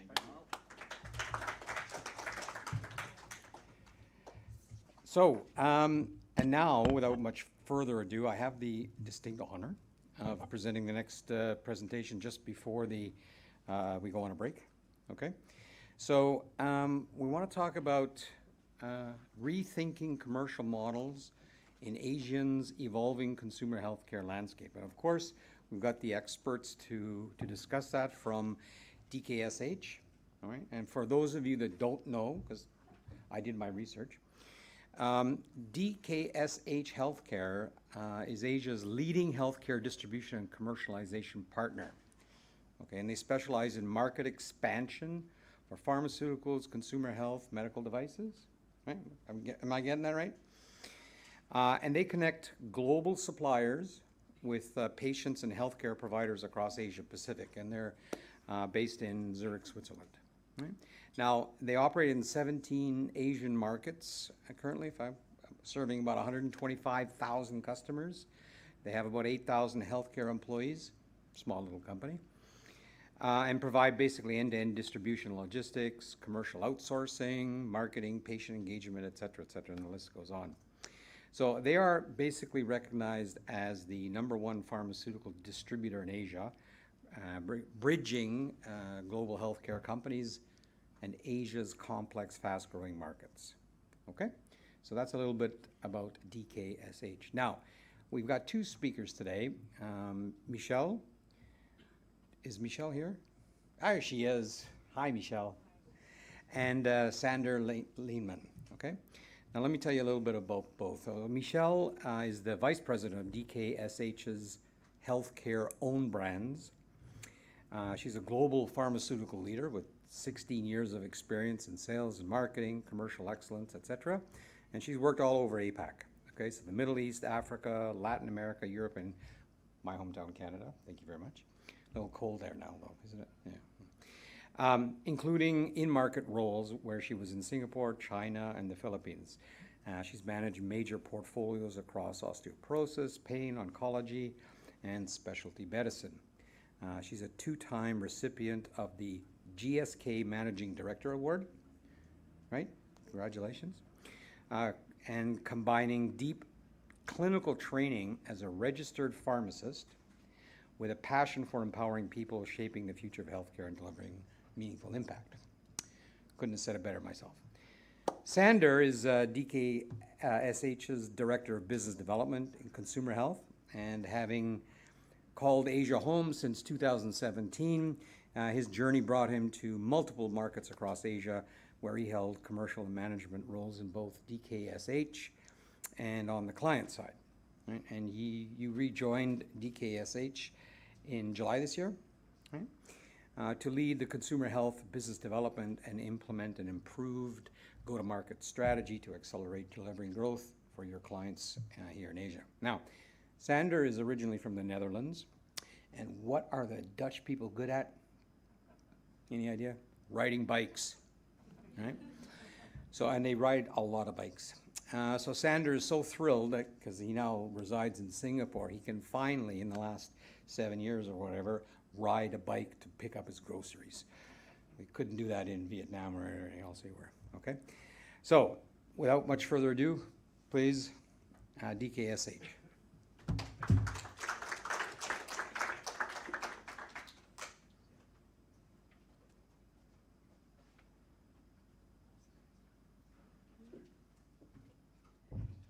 Hello, everyone.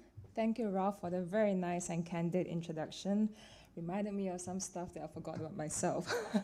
Yeah, but it's a real deep pleasure to be here, and thank you, Nicholas and Jamie, for having us. And of course, DKSH has been a long-time partner of Nicholas Hall, and we're really pleased to be here this time around with Sander. So, pardon me, where's the clicker? Oh, this one. The next, this is it? Okay. So as the title suggests here today, we are really here to chime in on some thoughts around the evolving model from a commercialization perspective and how this may help us to unlock synergies and success in an increasingly complex environment. For the purpose of today's discussion, we are just zooming into ASEAN, but by no way this is really just a model fit for ASEAN, but just that we have more data that's entrenched around this area to bring forward the discussion on. Okay, so if we look at the opportunities that we have here for growth, we are seeing an increasingly evolving landscape. I mean, just looking at select Asian markets, not purely ASEAN, we are seeing a total category size that's growing at a 3% CAGR of 12 billion. And we see also that there's an increasing, out-of-pocket payment models, especially in the, in the markets that are fueling the growth a lot faster than what it traditionally used to be. But if you look at the trends and consider what's really driving the growth in the consumer health sector here, we think it's centered around 2 prongs. One is the increasing focus around self-care. I'll go to the number 2 first because it encompasses the broader population. I think this is a young group here. So from a self-care perspective, there's an increasing focus from treatment to prevention and wellness. So that really means that people are more self-equipped to make decisions when it comes to what it means to make choices in the consumer health sector. And we see that 70% of consumers actually cited that they are actively managing their health not treating their health condition. But we take a step back to a more niche population, which is expanding. That's the aging population here. 1 in 6 will be over 50 by the year 2050. And importantly here is that even for the aging population, almost 60% of consumers say they prefer to age well. And they are also having an increasing willingness to spend more on beneficial products and be more proactive. So what does this mean? If you look at the channel segmentation here in ASEAN, even though it still appears that we have 90% sitting in the traditional mix of pharmacy, health and personal care, with about just 10% in the consumer channel, but from a willingness perspective, we are seeing that increasingly consumers prefer to have a blended experience. And that really just means that decision making is becoming more scattered and spread out, and no longer is decided by one person or what they see visibly right in front of them. And also this is translated into how some of the companies are playing out. We see that the key players are increasingly consumer focused, be it in terms of having spin-off from farmers like Opella, Helion, or having a merge into a CG from a spin-off back into a CG company like Kimberly-Clark or Kenvue. So there are some headwinds here that I would like to emphasize is the cornerstone to why we see a commercial outsourcing model being the answer to some of these headwinds. As I shared earlier on, decision making right now is a lot more sporadic and a lot more individually wellness driven. So there's a lot more elements that will shape the final decision making choice before they make payments. But if we look at the headwinds here, it is not only just competition. I think what stood out for me when we look at this analysis is that in the past, we always think it's just what competition is doing and we just run side by side or try to be ahead of competition. But you can see here on the left-hand side here, the headwinds to unlock growth in CHCs are not even about competition, it's about the environment. Regulation is getting more complex. I can share a personal example here. So here in own brands, I won't quote which product here.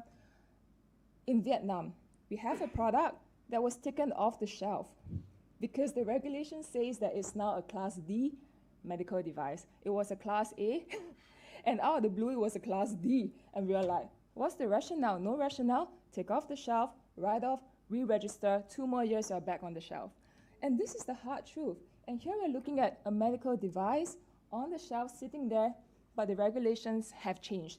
They want more control, they want more voice, and they're adding to the complexity. And we are seeing that the problem around this is that there's no synergy around regulation when it comes to consumer health.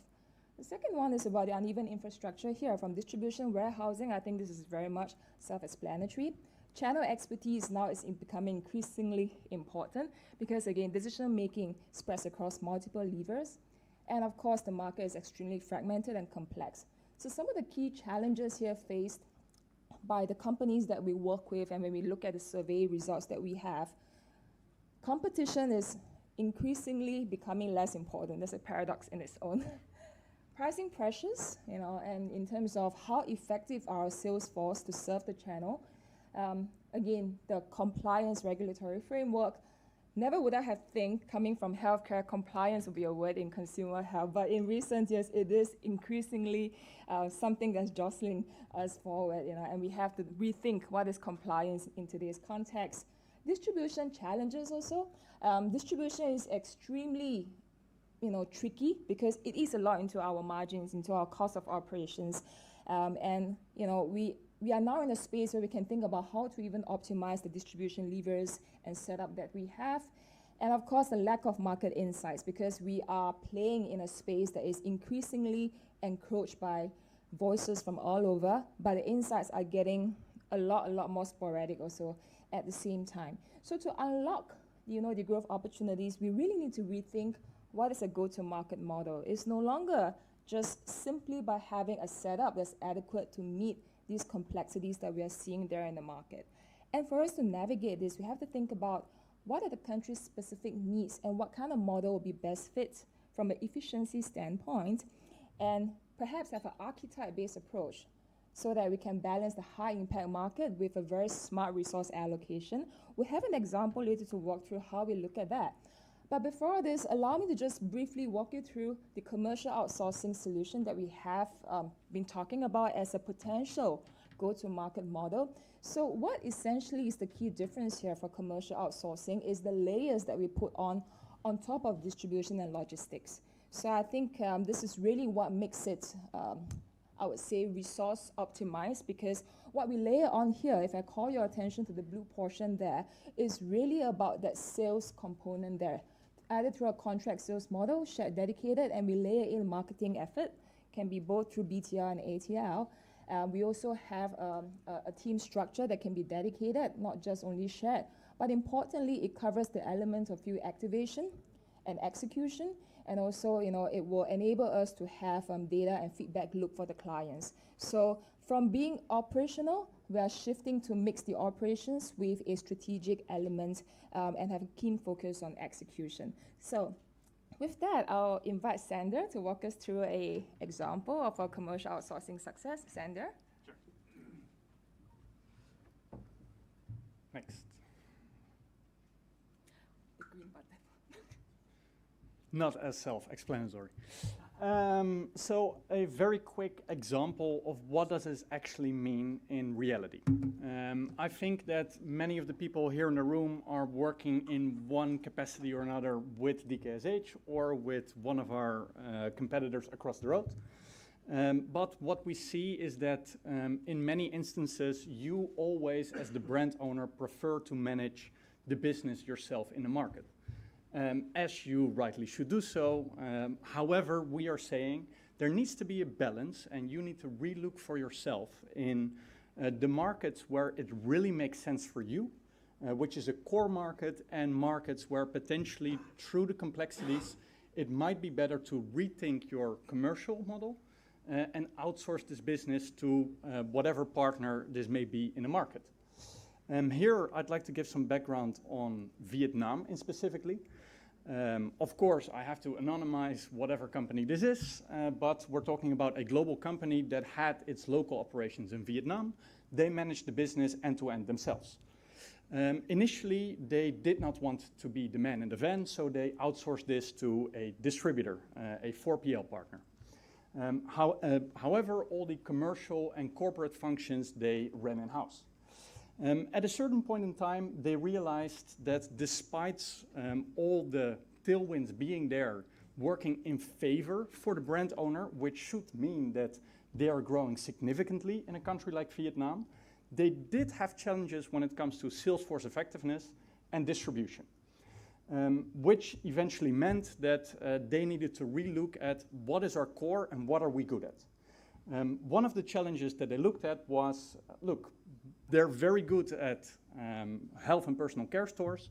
The smaller stores, general trade, was not of their expertise. And I think what you just have seen, 90% of the business within the consumer health in these ASEAN markets is within pharmacies and beauty and personal care stores. Only 10% is in, let's say, the typical consumer channels. So generally, it's not the expertise, and in this particular instance, it was not the expertise of a company. Hence why general trade, the small stores in Vietnam that are important, were considered non-core. What did we do? In this particular case, they commercially outsourced the general trade to a distributor, remained the rest 4PL, which meant that brand owner still doesn't have to be the man in the van. They have an outsourcing partner that does their distribution and logistics. They can focus on their core channels, what they're truly good at, whereas general trade, that is an extremely labor-intensive channel, which is a non-core channel for them, they've outsourced to a partner. Then what are the results? To put it mildly, for themselves, they reduced their overall headcount by 50%. You think, but it's a very small channel. How is it possible that they reduced their overall headcount by 50%? Very simply because, like I said, it is a labor-intensive channel. If you want to penetrate over 40,000 stores yourself, that automatically means that you're having a lot of people on the payroll that need to touch these mom-and-pop shops themselves. Hence why by outsourcing is they reduce their overall headcount on their own payroll by 50%. What did they get in return? They increased their own sales force by 150%, which meant that the number of hands working on their brand doubled.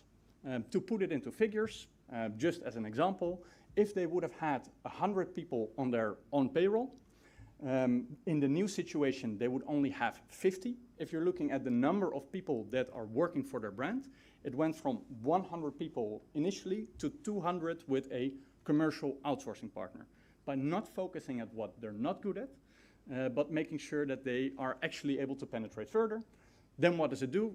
Increase distribution, opens new doors, 40% in just 1 year. So they were in only 49 provinces, they increased it to 63 provinces, and that increased the overall growth of the company by 12%. Sorry, that was a lot, but I hope that I have clarified what commercial outsourcing can do for a business. Thank you, Sander. So just a last couple of slides really just to wrap this up. So the increasing prevalence of commercial outsourcing through the example we see has also been translated into survey outcomes. So we see that more than 90% of regional executives actually quoted that commercial outsourcing is a model of engagement that they would like to move towards to really to unlock these synergies and and resource optimization there.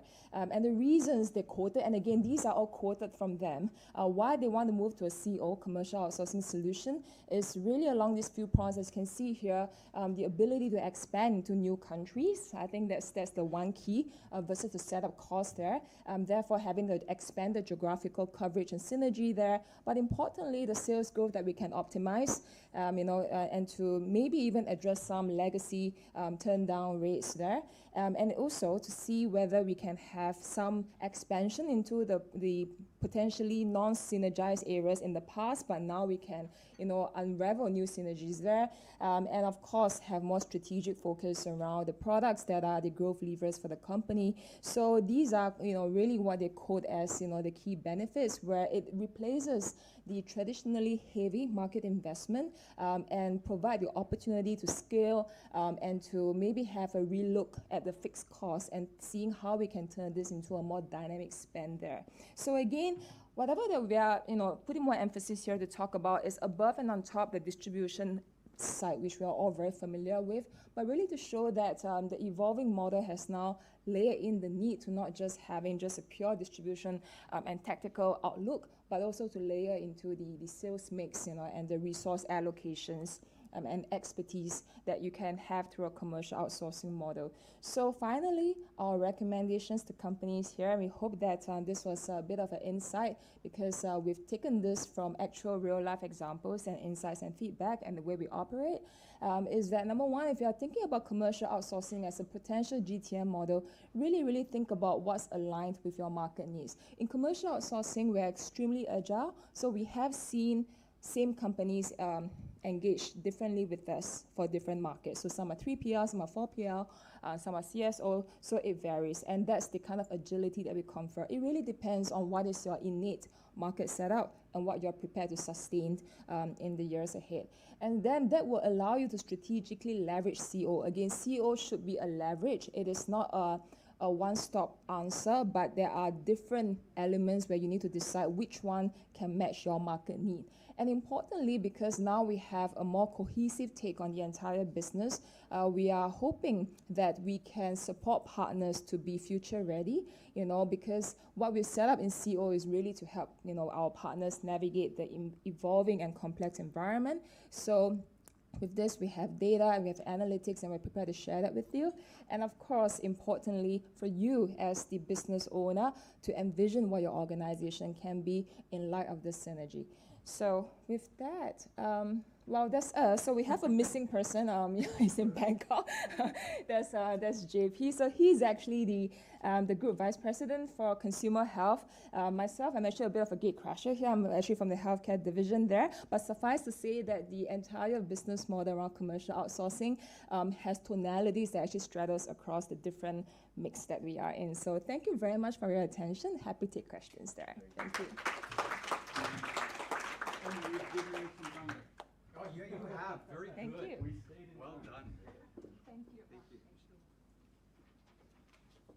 So I think we have time for one quick question. Sure.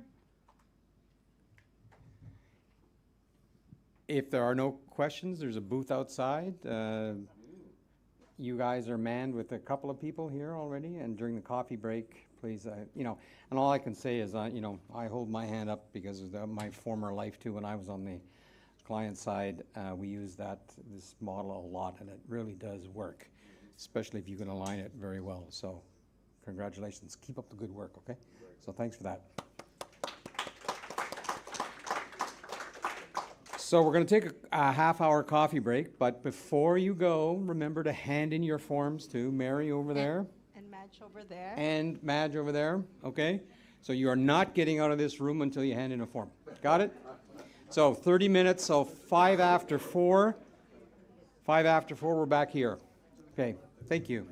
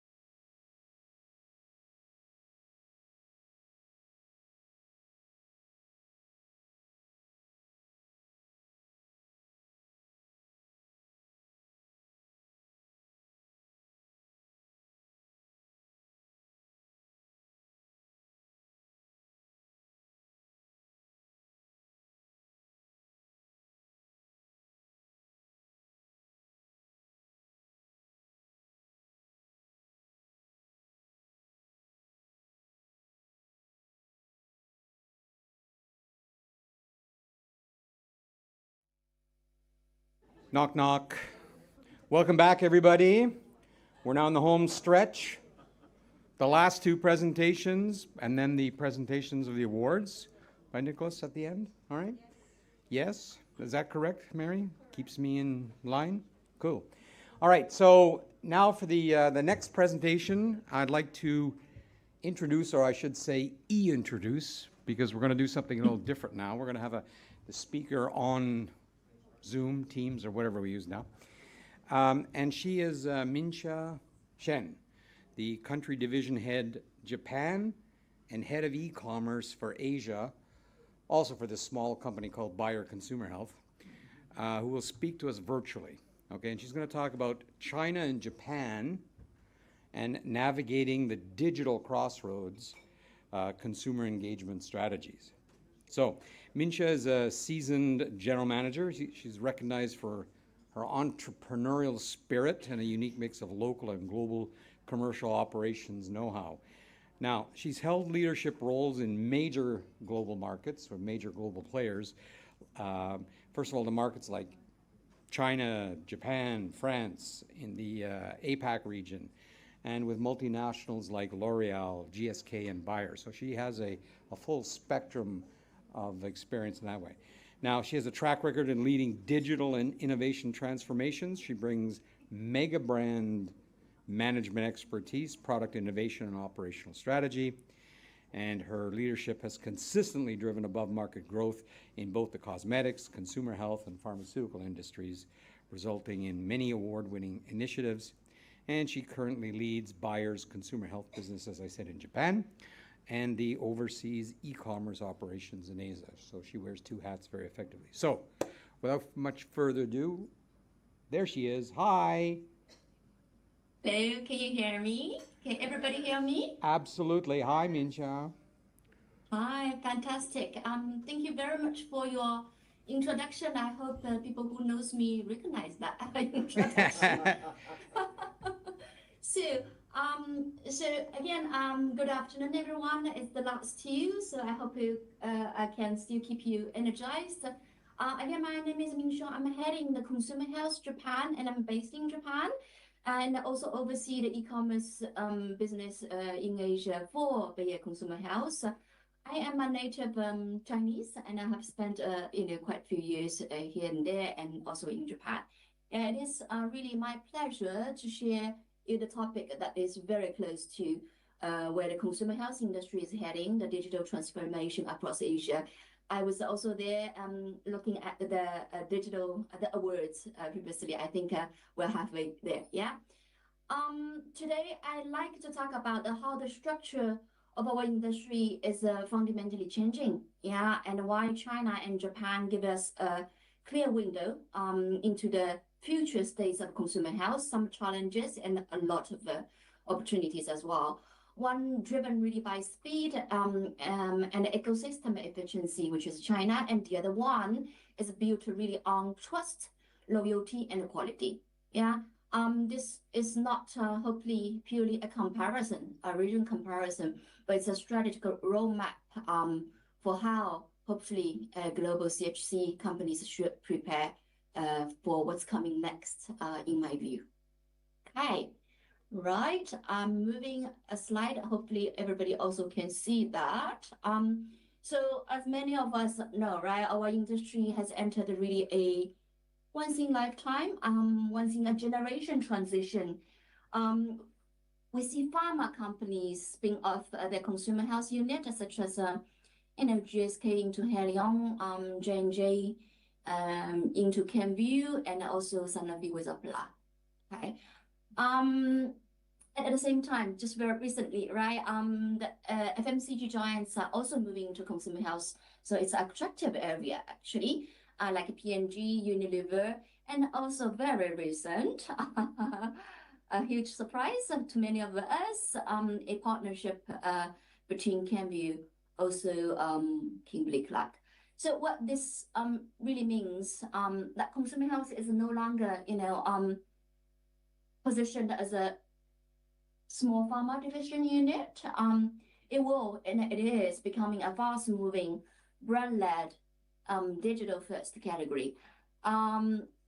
I know there are a lot to talk about, right? The cost, pressures, how regulatory compliance coming with these changes.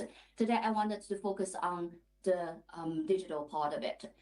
But we all know this convergence will redefine completely who do we compete with, yeah, and also then how the consumer or patient's expectation and at what speed our industry should operate. Okay.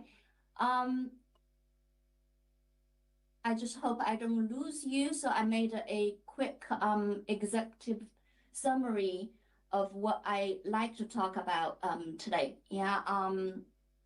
So again, we are transitioned already, right, ourselves from a pharma first to consumer first, right? Trust is no longer necessary building through the clinical heritage or studies. Yeah, it will have to bring through the digital experiences with transparency, relevance, and simplicity. The consumer has to understand in 30 seconds, if no less than that. Then China and Japan. Yeah, China represents an ecosystem powered high-speed platform-native future. Japan represents a trust, loyalty-driven, and maybe stability first, right? Future.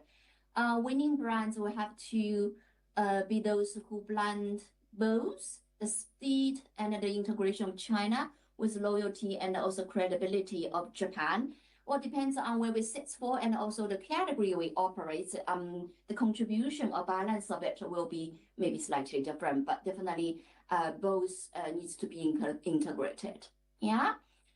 All right. So coming to again, next page. Why China and Japan? Being a Chinese and also now work in Japan.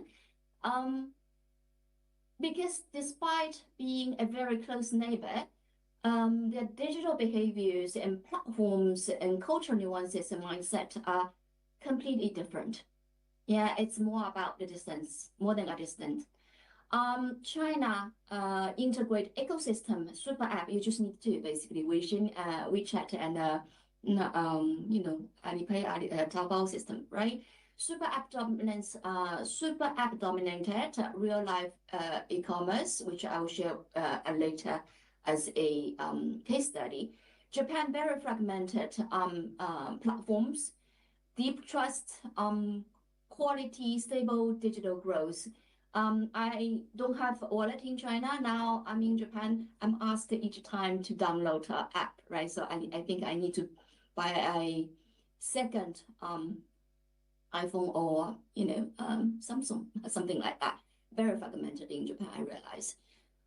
Today they provide two contrasting, but hopefully also complementary playbooks that consumer health company can learn and navigate. Okay. Next, I hope the screen also moving. Yeah, as I'm also moving the slides.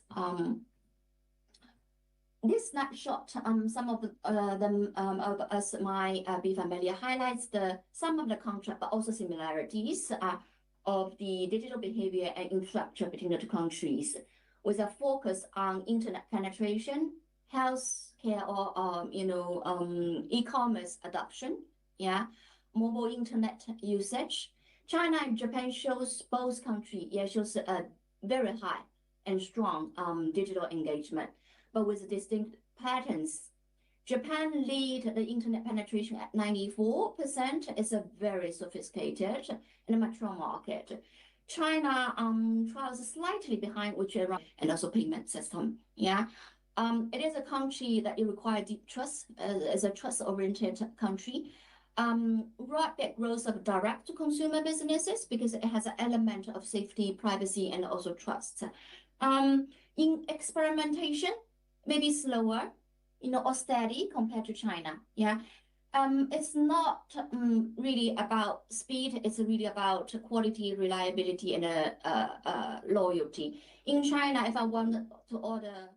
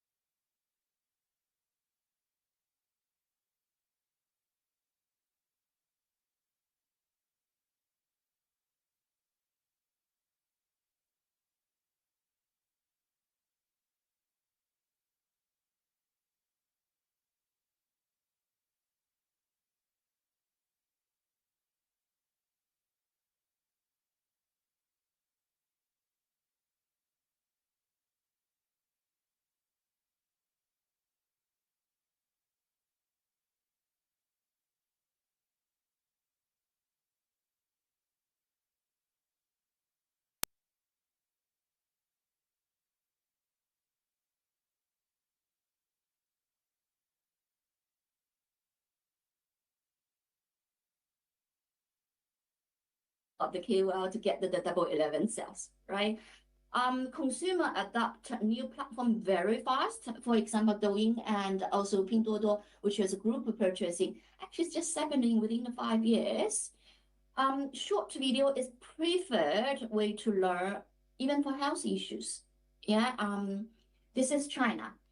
Japan, consumer are more research driven and risk averse. Now, if you look at, for example, our Bayer shop, you got a lot of questions, very detailed questions. Yeah, loyalty is strong behavior driver.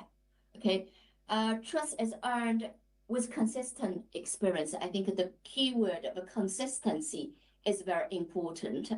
And the contents must be informative rather than, not necessarily all the time innovation or gimmickish.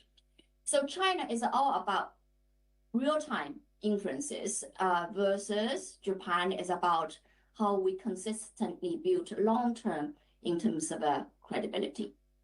Hi. Next, I like to share few cases. 2 cases are external and 1 case is, and I bring home my Bayer example here. All right, so China, okay, so very interesting now, huh? We often say in the decades, consumer behavior drive innovation, stuff like that. Novelty, nowadays, China, for China case, for example, the speed, the internet, right, sort of happenings really creates the consumer behavior, influence the consumer behavior. Douyin, which is the China version of TikTok, integrates short videos, live streams, payment, logistic, everything. Yeah, it's a closed loop conversion. In the official data, maybe says 60, depends on the source. I would just say maybe really less than 15 seconds, even shorter than a TBC second, right? Also community group buying also happened in China first. Pinduoduo, which is Temu, I think they launched in US and also Japan a few years ago. Is the neighborhood groups buy together at a lower price. It's a really price sensitive, deal driven consumer habit. Yeah, so you can see China is all about the value creation through speed. Okay, I like to share a quick commerce, delivery. Meituan and Ele.me case, which you might heard because it was hot, really a big news in the press. That these 2 platforms changed the consumer expectations permanently within that 1 month period. Yeah, you see some coverage titled "One Chinese Yen Latte" through competition of Ele.me and Meituan. 1 yen Chinese yen is about 0.14 US dollar cents. Yeah, millions of people order meals and groceries and OTC items, cough and cold, painkillers, daily and often delivered in 20-30 seconds. That subsidize create a cheaper first mindset. But very interestingly, yeah, because of that base, now consumers are shifting to a value and reliability as price as a fundamental normalize. China case teach us that ecosystem behavior becomes consumer behavior. Yeah. Next, a Japan case. I said I need a second phone even for my personal use because of the points. Yeah. In contrast, you can see Japan is where loyalty creates behavior. Rakuten, which is one of the also internet giant, and they have marketplace. Rakuten's 1 trillion Japanese yen point, issuance makes loyalty more powerful than speed. Points like a small saving pocket. Yeah, in a relatively slow or relatively stable in terms of economy. Amazon Japan, which plays, of course, marketplace. Their logistic and compared to other marketplace companies wins, but in a way, they do it to respect the local culture. You have Okihai and Chat Okihai, which is basically a sort of safety locker that the delivery can put, right? And resonates because it also aligns the politeness, safety, eventually create loyalty. Yeah. PayPay Japan, equivalent to something like Alipay, didn't really grow because Japan loves mobile tech. It grows because of the cashback loyalty. Once you pay, you get points, and it becomes you can use it as a cash. Yeah. Japan teaches us versus China that consumer values really trust, stability, consistency, and long-term value. Those two sort of a case study also echo back to what we see, what I see in terms of the two digital markets behave very, very differently. So our actions and the approach will have to be different. Okay. The last case where I wanted to share, it's very, very interesting when I create this presentation. Elevator did not come to pop my mind first, but interestingly, Elevator, first of all, it is a prenatal brand, life-forming brand in Bay Area. And it is a perfect example of one brand, two digital reality in different places. They are both leading in the market in the respective country. China, it's really a digital influence-led model. You can see even also, it's mobile first, so it's vertical. A community-driven pregnancy contents, medical care plus lifestyle care synergy. It is in Chinese, but I'm sure you can feel about it. It is the most aired video clip, according to my Chinese colleague, in the key social platform Direct. Yeah. So I am going to play the video. I'm gonna mute first. 各位孕妈姐妹们，从备孕到怀孕，我们各种妈妈群里面讨论度最高的就是叶酸怎么吃，什么牌子好，尤其是爱乐维这个牌子，不管是口碑还是讨论度都相当高。像我本人从1胎备孕到2胎哺乳期，都是吃的爱乐维家的活性叶酸，就是这款德国版的分段式活性叶酸家族。我周围只要是比我怀孕晚的，我都是直接推荐他家的，因为他们家的分段设计就真的是科学又专业，根据我们从备孕到孕期到哺乳期不同的阶段来搭配的，营养设计都是跟着我们和宝宝的需求走的。而且除了活性叶酸，它里面还添加了多种的维生素和矿物质，你就不用再吃其他瓶瓶罐罐的补剂了。今天呢，就给大家说清楚德版的爱乐维活性叶酸家族到底怎么吃。首先是备孕前3个月到怀孕12周，我们吃他们家的1段，这个阶段我们对叶酸的需求量比较大，所以它里面1颗的叶酸含量高达800微克，而且还是高含量的活性叶酸，不挑体质，不需要转化过程，就可以直接被身体吸收，吃多少补多少。像我就是一个追求效率、特别怕麻烦的人，所以说我选择叶酸肯定选择这种吃1粒就行的，这1粒就有20种的维生素和矿物质，能够在早期给我们自己的状态和宝宝的发育都打好基础。接下来呢，怀孕13周到生完，我们吃他们家这个2段。那这个阶段是胎儿脑眼发育的关键期，一般来说医生都会建议你补充 DHA， 除非是你每天都能吃到深海鱼的姐妹，你可能用不上。如果是不常吃鱼的姐妹，还是要补一下的。那2段的优势呢，就是它里面除了添加了活性叶酸之外，还每1颗添加200毫克 DHA， 重点是一点都不腥，就你咽下去的时候不会有味道反上来。这样呢，就是既把宝宝的营养跟上了，咱们自己也不遭罪，真的贼好。另外呢，建议姐妹们可以在吃一些肉之后再去吃这个，因为 DHA 它是脂溶性的，就如果肚子里有油水，它的吸收会更好。2段呢，我是从孕13周一直吃到宝宝出生那一天，每天1粒，营养完全没落下。像我就是每次产检都啥都不缺，特别顺利。接下来到了哺乳期的时候呢，我们就吃他们家这个3段，千万别觉得自己生完了就啥都不用补了。Right, so I'm gonna stop a little bit here. I think we got a feel about it. Yeah. So the other case is exact same brand, but in Japan, it's a D2C model. So Bayer owns each side, shop ourselves flagship called www.bayer.shop.com. Okay, direct to consumer. Okay, so with controlled CRM, actually, I think we are one of the largest. We have one of the largest database in Japan for pregnant women. Yeah, the video you can see later. Yeah, it's very occasion based, family reassurance. You have evidence and credibility together with a very distinct occasion. And I'm going to also share a play. So in Japan, the brand grows through consistency and trust, not necessarily velocity and quote unquote, innovation. Yeah.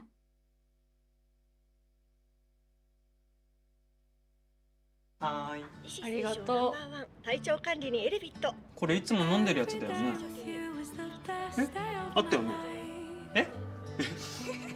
あったあった。これでしょ？先生おすすめのエレビットで体調管理。それは産婦人科医推奨No.1マルチビタミンサプリで妊娠中に必要な栄養を届けること。あなたと胎児の健康を支えるために。元気に育ってね。ねエレビットで体調管理。All right, lovely video. Okay, so my takeaway, the future of consumer health, what does it really means for our industry? Like I don't know, we are competing with FMCG speed, innovation cycles, product, activations will shorten. We have to be relevant on the platform, which will update faster, and the categories will have to become, lifestyle driven, and that has an implication of which category we play and what are the resources we put. Trust.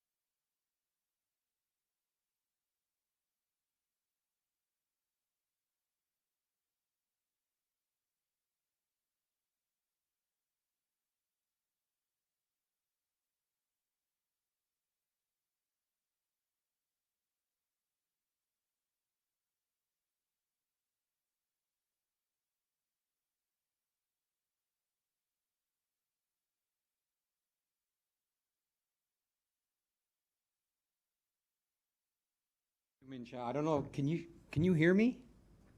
Yes, I Oh, can. wonderful. Do we have any questions for Min-Sha? Any? No? Well, she's on LinkedIn. I hooked up with her. And it's nice to see Elevit performing so nicely. That was an old Roche consumer health brand that we knew had lots of potential. And nice to see that it's really moving quickly in Japan and China. Okay, so one more round of applause. Thank you very much, Min-Sha. Thank you. Good day, yeah, thank you. Arigato. Otsukaresama. Arigato, 谢谢. Thank you. So, very, very intriguing, the differences between Japan and China. Not so many people understand those nuances. So, and now I'd like to introduce our next speaker, and as what do we always say, save the best for last? I'd like to introduce Delicia, I practiced, Delicia Tan. She's the CEO of Edelman Hong Kong and Taiwan and Singapore, I guess, yeah? Now, first a little bit about Edelman, because honestly, I don't know if I'm going to steal your show here, but I'm going to tell the audience a little bit of who is Edelman. So, Edelman is the world's largest family-owned independent communications firm based out of Chicago, okay? It has a global workforce of about 6,000 people.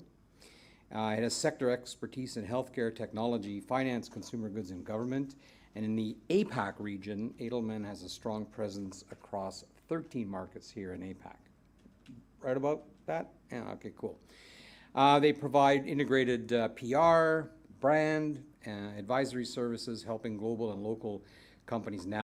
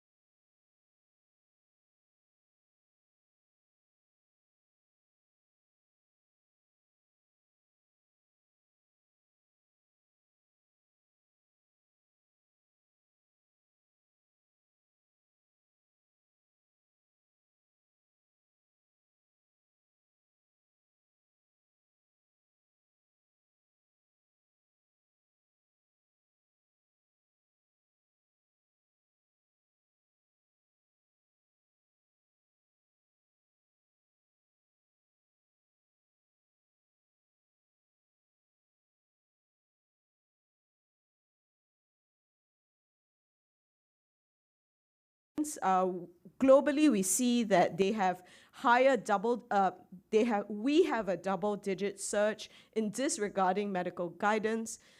Closer to home, little bit more conservative, a little bit more hierarchical and respectful of levels and respectful of expert advice in this market as well. So we show slightly different attitudes in APAC overall.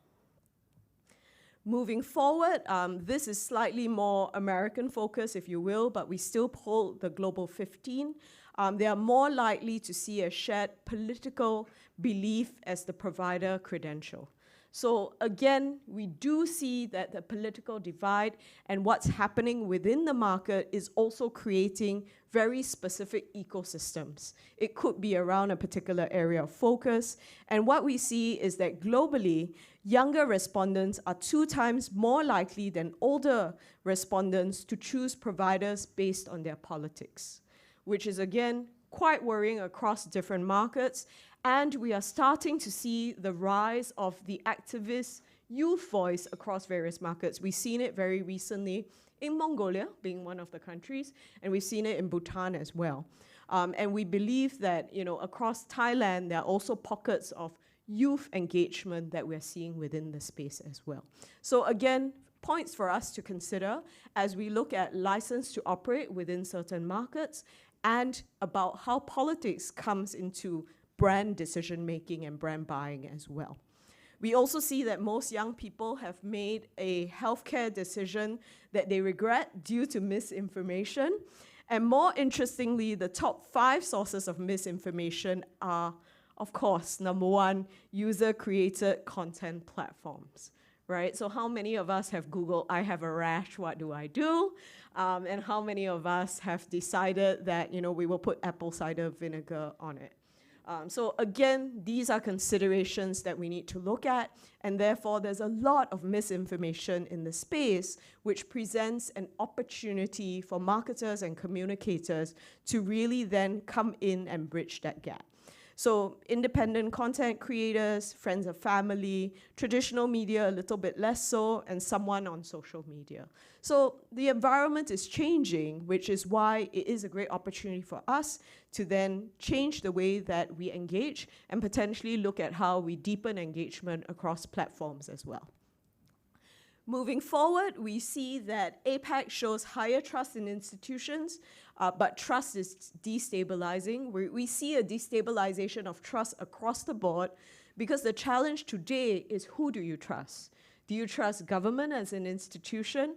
Markets like Singapore, the UAE, and China, there's still very high trust for the government. But we're also seeing disappointments in business, right? So usually when you have low trust in government, you would have high trust in business. However, business, because of potential underperformance or scandals, we also see a little bit of a shift on that front as well. Lowest trust across most of the regions and most of the countries that we survey is actually the media. Right? So the media is an institution within itself. And of course, with the BBC challenges that we've seen unfold over the last week, there again is another dimension with regards to that as well. Social media remains untrusted as a source of information, but is a ready source of information that is in your hand every second of the day. So again, important points for us to note. So these are previous findings from the 23 and 24 Trust Barometer that we see. Authority is dispersed, so friends and family were more trusted than scientists and health experts to tell the truth on health. I think especially so within the consumer healthcare and OTC space. We also see that health is multidimensional. So majority worldwide view health as a physical, mental, social, and environmental consideration. We also do see that empowerment is the norm. So we also see that 2 in 3 feel confident, informed, and in control of their health, right? But again, in practice, how practical is that really? And ultimately, influence is local. So the team from Click spoke a little bit earlier about how it's nuancing and not one size fits all. And especially for us communicators communicators in the APAC region, the doctor is more than twice as influential than public health opinions, than global health authorities as well. So again, my health is local. I trust my provider. I'm going to get all my information from TikTok. So therefore, we need to join the dots on that front as well. KOLs are still going to be important, but how we use them is doubly important within these times as well. In APAC, institutions still maintain a trust baseline, but we see that it's declining across the board. So in terms of people who say that they trust these institutions to do what is right, as I talked about earlier, business and government, a little bit of a deficit there. I would say NGOs still remain highly trusted, but again, the definition of NGO varies market to market as well, right? Are we talking about a WHO, or are we talking about something that has direct impact on me and social impact within my community as well? So I would say government, tough one right now, primarily because, the headwinds are coming and people are looking for safe harbors, and government may not be the right place where they can place their trust just at this point of time. Okay.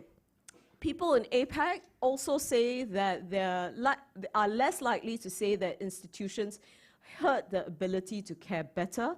So again, in APAC, the highest agreement that we see with this statement is actually in Japan. So I would say in Southeast Asia versus Japan, we have very, very different market dynamics. But increasingly, we're starting to see that in China as well, it's a very divergent point of view from the rest of the region. So something for us to consider overall. However, many believe that individual societal leaders may purposely mislead us on health matters, which is a little bit worrying across the board, because what this tells us is that people are ambivalent with regards to journalists and government leaders. So again, when you look at government leaders, you do see a large sway towards nationalism. You do see a large sway from a political lobbying perspective as well. And business leaders, unfortunately, or CEOs are not going to be most trusted within that space. Also, there's quite a bit of reticence on that front as well. When we look at the trust in media's reporting of health information, it occupies both ends of the global scale. And when we look at that, there's actually much less trust in media versus previously as well. And we look market to market, there's also great variance there, and also great variance across gender, age, income, and politics. So politics does come into play with regards to the way that they trust the media's reporting of health. So who do you trust? That's the key question that we're still percolating at the moment. I'm afraid that, as a corporate, the key thing for us to do is look at the various drivers of trust, how we engender that, and the bedfellows that we bring along to help us build trust within our particular target segments and conversations that we're having overall. At the same time, people in APAC have high confidence in their ability to find the right kind of healthcare information, very similar to, and they're very confident in their ability to tell good medical advice from the bad as well. So there's a lot of confidence. They don't trust anybody. And they have high trust in digital influencers. That's painting a picture, I'm sure, for many of us in the room as well. And as we move on, we see that health influence is decentralized. As I mentioned earlier, health trust is local. My provider, my family doctor, and my peers are most trusted across APAC. The CEO, as I mentioned, far less trusted. Journalists, unfortunately, a little bit further down on the scale. So again, however, in this day and age of AI, we call it the golden age of earn, primarily because AI is picking up those news reports in the paper. So again, it has to be a good balance, and unfortunately, I have no silver bullet for the people in the room. You do have to understand your audience. You need to look at the audience insight and then match that with the story that you need to tell across channels. In terms of influence over health decisions, after providers, peers are on par with scientists, which is quite worrying within that space as well. But it also speaks to how we can use patient advocacy to drive additional conversations moving forward. And globally, to address a full range of healthcare issues, majority supplement provider with other voices as well, right? So I talked about bedfellows earlier. Really important to go with a group that will enable you to have a greater positive echo or positive halo on the conversation that you're having in the health space. And to be a legitimate voice on health, academic training is not the only credential. Personal experience with health issues is also really important. I love how in my introduction I was introduced as a foodie. So I bet if I talked about the nutrition levels in chia seeds, you would believe me a little bit more. But again, that personal experience with health issues is really, really important in this day and age. And if this person has given you good advice in the past and it's worked, you're more likely to trust them as well. So again, when we're looking at influencers, it may not be a beauty influencer that you're using. It may be a mom influencer who talks about her child's struggles with eczema that may drive a more important and a more impactful story as well. So again, I think I'm preaching to the choir on that front. I'm not going to go through politics, but the key thing is that there's strong influence of politics on medical science across APAC as well, right? It's not only within the US, but also across APAC. I'll give you an example. I work with a company that sells coffee. No prizes for guessing which one. But again, one of their biggest challenges in Malaysia and Indonesia has been the politics on that front, right? So again, the political issues have come in conflict with the way that they run their business and their ambitions within those markets as well. And it's a very real threat for all of us moving forward. Quite interestingly, when I was in Malaysia a couple of years ago, the political conversation and the political slant towards the Muslim lobby was so strong that people in Malaysia had stopped eating Maggi mee and drinking Milo, right? Things that are so commonplace within the market. So something for us to consider, how politics has a role to play as well. So we're going to zoom in to how to regain health influence, highlight your understanding of a person like me, right? Today's conversations and the case studies that we've seen, they're gunning for awards for a reason. They speak to an audience and they speak a language that's familiar. It's not too technical, it's something that everybody can relate to, and it has the trusted cousin kind of information vibe that we're seeing overall. So again, very important, and most importantly, regardless of age of your segment as well, right? That's going to be important. And frequency. Unfortunately, we have a tough job as communicators today. We understand from research that people need to see information 3 to 5 times to believe it.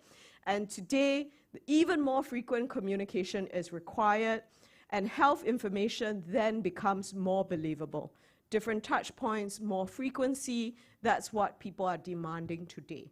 So it's not that we flood the market with information about product, but it is about telling the story in multiple different ways across platforms and channels and through different voices to be effective overall.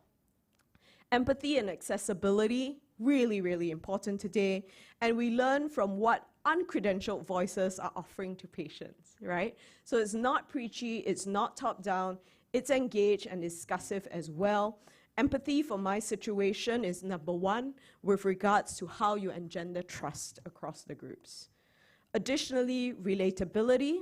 So to enter the youth healthcare ecosystem, relatable sources of information are going to be really, really important, which was why I was very pleased that the presentation that was ahead of mine was really talking about the differences in how they marketed a product. Gone is the day that we create one key visual and that's taken across all the markets, right? So again, something for us to consider. And I trust people with similar healthcare conditions as me, and I trust individual content creators with medical training. This is why you have so many pharmacists now with large followings on TikTok as well. Proximity, avoid polarization, speak through local health voices. I think everyone here is very conscious of that as well. And increasingly, the CEO no longer has any power, so I chose the wrong path. I should have continued around my food blogger path. I think I may have been slightly more successful. But jokes aside, the key thing is that it's no longer the forces of influence that drive the conversation. So very broadly, the healthcare influence roadmap is through communication, building trust and legitimacy that really guide the health decisions as well, and that enables us to gain influence over health decisions overall. So 4 points, if you forget everything that I said during this conversation. Number 1, engage in the youth health ecosystem early. These are the guys who are having the conversations and are making the conversations happen. Go beyond authority, use your KOLs wisely, and have a conversation as opposed to a top-down approach to engagement. Be perseverant and consistent. Consistency, again, very important. regardless of which platform you're hitting, it needs to be the same song sheet. I see nods from that part of the room. And last but definitely not least, lead with relevance, empathy, reliability, and proximity. So I cannot reinforce this more. One size does not fit all. So thank you, everyone. I wish you all the best in your communications and marketing journeys, and may the good succeed in the awards this evening. Thank you.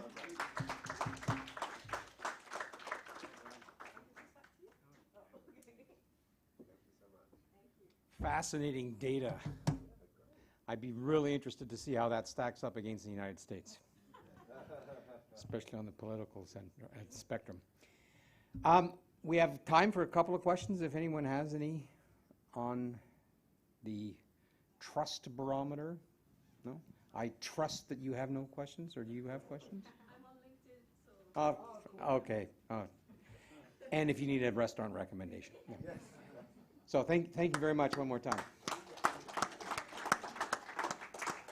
So that wraps up the presentations for today. And so one more round of applause to all the presenters, because it was a phenomenal day. So now I'm just going to hand it over to Nicholas, who's going to hand out these big shiny things. Okay?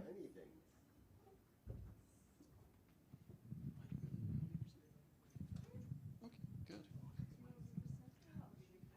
What's that? Right, you need 3 hands to do this job. Yeah. So you've voted, and it's always fascinating from a personal point of view to see how the majority voted against my humble vote. And in some respects it was similar, and in some respects it wasn't. So the background is very obvious. We like to award innovation, creativity, and increasingly digital. So what we're going to do is to call out in each category the 3rd place, the 2nd place, the 1st place. We will only invite the 1st place to make a short statement. And please, you don't have to, if you've won, don't start off by thanking your parents for conceiving you. Leave that for the Oscar ceremony. So let's go straight into the APAC Creative Marketing Awards. And 3rd place went to Tunnel TPM from Kenview, China. I think Xian is here. Somebody's coming forward. I'll give it to anybody. Thank you so much. Thank you. Thank you. Thank you. Let's have a photo. Oh, yes. Yeah, we have to prove you were here. Thank you. Thank you so much. Thank you. Oh, that music is really exciting, isn't it? Keep me on my tenterhooks here. 2nd place. I go along with this. I think you voted wisely. So it's from Calbay Consumer Health. It's Cerebro for Gummy, which, by the way, I've been chewing all afternoon.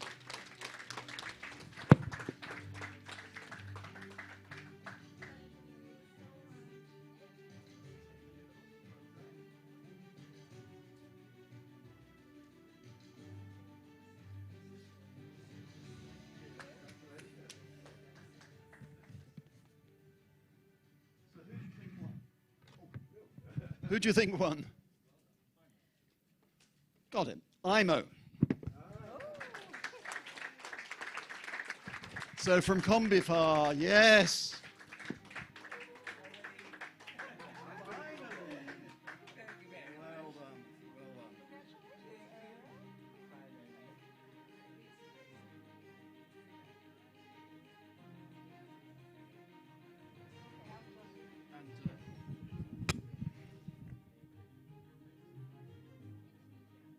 Say a few words. Sure. Here's the microphone. All right, so it's been 8 years before we got the 1st place. So many trials to get this award, and finally we have it. Thank you very much to all of you. And I think that the hashtag Moisturize campaign will also be your inspiration.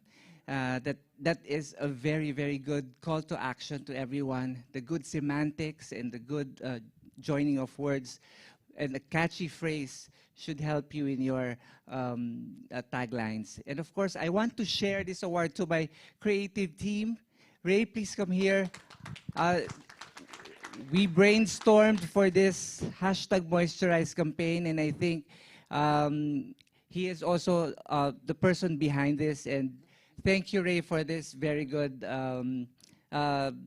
information, ideas, and all the creativities. And of course, my team in Combifar, the people, Wei and Farah, working closely with her, Melly, and of course, my general manager, Rejan, and all my IMS Asia, DSH Origa team. Thank you very much. Yes, picture with us. Ray. All right. Have a photo. Oh, another photo, right.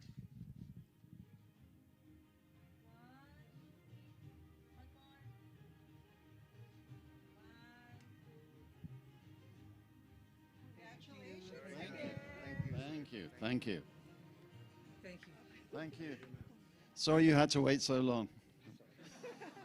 The next one won't take 8 years. All right, we're moving to the APAC Digital Marketing Awards. And so in third place is Ralph's favorite company, now he can pronounce it, Menarini, for Camilla-san.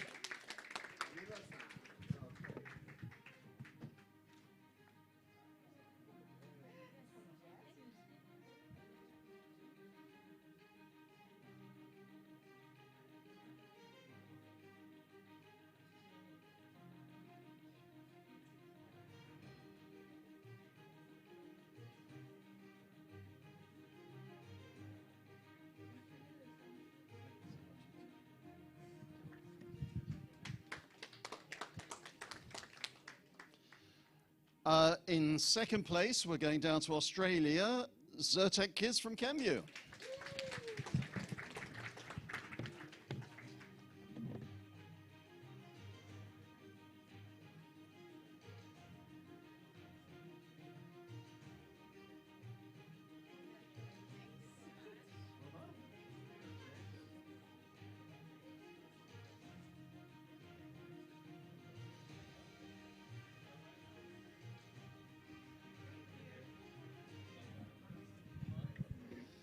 So the winner, so who do you think it was? Who was that? Any other suggestions? We have a dead heat. So there are two winners. Yes, yes, you're going to have to share it for about 30 seconds. So ProMag, as you rightly suggested, an ORSL from Kenview, India.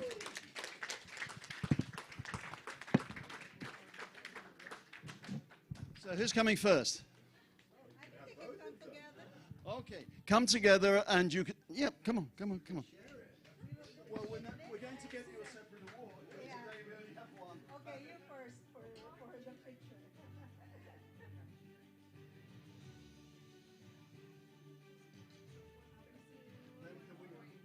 But don't go away, you're going to say something in a moment. In a minute. I know, but we're still taking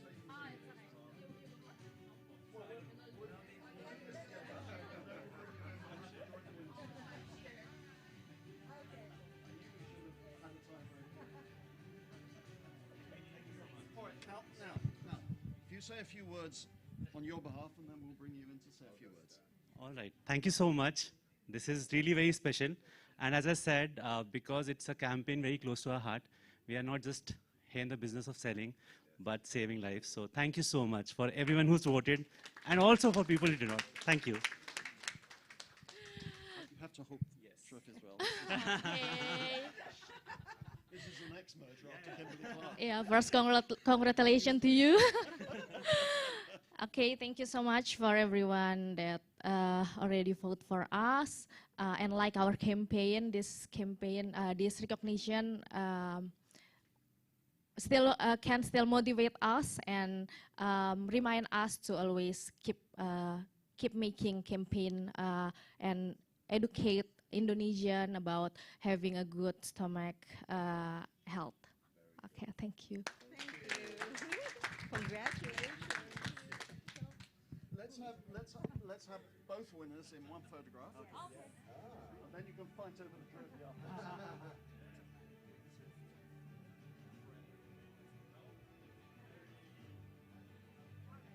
Thank you. Thank you so much. Thank you so much.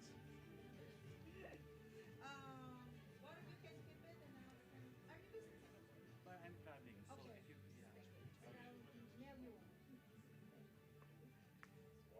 So now we just go drinking.